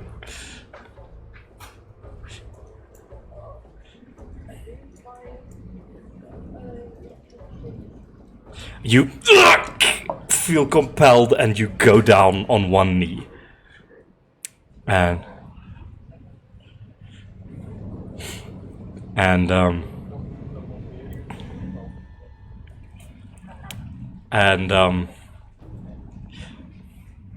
and he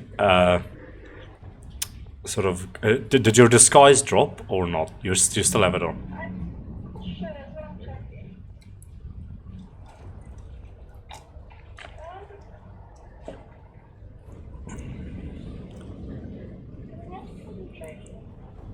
It is not concentration, no.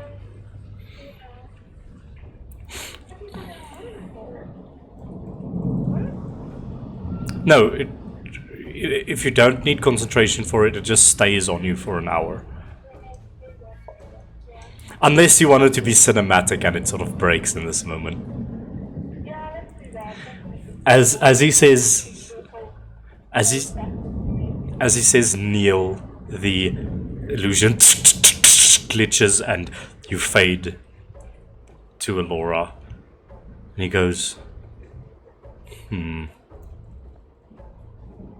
Let's make a history check for him, actually. Shit. Well, what would Miss Alora Steele be doing in my mansion? He bows down. You know, last I heard of you, you were shut in your noble house, working on some sort of project for your father. But it seems that was a lie as well. What are the Steeles up to? Or are you going on your own accord?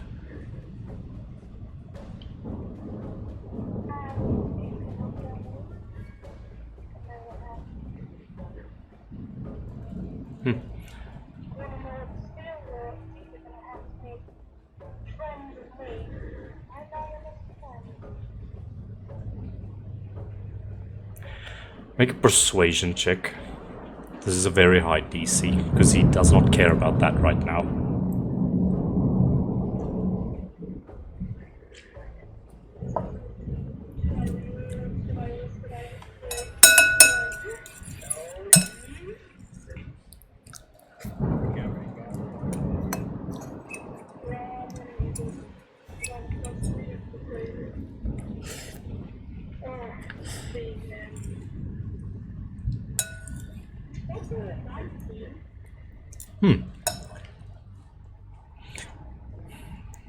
Well, you would be a good source of information. And a very good bargaining chip against the Steeles.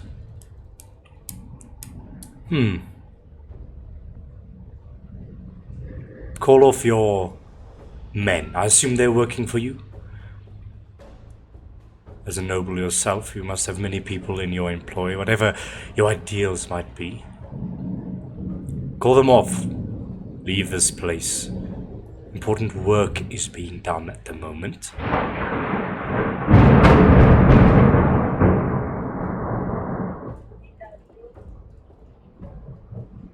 There's no need for you to concern yourself with our matters.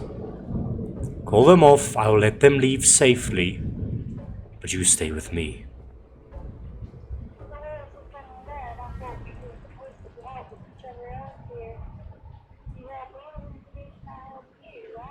Yes, but I can't do that when your brigands are a threat to what we are trying to do here.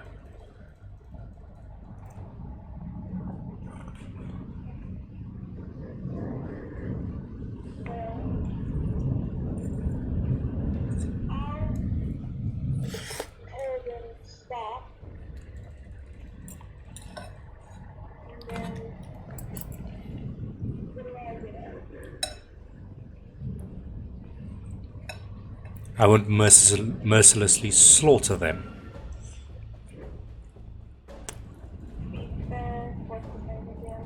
Duncan.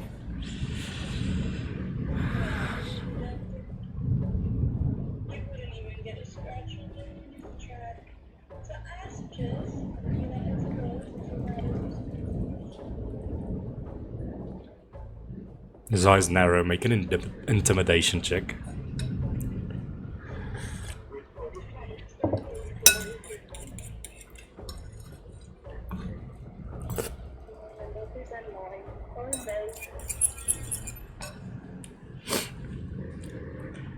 You know,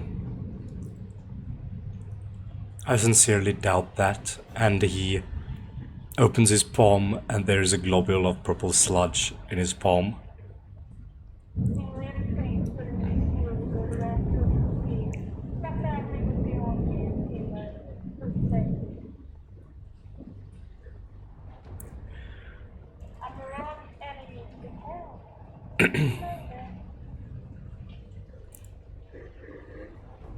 He ponders for a moment.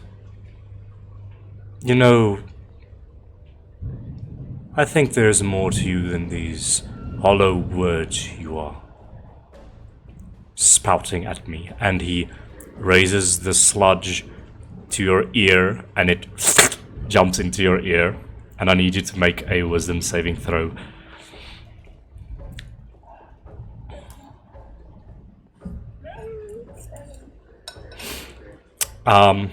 You become memory drained until you finish a short or long rest. And you must subtract a 1d4 from any ability check or attack rolls that you make. And he gains... And he gains some of your memories. You watch his eyes flutter for a moment. Stands up.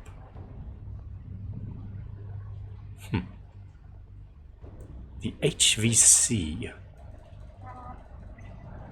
How interesting. You've not been at your home for weeks now. What does this mean? I swear I've spoken to you in the last 2 weeks. But yet, your memories say different. What are the Steels up to? And hear a crackling of energy behind him. Brother, let her go. And you see Colton Blythe charging an eldritch blast in his palm.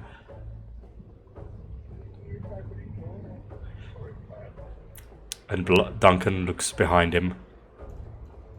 And he turns around. And, what's the meaning of this, brother? You know what we're doing here is wrong, right? I sort of went along with the whole family thing because that's what you've been telling me to do this whole time. But this is wrong. Especially what you're doing to Nell. I don't know where she's gone. She's missing, but I just know that Mother has something to do with this. I don't want to see her die. Not like the other two.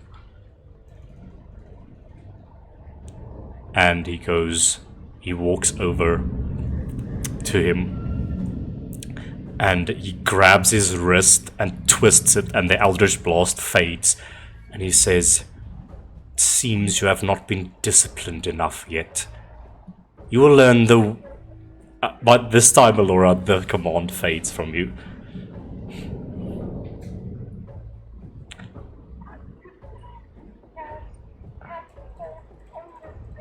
Okay! Let's do this. We're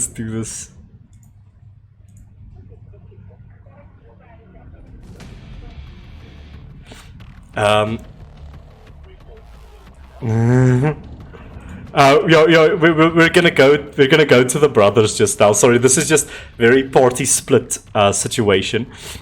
So Alora, I think I'm actually going to ask you to roll initiative first as you go for that catapult, because he's not surprised, he's aware of you. He could potentially do something to hinder you. So let's just do a dex save. It's not a dex save, fuck. Initiative roll. Oh shit. see what Colton gets. Oh, Colton goes first, actually.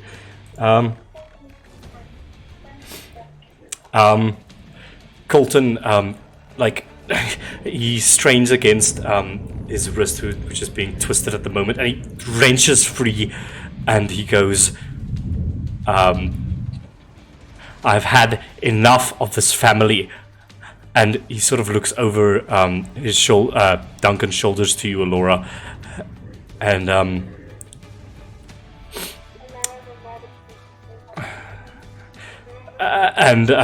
he will eldritch blast at point blank range with disadvantage. With a 2, he charges up this purple energy, and Duncan just like chops his hand, and it hits into the side of the wall. He goes, he almost shrieks back with his sort of smoldering hand of purple energy, and Duncan just goes weak. Alora, it's your turn. So what are you catapulting?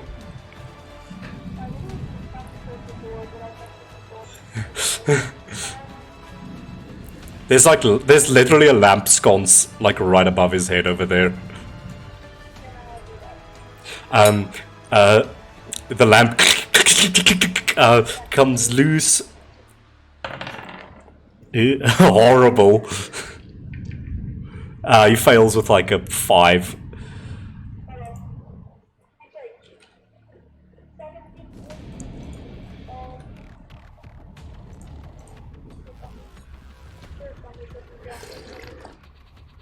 I think it's magical bludgeoning. But he doesn't have resist. He doesn't have resistances, so the sconce breaks over his head. And roll a 1d6 for me, actually, because this is an electrical lamp after all.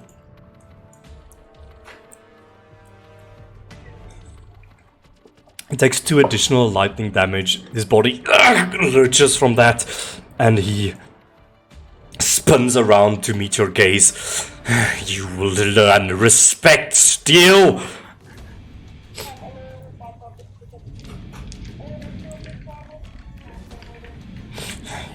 Shut your mouth, you magicless swine! And he is going to cast spiritual weapon. So you just watch out of the ether the sword. Oh, actually, a whip of sludge appears in his hands, and he is going to whip it in your direction. This will be charisma. Yeah.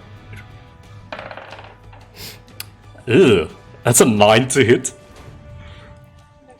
He whips the sludge whip at you. You dodge out of the way, and it destroys the door behind you. And he raises his arm, and he's going to cast. Eldritch Blast at you. First one to hit is a 17.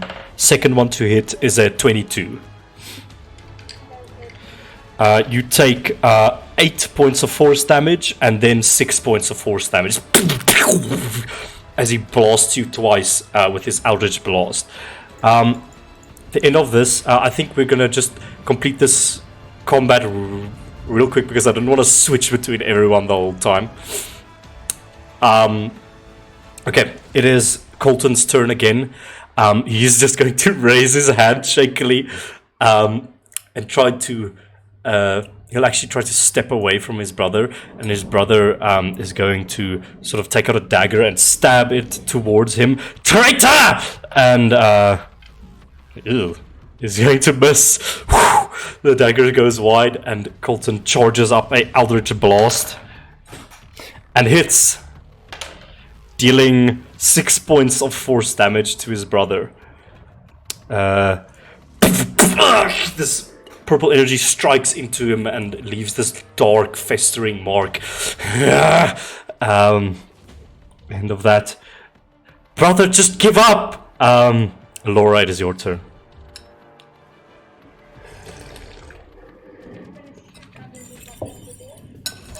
You cock the blunderbuss, you bring it open. He looks in your direction and his pupils become extremely small as a gun is pointed towards him. And Colton just says, "Don't kill him!" the gun goes off. Roll damage.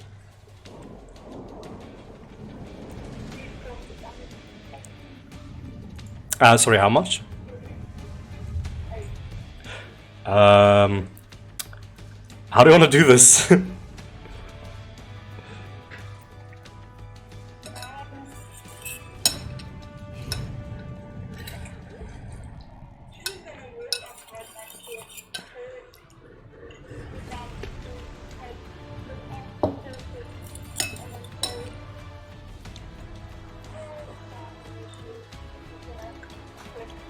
No! No! Oh yes. So you're just gonna blast his head off, essentially.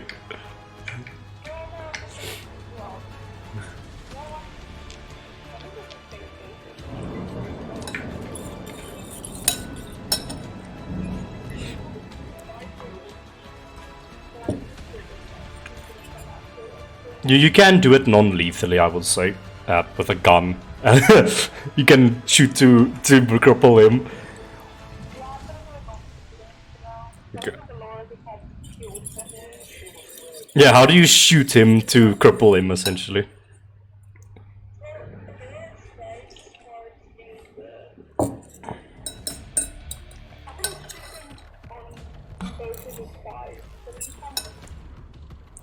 His eyes go wide and a bullet goes through both of his legs and he falls there on the ground and he crawls into like a fetal position, just sort of shaking. And he's useless basically now.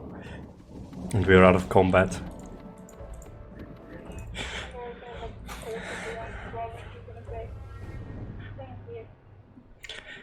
I don't know what's happening, but now my sister is in danger. I don't know where my mother took them, but they're somewhere in this house. Check my father's study. I think you might find a way to get there. Through there.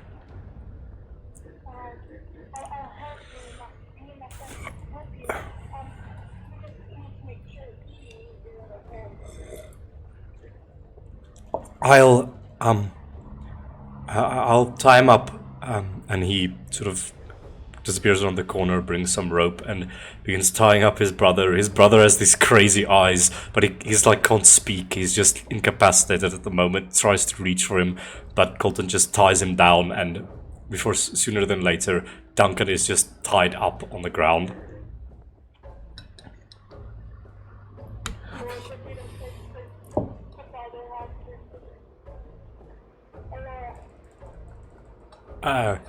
Colton, Blythe, it's a pleasure to meet you.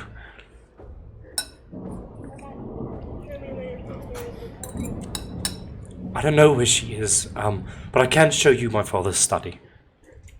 And, yeah, you begin, he leads you in this direction. And with that, we'll come back to that just now. Let's just at least give the other people some chance at playing. We'll bring everyone together in just a moment. The brothers, I know what they're doing because we will be doing that now. Nothing of this has happened yet. You don't hear gunshots or anything. No, that's Aurora. Both of you come upstairs. You find a sort of mini living room of some sort. More windows, staircase going up here, and this sort of curling around section over here.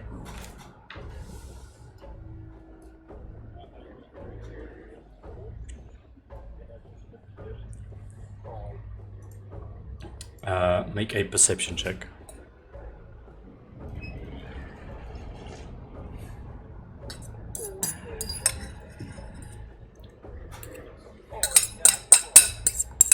Nope. Sure.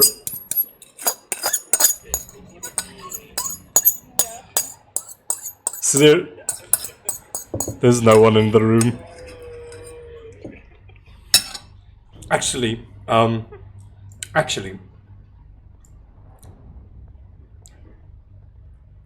you see Fuhlan running into the room over here. Oh, there you are. You all right? Have you found anything yet? Oh, you're not here. Oh, sorry.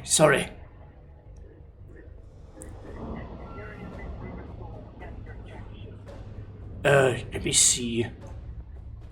And he weirdly move aside, and he moves you to the sides and weirdly stands between you. And he listens.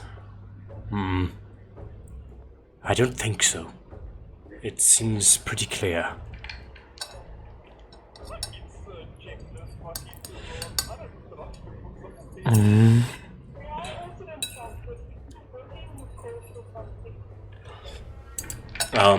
Well, before you can do that, each of you please make a wisdom saving throw for me.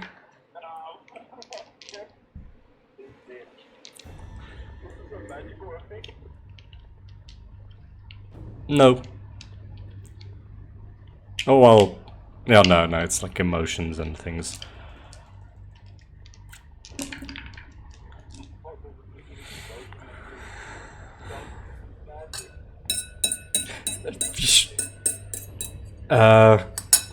Yeah, okay, cool.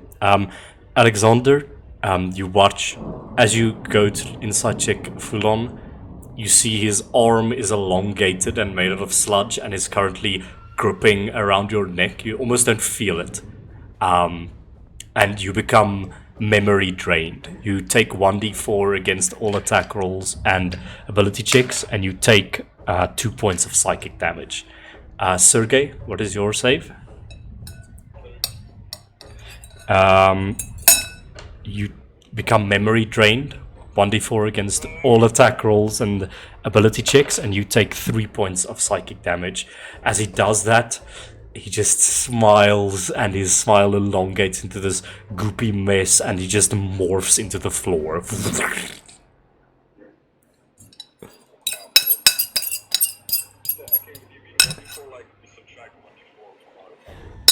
It's like Bane. It's reverse place, essentially.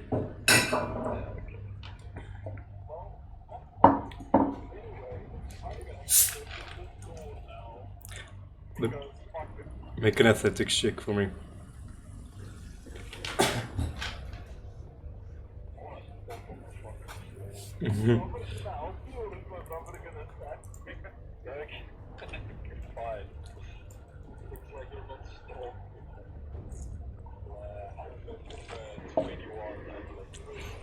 You kick the door, breaking the lock. And you find a study of some sort.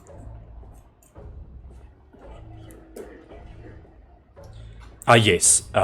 You do see double doors.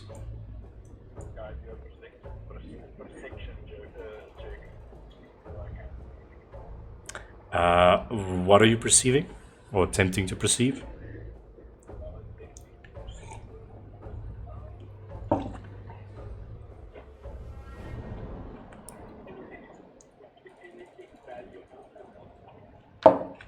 This would be investigation, if you're looking around the room.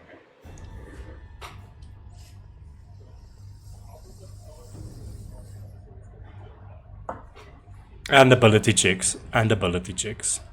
Tax and ability checks, so you must roll a d4 and subtract it.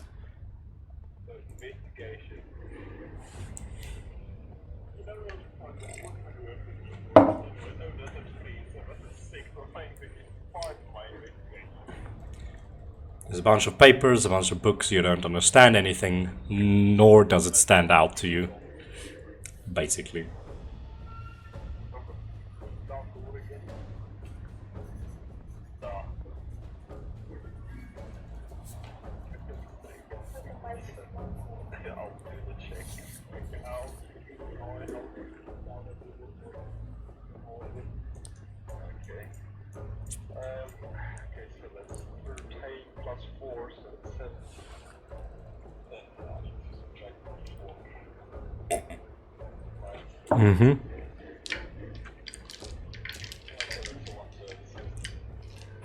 Okay, is that with advantage?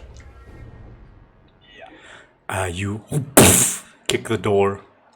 Solid iron. It doesn't budge. I forgot my quads. When the fuck is the I'm not talking about mine. As I will start looking over the desk. as you say, where's the rest of the party? The camera pans. Shiloh, you are on this roof right over here. This man has just tried to shoot at you. You and Fuhlan have a turn real quick. What are you doing? You're prone on the roof, right over here, if you look on the map.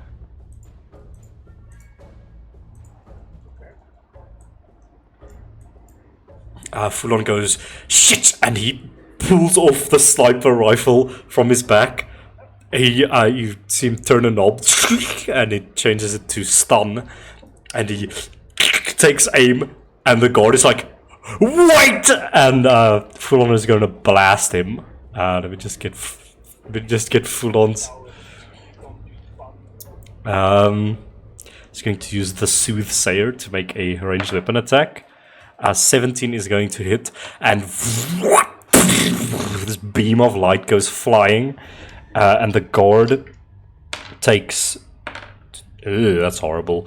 For 8 points of piercing damage.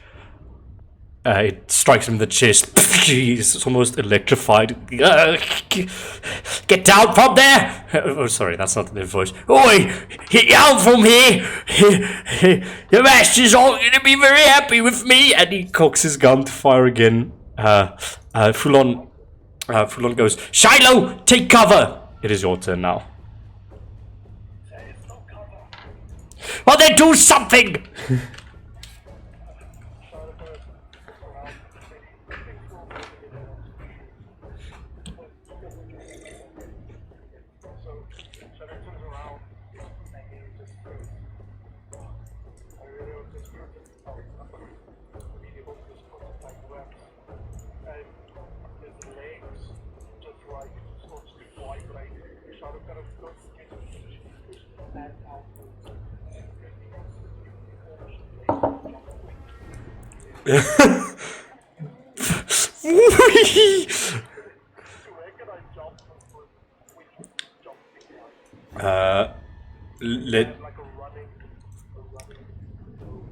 Just hang on.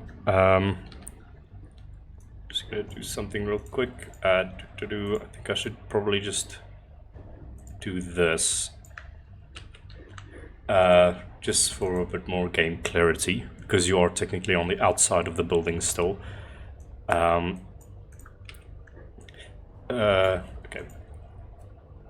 Monkey is up here somewhere.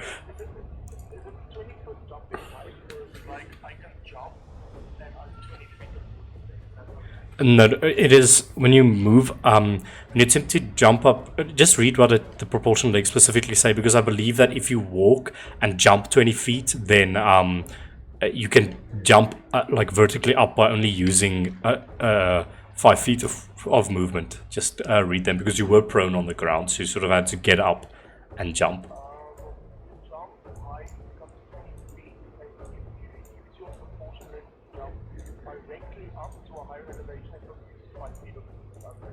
Yeah, so you can jump up to 20 feet up. This is about 15 feet up, so you're easily able to jump with using your remaining movement to sort of get up to the roof over here.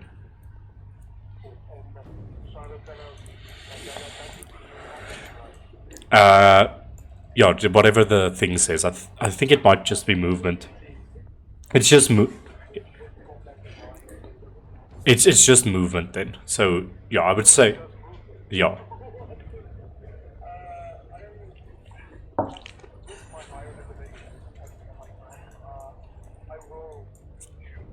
Okay. Okay.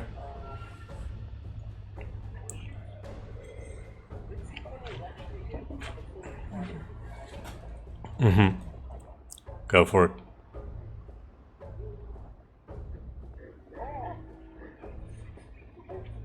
That does not hit. No, I'm joking. It does it. It does it. It does it.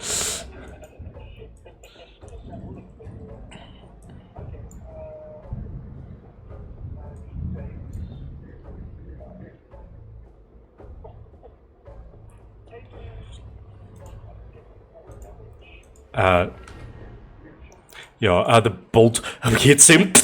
He electrifies and paralyzes, falling unconscious to the ground.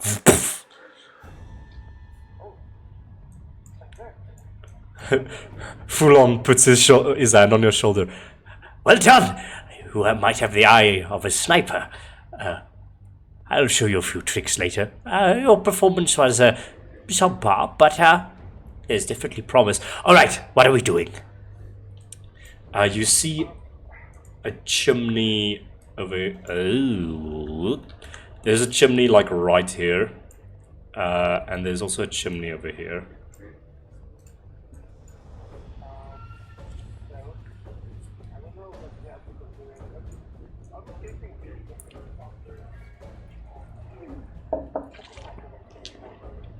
I would say, yeah, I would say so.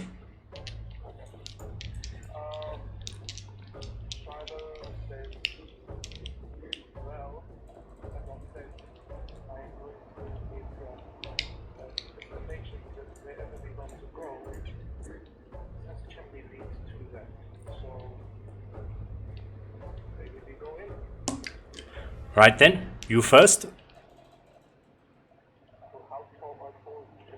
Not that tall. With like a boost, you could get them up. No, it's about like 10 feet or so. So you'd still have to do a boost, but yeah.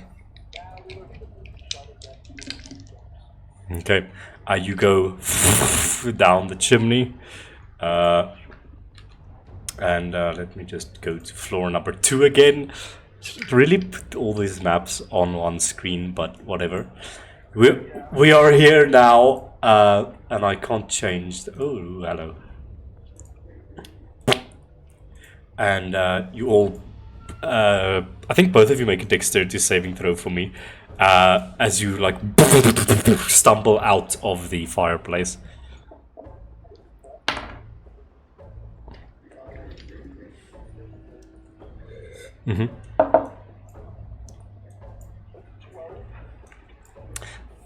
Yeah, that you're fine. You're unable to get through this without taking damage, and both of you exit prone into a sort of living room sort of area.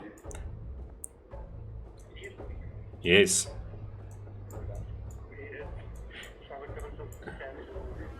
You do make a perception check for me.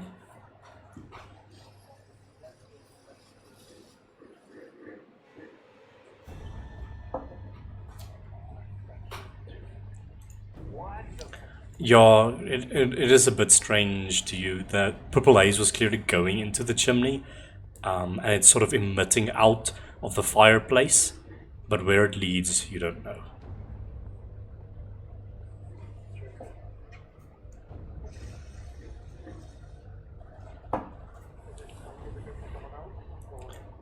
Sure. Now let's move to Vox. Vox, you're prone on the ground, unfortunately. It's this.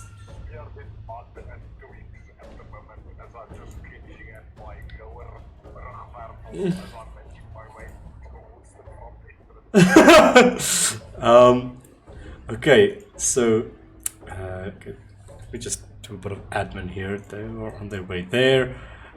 All of these people are currently not here. And Vox, you make your way around to the front entrance.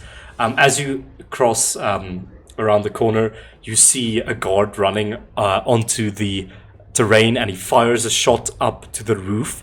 You see Shiloh barely dodging that shot. You see Fuhlan taking out his rifle, blasting this person, and then Shiloh like jumps 20 feet up with some weird mechanism in his legs, turns around and blasts this person as well, and this person paralyzes and falls to the ground right over here.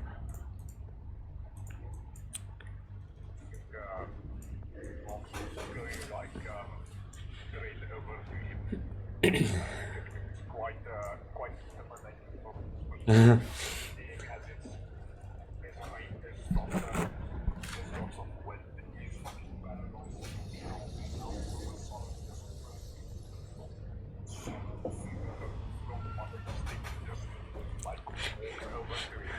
He's He has like one lazy eye now and is drooling, and his one good eye just sort of looks up at you. Yeah! No!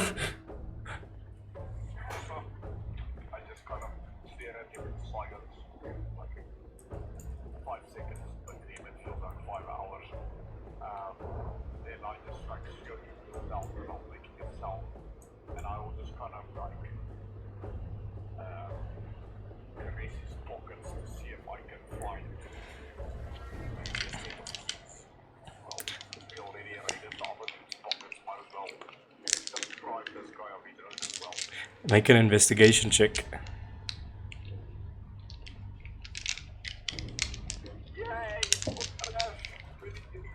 Yes, you do find a set of keys. A singular key, in fact. A small, like, brass key.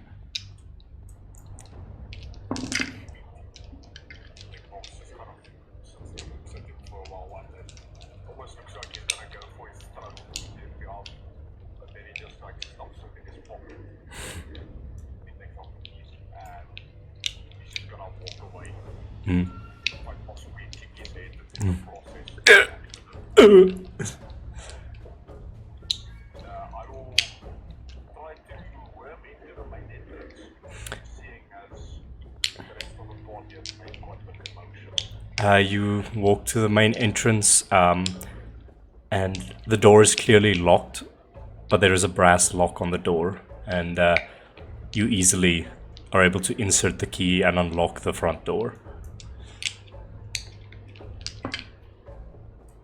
I will slowly open it, and I would first like to do a perception check. Go for it.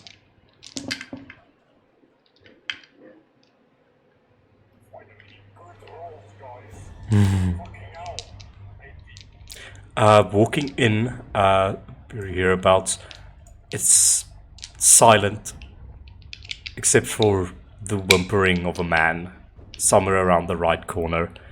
It seems safe. And as you sort of turn the corner, you just see a bound and tied up Duncan Blythe with a bullet hole through both of his legs, and he's just in mortal pain at the moment. Just.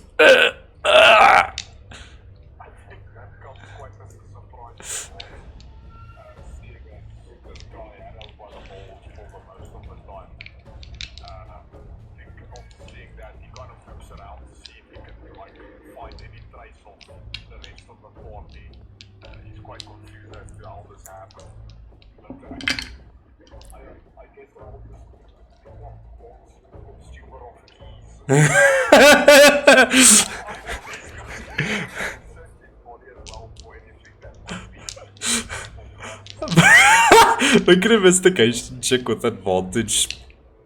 But first I would like to stand in front of him. Sure.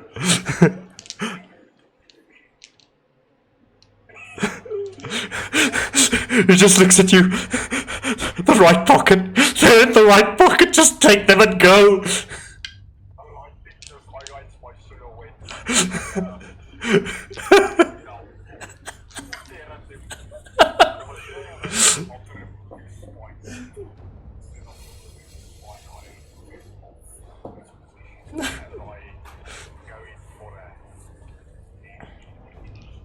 You have advantage because of your intimidation.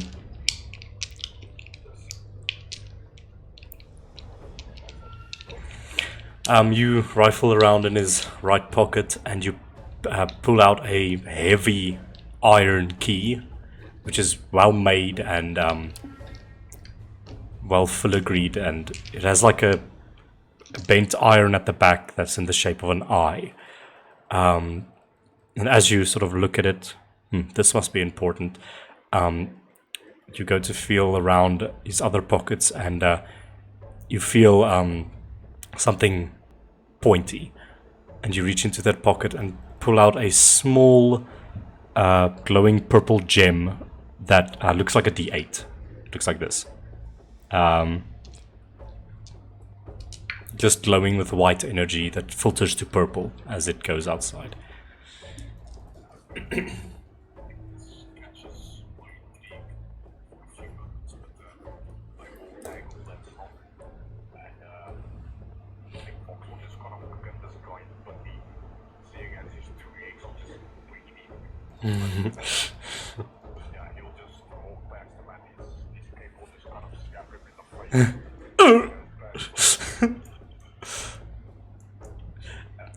I'll just for insurance, I've got a feeling it's gonna come back to bite me. I think Fox will just kind of grab him on one leg and just drag him into this. He screeches as you do that. I get to just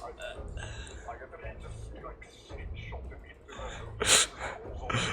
the So you slingshot him.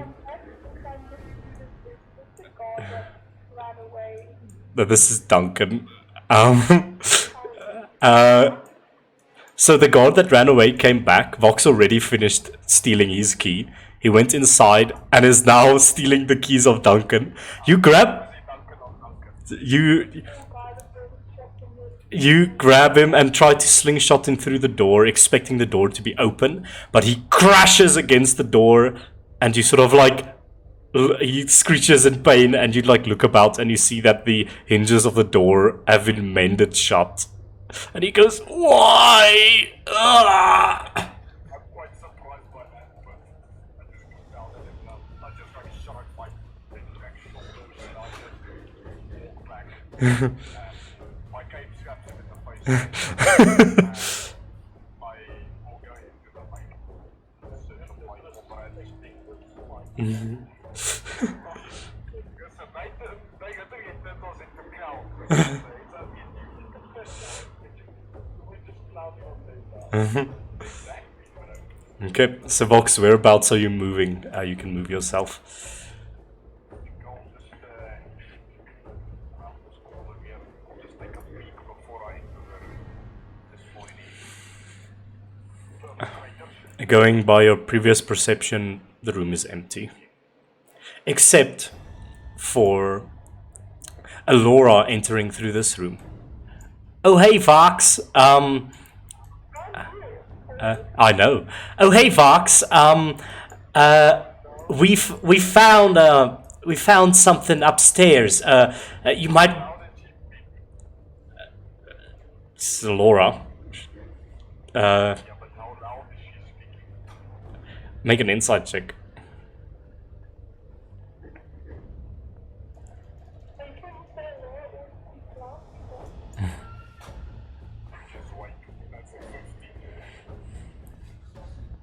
One second. So, considering the context that this is supposed to be a stealth mission, if Laura just walks in your battery like it's her own home, then of course I'm going to be very suspicious. I also know the brides are very good at controlling subjects.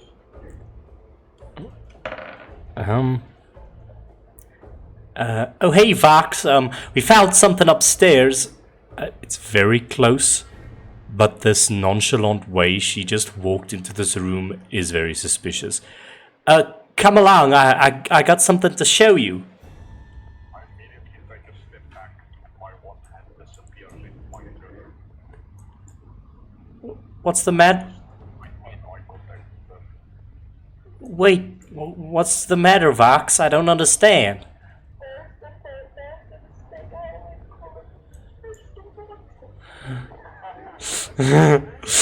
Yo, you hear her say that.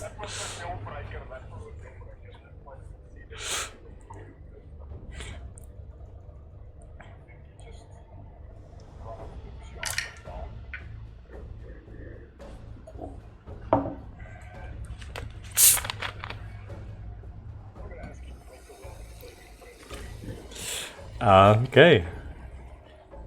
Oh shit, his that's a 15.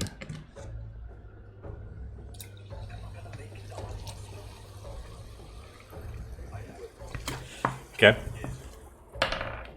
That's a 7. So, just tell me, your hold person, it almost like Darth Vader strangles someone into paralyzation, right? It also makes that sound like all The around the area, basically. And the air just like becomes more like intense. you stretch out your hand, clench it, and you hear the dampening of sound, and Alora and her head, like her head twists all the way around. Her entire body, like you know when you take like a towel and scrunch it up like this. I don't know if you can see this, but you like take two ends of it and like coil it around each other. Then it makes like this. Yeah, the whole body twists like a towel, and just in a burst of a demonic screech, it explodes into sludge and just lands all over the ground.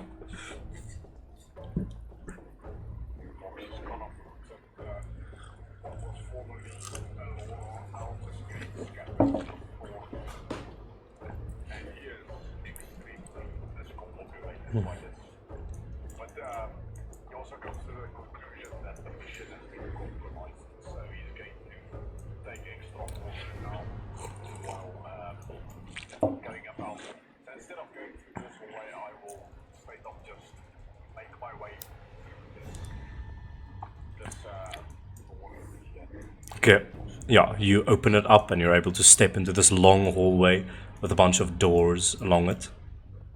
I take serious precaution.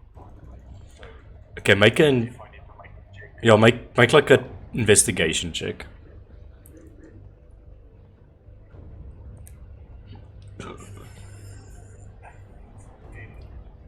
The hallway seems to be clear. You don't see more sludge creatures about. I think, just for in case, I also think it makes sense.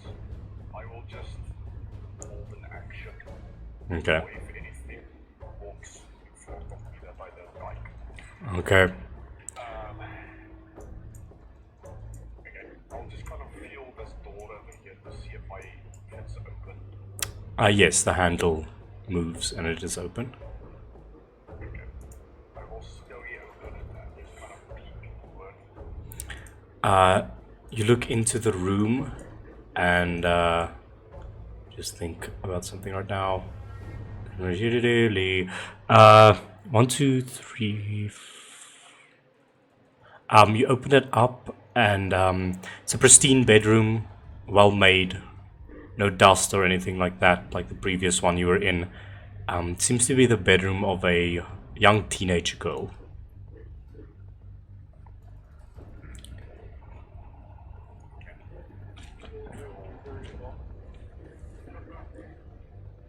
I will slowly drag my feet into the room.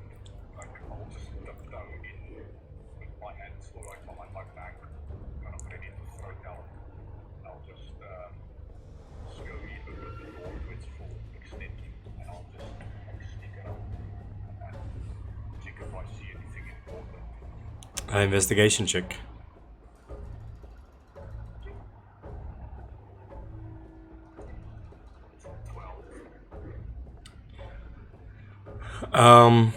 With a 12, I would say you find nothing of significance in this room. Maybe a cursory jewel or two on a desk, but other than that, there's nothing of value. Seeing as one is a bit of a issue, seeing as something happened to a door, I think Fox will keep it short and sweet. And he's just going out and proceed to the next. Okay. Okay. You walk up to it. Is it the same thing? Slowly opening it. What are you doing? Okay. You slowly open this room, and you see a sort of middle 30s woman in her night clothes, sleeping in a bed. The room is well made. There's a bunch of portraits up on the walls. There's a dresser, everything like that. You see this woman sleeping in the bed. Don't tell me that's the flippin' sister, right? If I'm being played,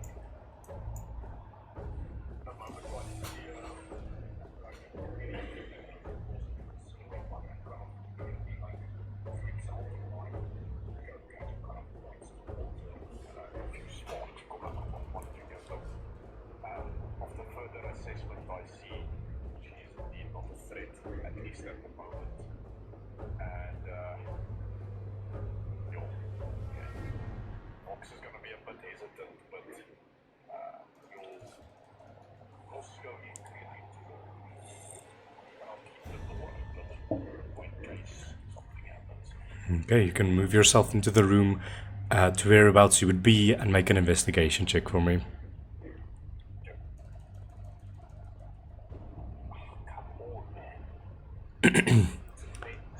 Looking about the room, the two portraits are of Lilith Blythe and Oberon Blythe. You see there are scratch marks, almost like a dagger, that has been carved into the likeliness of Oberon Blythe. His painting seems to have been defiled. So other than that, there's nothing of significance. I very carefully tread over to the sleeping girl. Cool. Sure, make a stealth check for me. Fucking soul, bro. You walk over just to beside her, and you step on a wood plank that creaks extremely loudly. You look down, and as you look up, and the moment your head turns up, she's just like right next to your face, and she screams, and I need you to make a wisdom saving throw.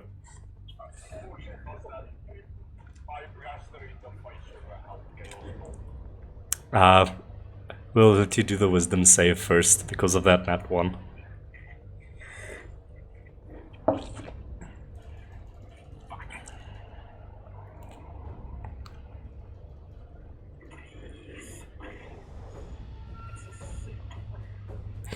You become memory drained. You reduce any attack roll or ability check you make with a d4, and you take 2 points of psychic damage, and as you release the chaos bolt, she explodes into purple sludge that just covers you and the bed.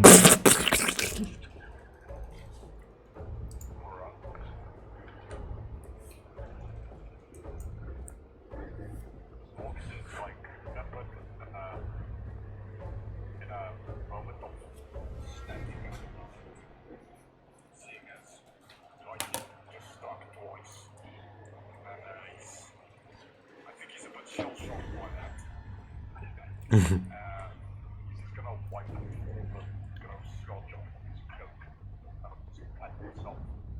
And then he'll look around confusedly, seeing as to why everyone is running this stage. I think I'll just look around on that guys. Seeing as that's probably caught the attention of some people. Okay. You can make one last investigation for me. That's great. Really? You walk over, you inspect the portraits, and you see a very faint purple glow coming from behind the portrait of Lord Oberon. You sort of lift with your hand the bottom piece of the portrait a bit away from the wall, and ting ting ting ting ting, a D8 shaped gem, very like the previous one, glowing with white from within, filtering to purple, falls on the ground.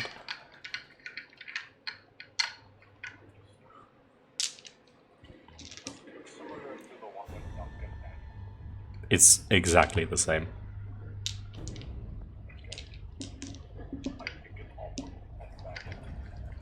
Okay, you can add, just add fucking purple D8 gem, I guess, or mysterious gem, or whatever the fuck you want to call it. Just know that that is that. Okay, I'll call it mysterious bright gem. Sure. Okay. Just to save some time for the rest of the oaks, I will then proceed out of the room. And I'll do exactly the same with the other room. And this time I also ready in action again. This time I'm just blasting.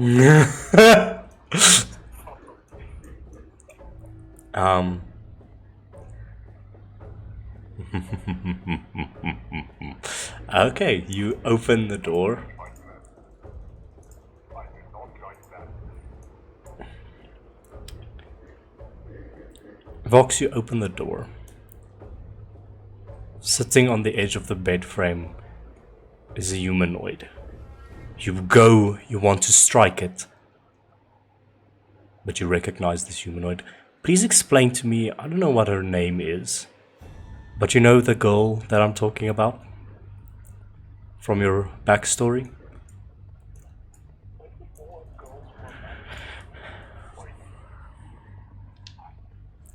You know what I'm talking about?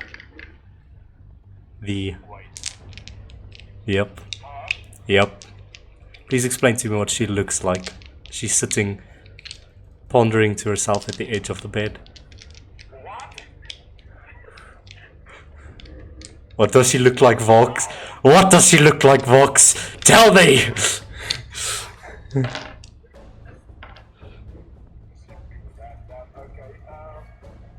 I did not think of. I was not expecting this, so okay, well, I'm just gonna pull shit out of my ass now, but essentially, if that's the girl you're talking about, just to make sure. She's a red-headed girl with like just curly tail. It's a bit rough around the edges. It's not exactly very neatly kept. It's a bit dirty, but not too dirty. She's got like two like beads in her ears. Like it's not like I don't call it. It's like just earrings like this.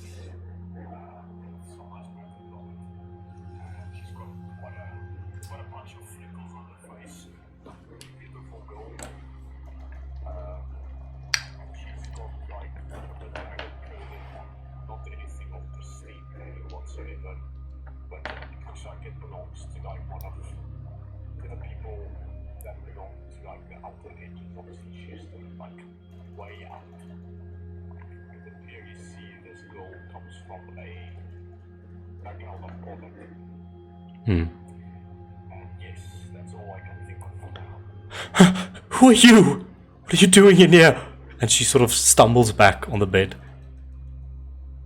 Fox almost falls on his ass. He is flabbergasted by what he's seen. Is there like a light switch goes through?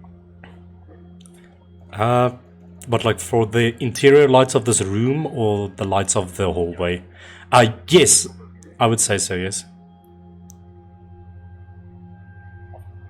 Like, I would say because it's quite dark, Fox, like, initially, like, looks at his face and he's like, in his head he's like, no, looking odd, but then he kind of like falls backwards and just catches himself against the wall and he kind of feels off his ground. It's like, and then he feels like a switch and he just immediately flips it. She flinches at the light. You see her cowering from you. Are you going to hurt me? Please, I don't want any trouble.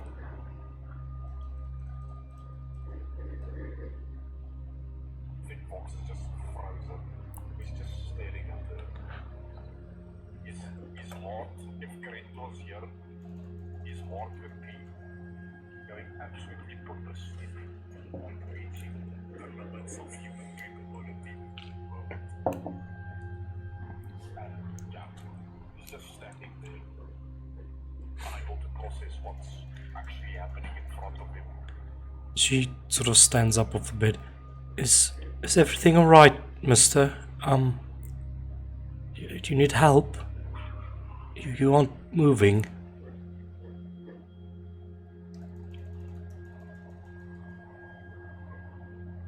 She... Dude, you really threw a curveball at me now. I don't know what to do. Both I think Fox will be like shell shocked for a solid 30 seconds. But in 30 seconds, everything is just kind of like blurred out as he's just staring at this face that he isn't supposed to know, but he does. She, like, very hesitantly steps off of the bed, steps closer to you until she's like 5 feet away from you. Victor, are you alright? And I need you to make a wisdom saving throw.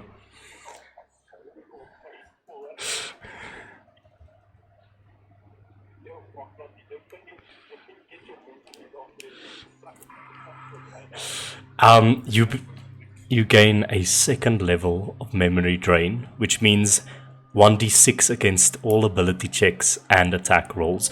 As she says, "Are you alright?" and she grabs you on the shoulder. You feel sludge seep into your clothing and your essence just being drained from you, and she just stands there. The moment she does that,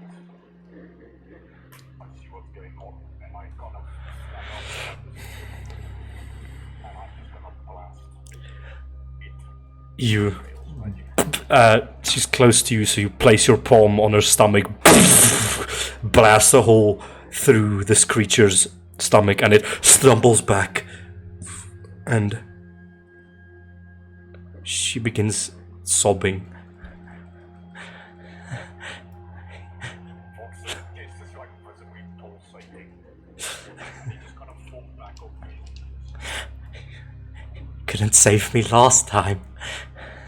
This time, you're the one that killed me! And she tries to reach for you, but falls into a puddle of sludge right in front of you.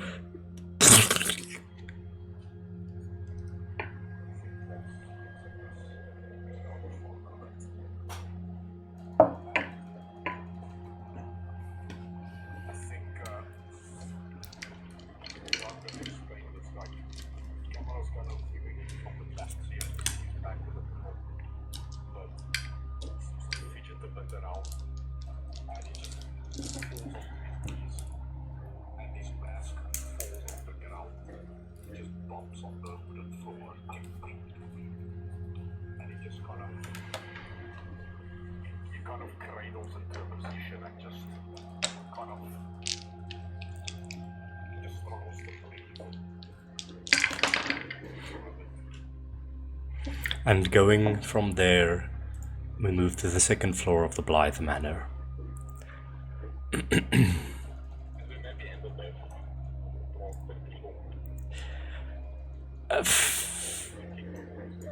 Fair enough. Okay.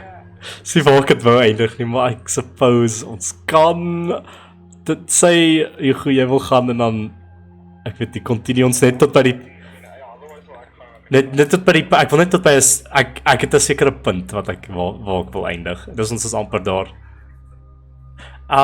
Like 'n halfuur.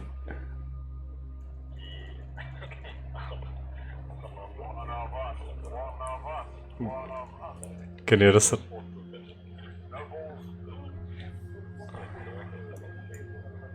Srag.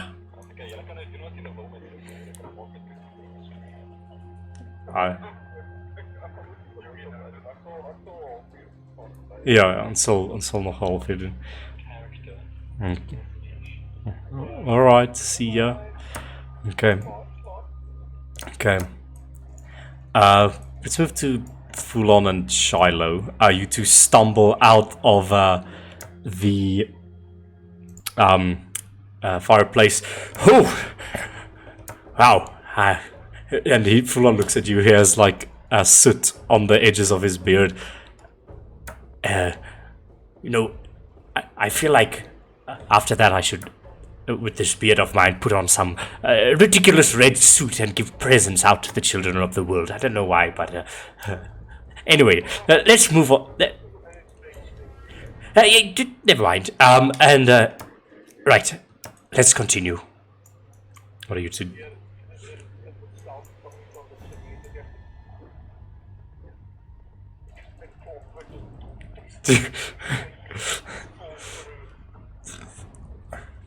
Oh. Oh, there it is.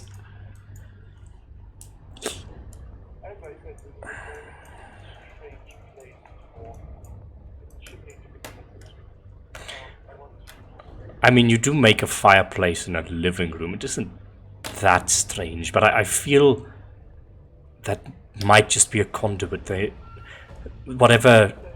Mm-hmm.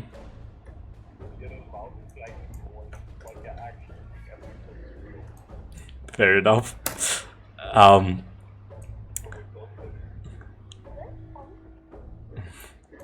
we haven't done a Laura on them for like an hour. Okay, we'll go to Laura and Colton. I'm so sorry about that. Laura, you and Colton arrive here at the top. My father's study is my father's study is just this way. I don't know what that noise is, and he leads you over here, Laura. Yeah.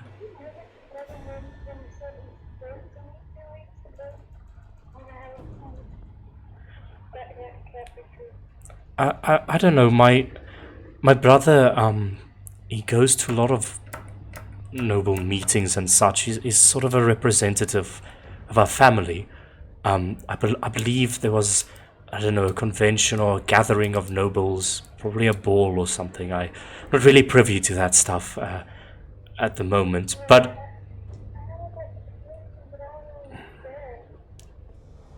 are you sure? He definitely saw you there. The steels were present, all of them.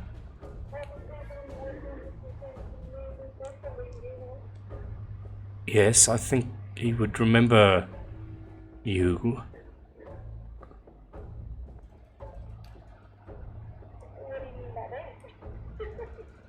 I don't know. I mean, clearly he recalled you when we spoke earlier. I don't know what you're asking. Weren't you not at a ball 2 weeks ago?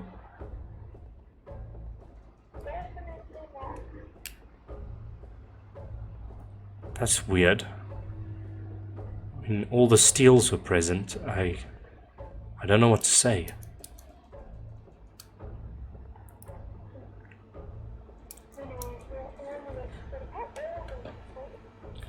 Oh, I'm 17.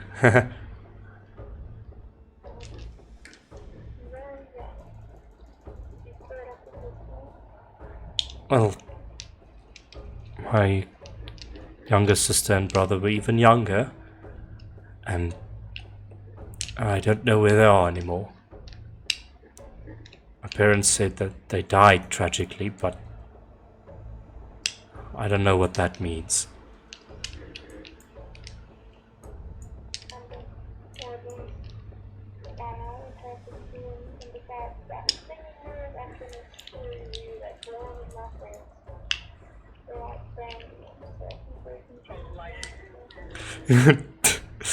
Right, let's keep to the mission at hand. And as he leads you over here, I think for the moment, I want to do something here. So for the moment, we're just going to do Shiloh and Fuhlan real quick so that we can meet up over here. Shiloh, are you doing anything specific in this room? Fuhlan is just sort of following your lead.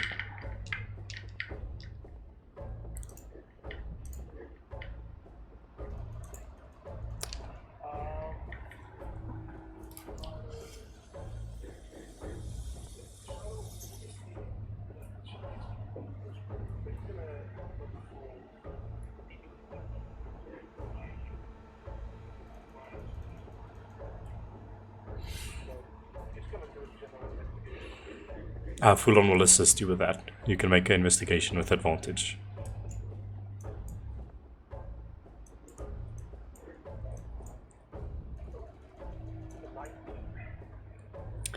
You begin going around the room. Let me just check my notes.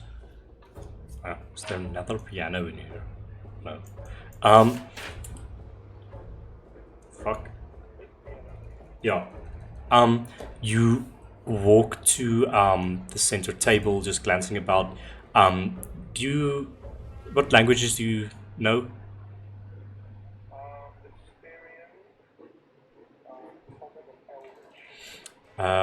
You walk over to the scroll that's splayed open over here.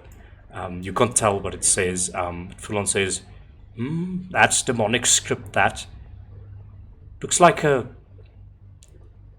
He sort of tilts his head. It looks like the demonic version of a charm person spell. It might come in use.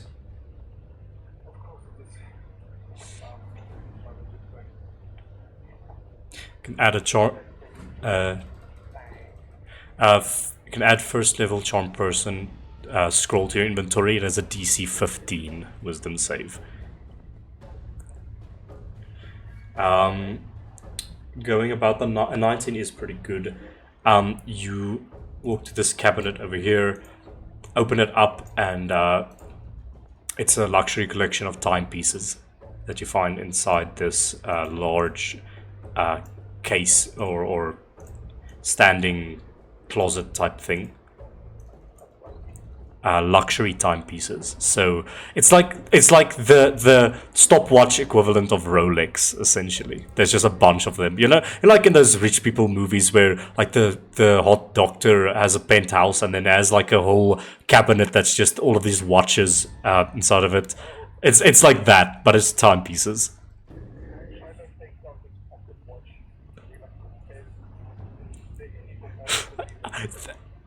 Your pocket watch is worth nothing in the face of any of these. They are perfectly crafted. They're beautiful. Some of them are engraved with diamonds, with gold. I'm telling you, if you can explain to me what one of these watches looks like, you can have it.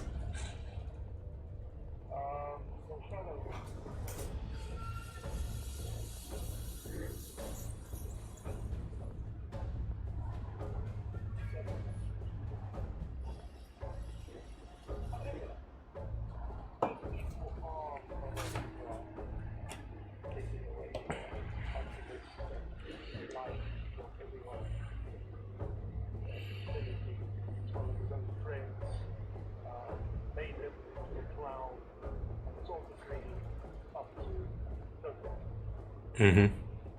I think they deserve to be so rather than one of them. Okay, so that is this possible. Yes, with a chain attached to them. I think one of them is like maybe like a jet black nickel. Mm-hmm. I mean, perhaps our very own, I don't know why that makes sense or even matter, but like, it's a jet black nickel, it's like, there's the marble type, pattern on it, Mm-hmm. and, I think it's like, inside,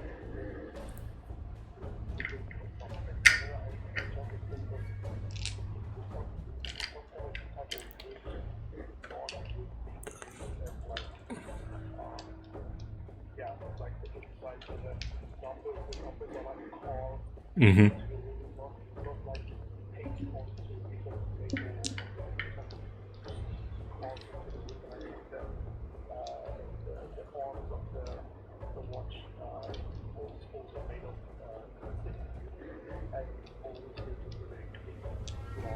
Mm-hmm.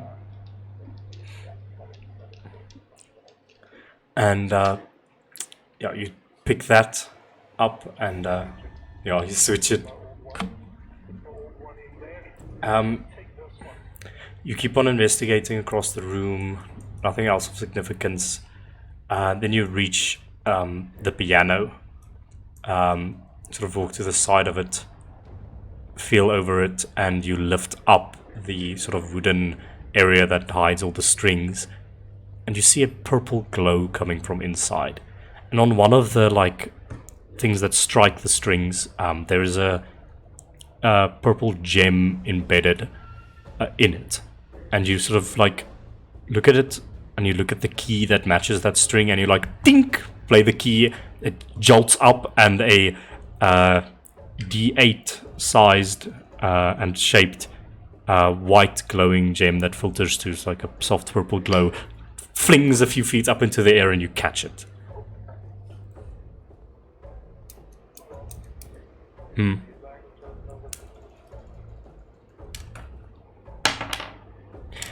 Not particularly. It does have some magical quality to it, definitely. Best we hold on to that.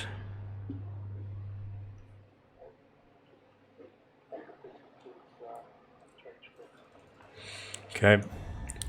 Alright, and you've given a thorough read of this room. You believe that is clear of everything of value. And you and Fuhlan head out, and the first thing you see, Shiloh, is stalking around the corner is Colton. You don't see Alora yet, and he's like, ugh! And he... I'm sorry. I'm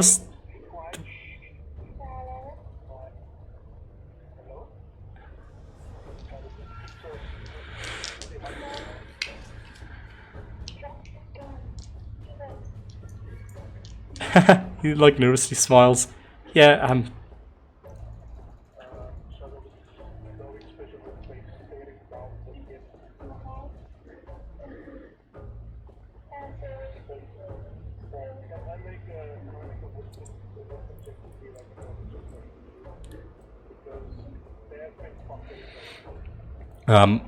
make a insight check.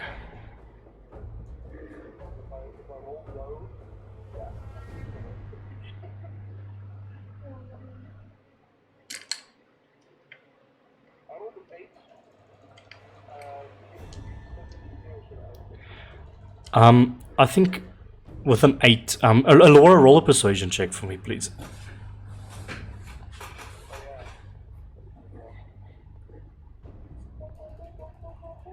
So, yeah, Alora's being truthful.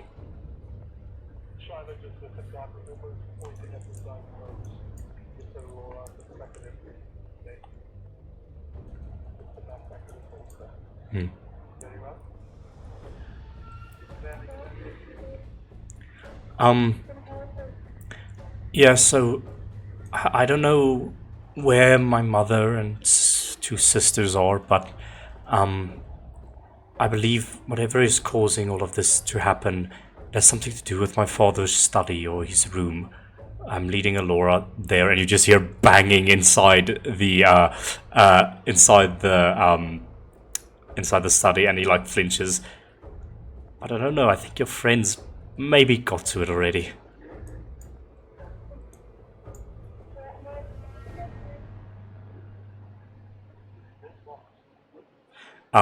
As you say that, Vox, after getting up from that moment you just had, how do you like come up these stairs for the sake of brevity?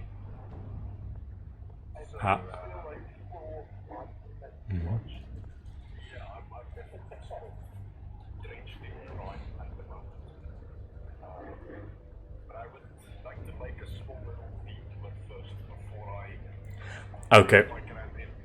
Okay, in that case, I'm gonna go to the bathroom real quick, and then we'll do that. 1 second. While you make this detour, you just hear the small sound, the small distant sound of metal hitting metal. Ah. Ding, ding, ding, ding, ding, ding, ding, ding, ding, ding, ding. Took your drift. I knew what it was, I just decided to not to respond. Better negotiate with terrorists. I see.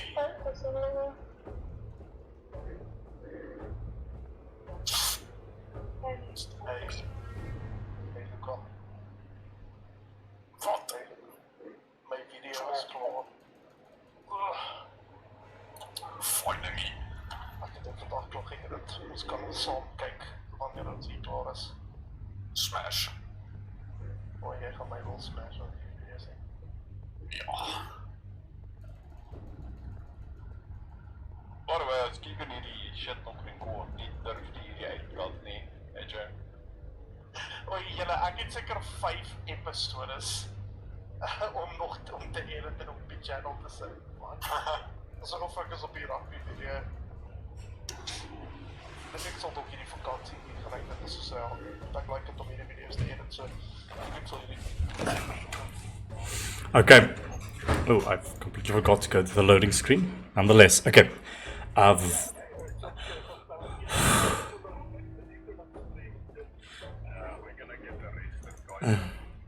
Okay, Vox, we go back to the first floor. You're there on your knees with the purple sludge puddle in front of you. What are you doing?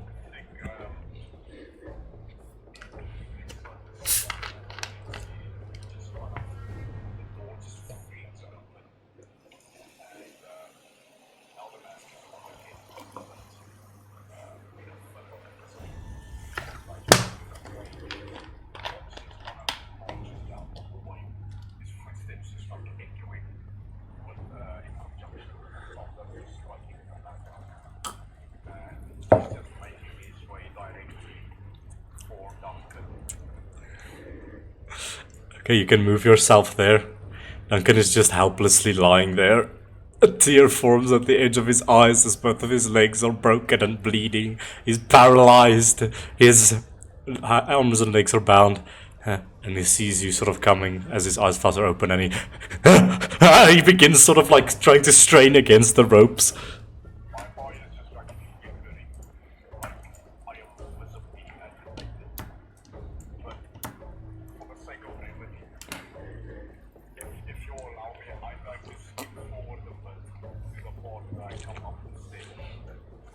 Sure.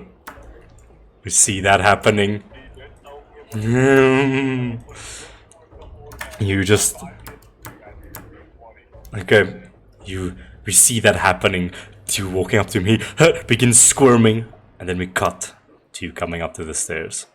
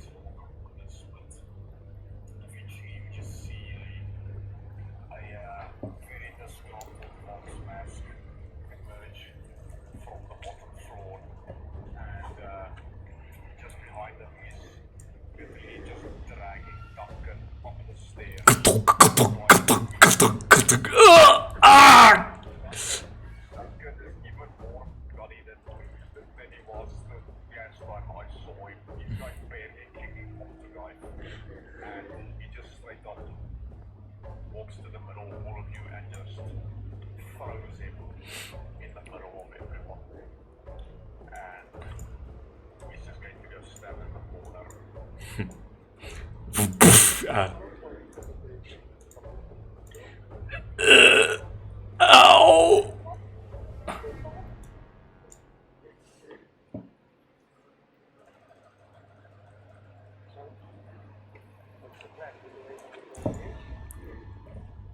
Well, that's my father's study. Yeah. He's... Cool.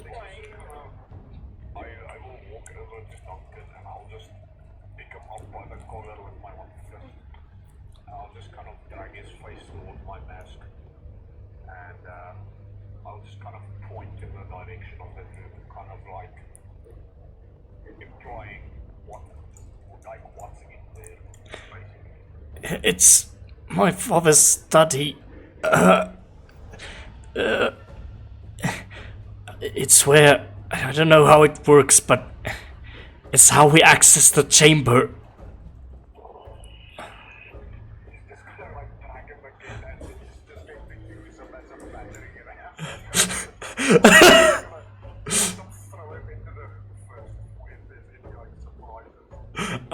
Alexander, as you're trying to break down the door behind you explodes open and a bloodied and tied up Duncan flies into the room with Vox and the rest of the party behind him, and lightning strikes somewhere, illuminating them for a moment. Fucking crime.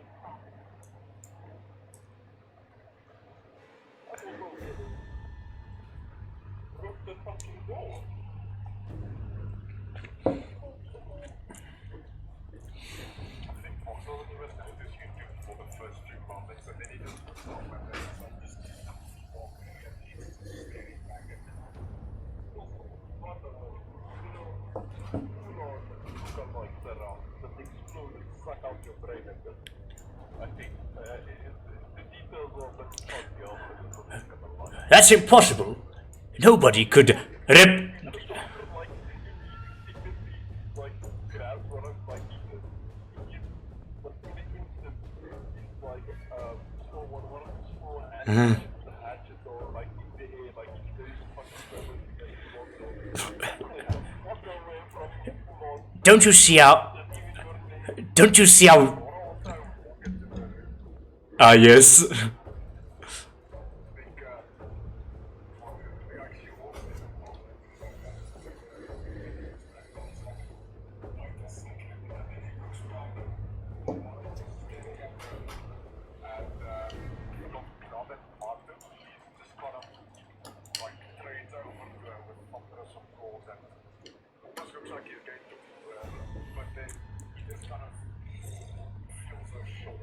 He just straight up like swashes her shoulder, like squeak with his hand, just to make sure she's not like copy or demonic sculpture.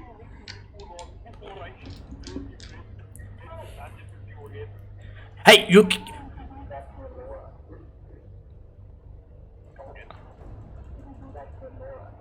Yes.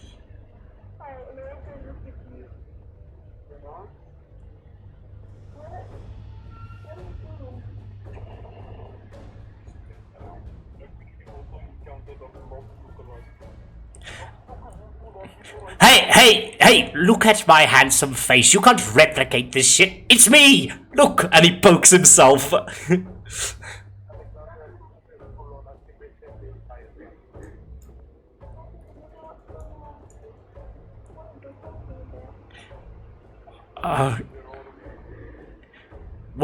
Well, I'm not entirely sure, but I know that Pierrot is able to siphon memories from people and is able to create countless duplicates of itself. So perhaps that is what is happening. I don't know.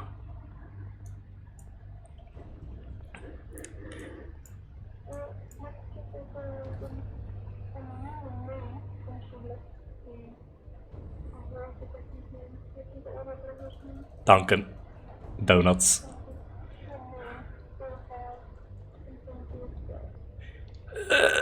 Whatever. Just stop kicking me.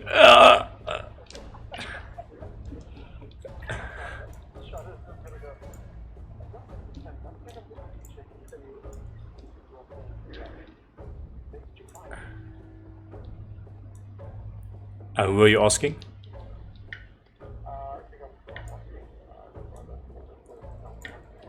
So you're asking me where could they find creatures that can do things like this? I don't know. I just know that there are certain rules our house has to abide by, or else Piero will get mad, like he is at the moment. I think that's what's happening.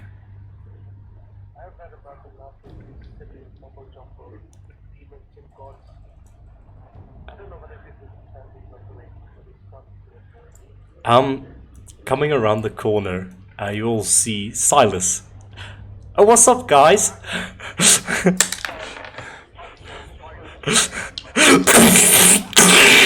It explodes into purple. And next goes flying into its head.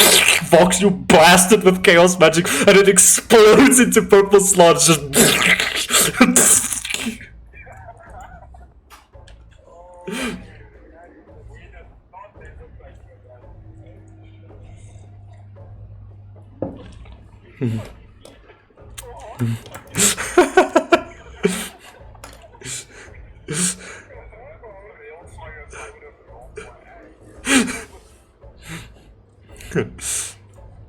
Oh, so that's what you mean.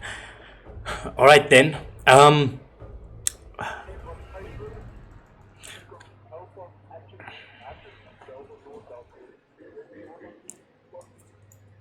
I didn't find any keys. I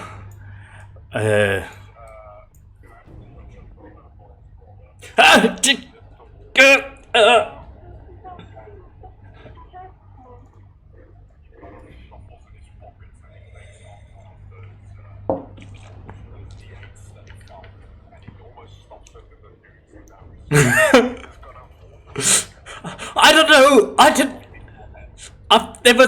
I've only seen the top 3 members of my family with that. I don't know what it does. I don't know. I promise. Ah! he almost like shies away from you.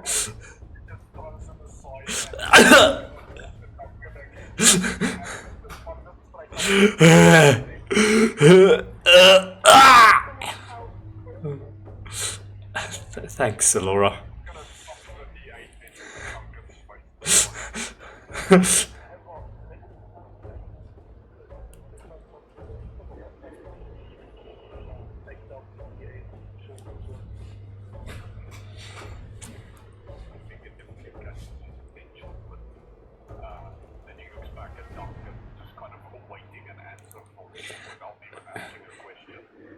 Through the door, all your answers will be answered. All your questions will be answered. Stop eating me, please. I don't know, I think it's a key or something. Oh, fine, it is a key.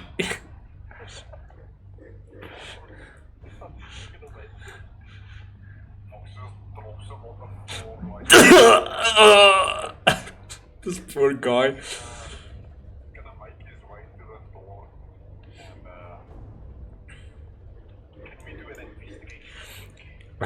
Yes, Vox, you can make an investigation check. If anyone is assisting, you can have advantage. Alora, you clock Colton sort of like almost reaching a hand towards Duncan, but then he hesitates and chooses to just stay away. And he looks past his brother and joins you.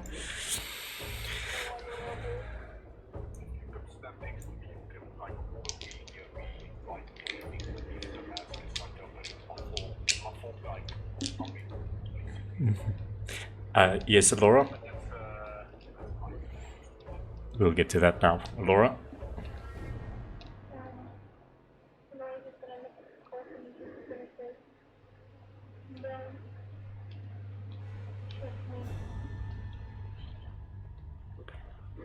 Okay. And he looks past and walks on. Vox, with a 19 investigation, you take out the D8 shaped gem.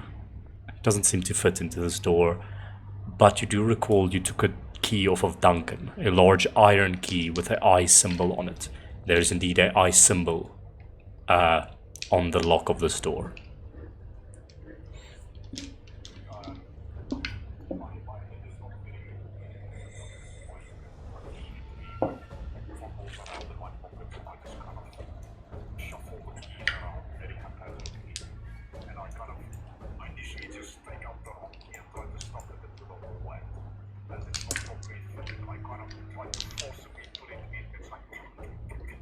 Mm-hmm. I am very visibly agitated, and I wasn't quite playing the key, but I just paused and I just like throw it on the ground and keep going, wow.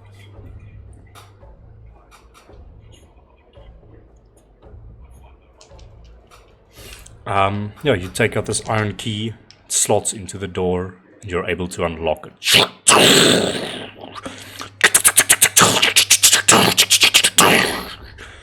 heavy unlocking sound. And the door opens to a lavish bedroom. Looking about real quick, 2 cabinets, a weird statue, a plant, and like a dresser and things over here. Well, this must be Oberon's chambers. Oberon and Lilith's chambers. I feel like we're getting close to something.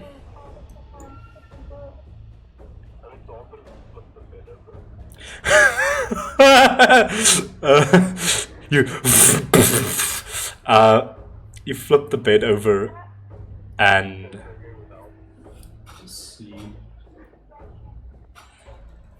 okay, we'll get to the flipping bed first. You flip the bed over and you find a small little box there, wooden box.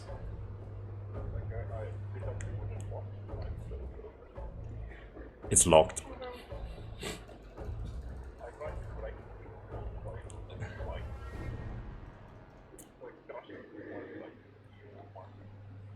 Make an athletics check for me. As this is happening, Alora, you go to the statue.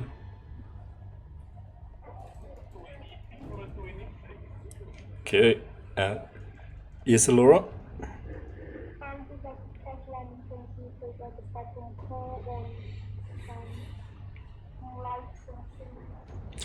Make an investigation check for me.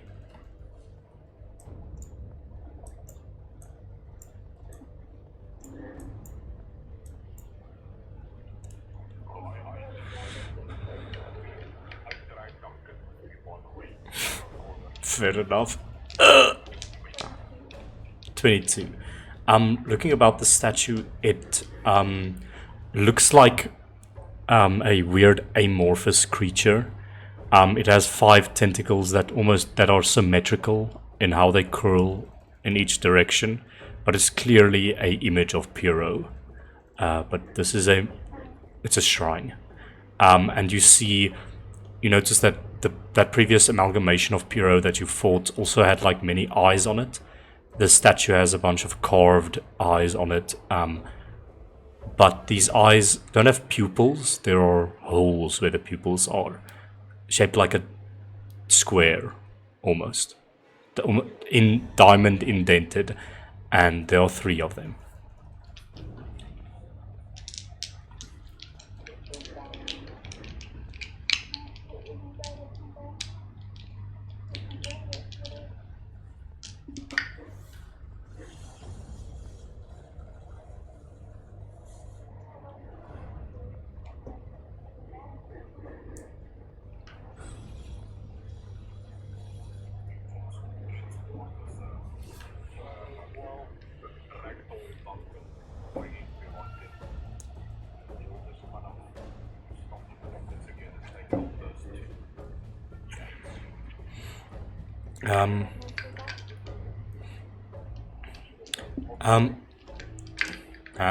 Oh, with the nat 20, you, Vox, as you're doing that, you almost fumble the gems as the shattering of wood appears behind you.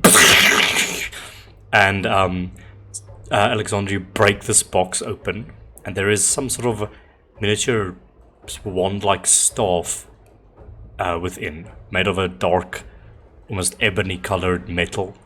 And it has 3 squirming sludge tentacles at its apex, just sort of like moving about.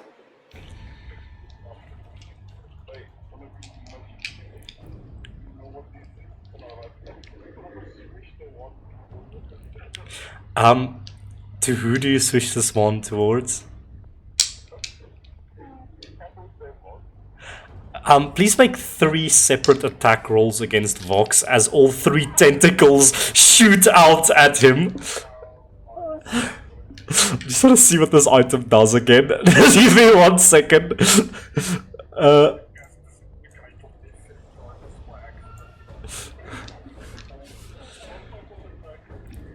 Just roll 3d20s and I'm going to tell you what to add in just a moment. This thing is called a...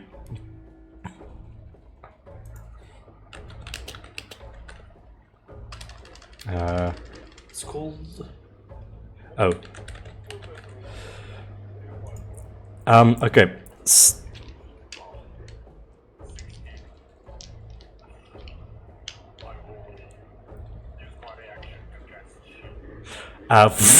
You cast shield. As this happens, these three tentacles all bounce off of your shield, and they recoil like 3 whips back to the tentacle rod. Oh wait, it's +9. It's +9 to your rolls.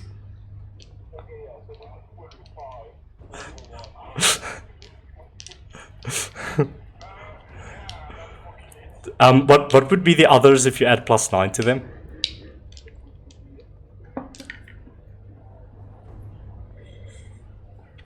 Okay, so 2 of them bounce off, but the one shatters through your shield, strikes you in the ribs, and immediately siphons some energy from you, and you take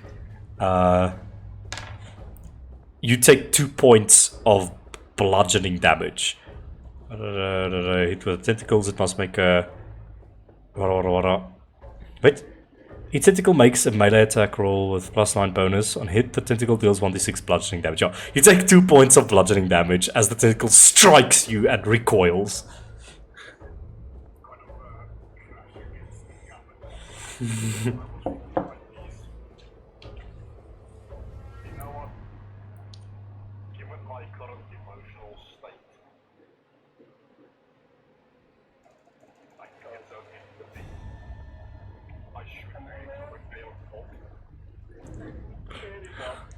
Make an attack roll.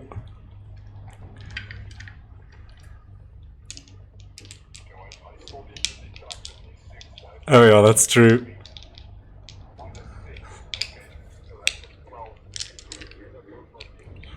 You...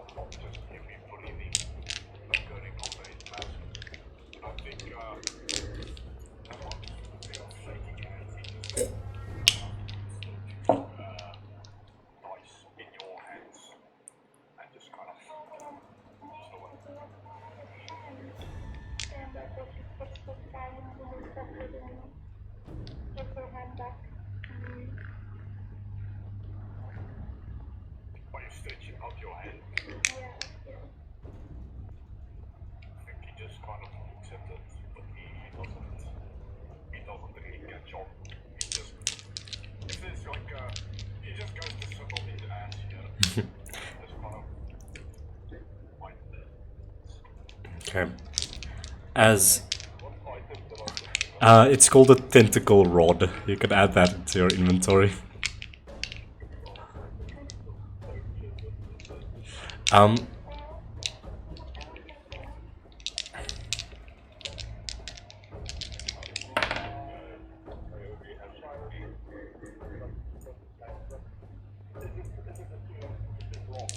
Yes, yes.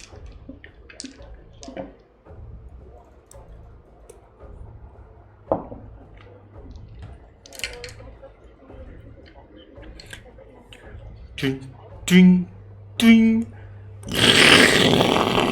The statue rumbles and like turns around but sinks into the ground at the same time, and a ladder is revealed to you to a dimly lit like purple light chamber beneath.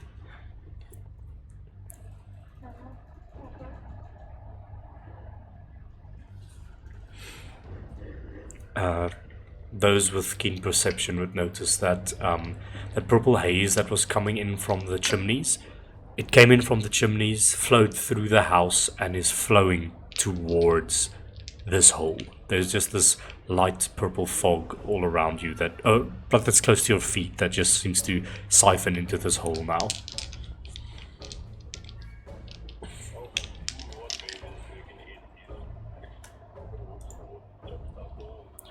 Whee! I would say gotta go Fuhlan towards the onset. Yeah. The rest of you, are you following?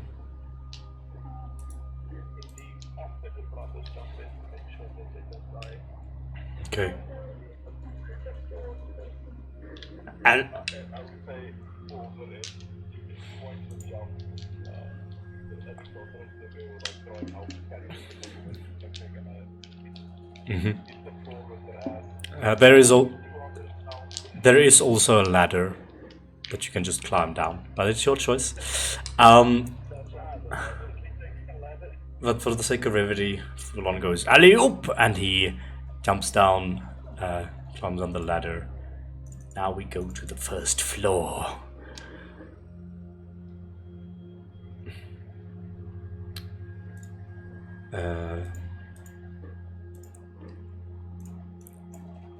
We've got Laura, this guy, this guy, this guy, this guy, this guy. Shut up.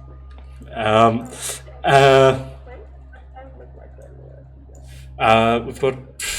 Who am I missing here? Colton. We need a Colton. Vox, you're coming down too. Okay. All of you filter into this space. We'll just get Xecester onto you at least. He's in your cloak. And yeah, I would say for the sake of brevity, your familiars have returned to you and is now upon your person. You climb down and begin sort of filtering around the space. And what you see is a you can move your guys wherever you'd like in this room.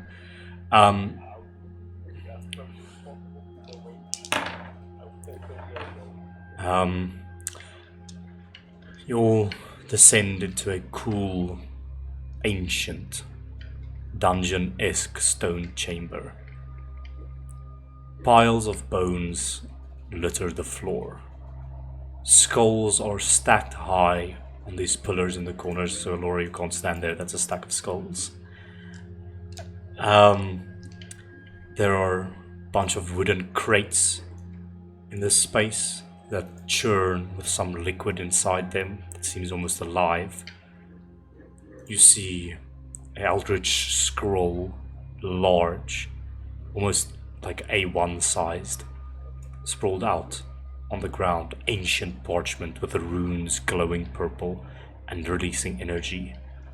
And above, floating above some sort of altar that looks like an eye, just looking upwards, suspended with a purple wispy energy around her, almost suspended in time. You see a 14-year-old, okay, so like bara over and it is art, but you see a 14-year-old girl just floating there. This looks similar to the one I saw in the first room. In the room where the woman was sleeping. Yeah, there was. Let me just get my facts straight. So there was one where there was like the woman sleeping, and there was one.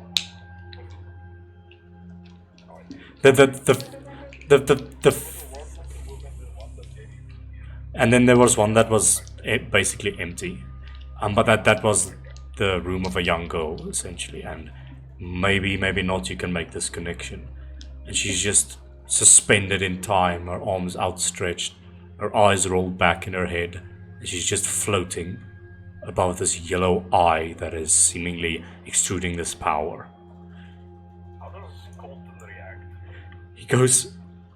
He just stumbles forward, navigating around Sergei's impressive legs, and he just falls to his knees in front of this.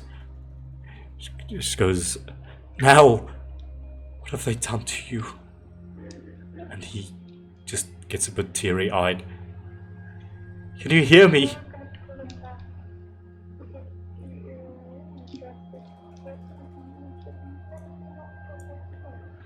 But it's now! And he's just, teary-eyed. But he adheres to your commands as he's just floating there. I observe this piece of parchment on the ground. Yes, you can.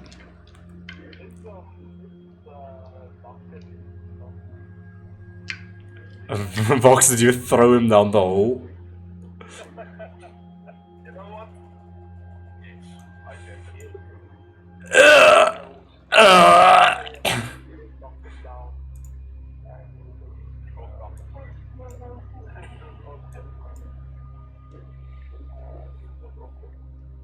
What is it? I don't know. I was never really privy to this ritual. Ritual. What ritual? What is it supposed to be? Supposed to appease Piro when he gets mad. It's a necessary precaution we have to take. If we cannot provide the soul energy that he requires, he takes the youngest of our family.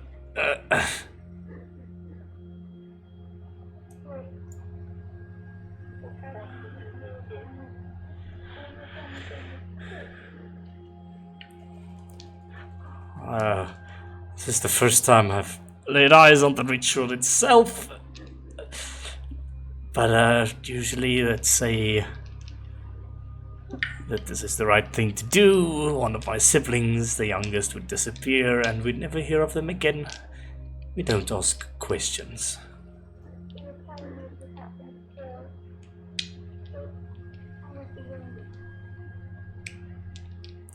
I think I said, I don't remember her name. Colton goes, Kira. That was her name. Then, after she went missing, everything seemed fine for a few years, and then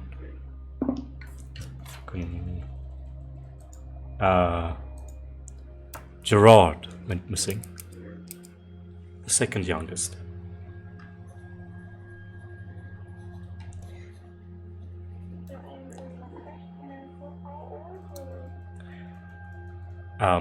This is Colton speaking to you.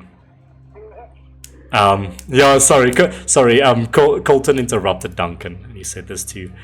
They were, I think Kira was like,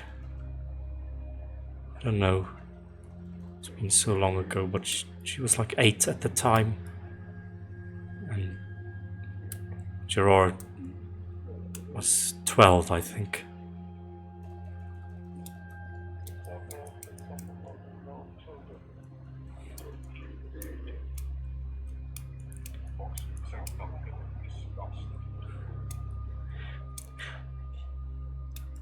You mongrels would never understand. In this world...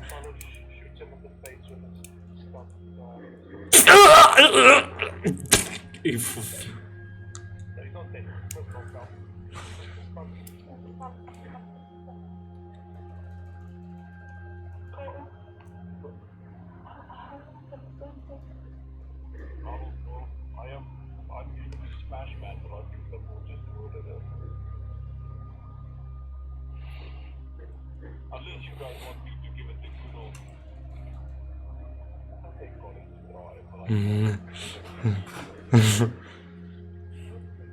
whatever, the good old college try. What is, there is an altar, looks almost like a geyser, and then in the center of the geyser there's a large orange and yellow eye looking up, and she is floating a few inches above the eye with her arms outstretched, and this purple wispy energy keeping her locked in time, it seems. And there's her eyes are rolled back in her head. I got a 6 on my investigation, but I can't see on the parchment. So I will definitely something else out. You will see that you're struggling.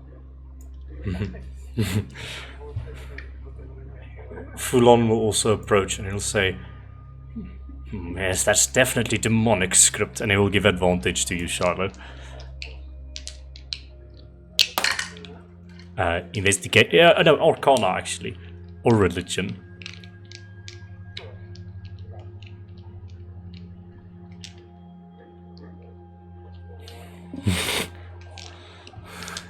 What?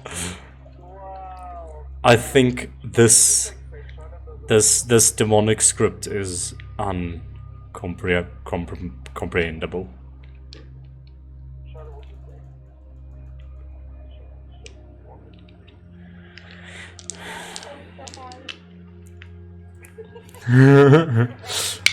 You go closer to poke it, and it shifts and looks at you.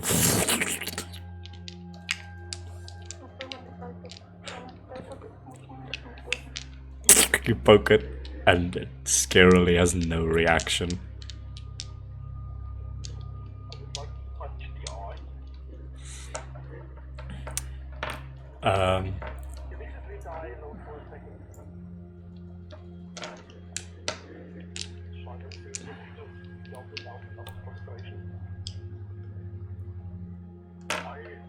I will also begin a thing to try and understand this portion. Sure.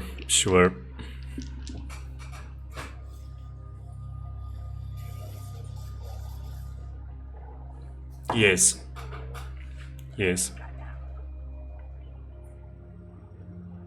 Okay. Wait, so you're not giving me advantage. You'll have advantage. Is it?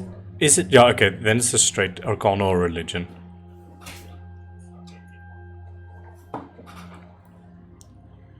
You begin inspecting this parchment. This ritual is already underway. And you don't really see a way of stopping it other than cutting off the source. But as you inspect it, you feel a hand on your shoulder. On my shoulder. Yep. You know, you really should not be messing in the affairs of the Blythes. And you see Lilith Blythe come out of invisibility, and the parchment sets ablaze in purple fire, and immediately the eye blinks and bulges and begins sort of rising out, bubbling, and you see below the eye was just this gigantic mass of purple ooze. The eye engulfs, almost like a mouth. The eye turns into a mouth, splits open, and engulfs Nell Blythe, and she is now floating in the center of a gigantic mass of purple demonic sludge. And with that, stepping onto the crates over here, Amaya Blythe, the first heir, steps up out of invisibility. This is where your road ends, interlopers. I'm really disappointed with you, brother. You were supposed to protect this place. And you! I thought we drilled our ways into you, Colton. But it seems a bit more discipline is in order. And both of them, fiery magic begins arcing between their hands. And you don't find out next time. As this happens, we get a shot of just Lilith Blythe's hands with the magic arcing between them. We get a shot of her back as she is busy summoning this creature with this fire, and we just see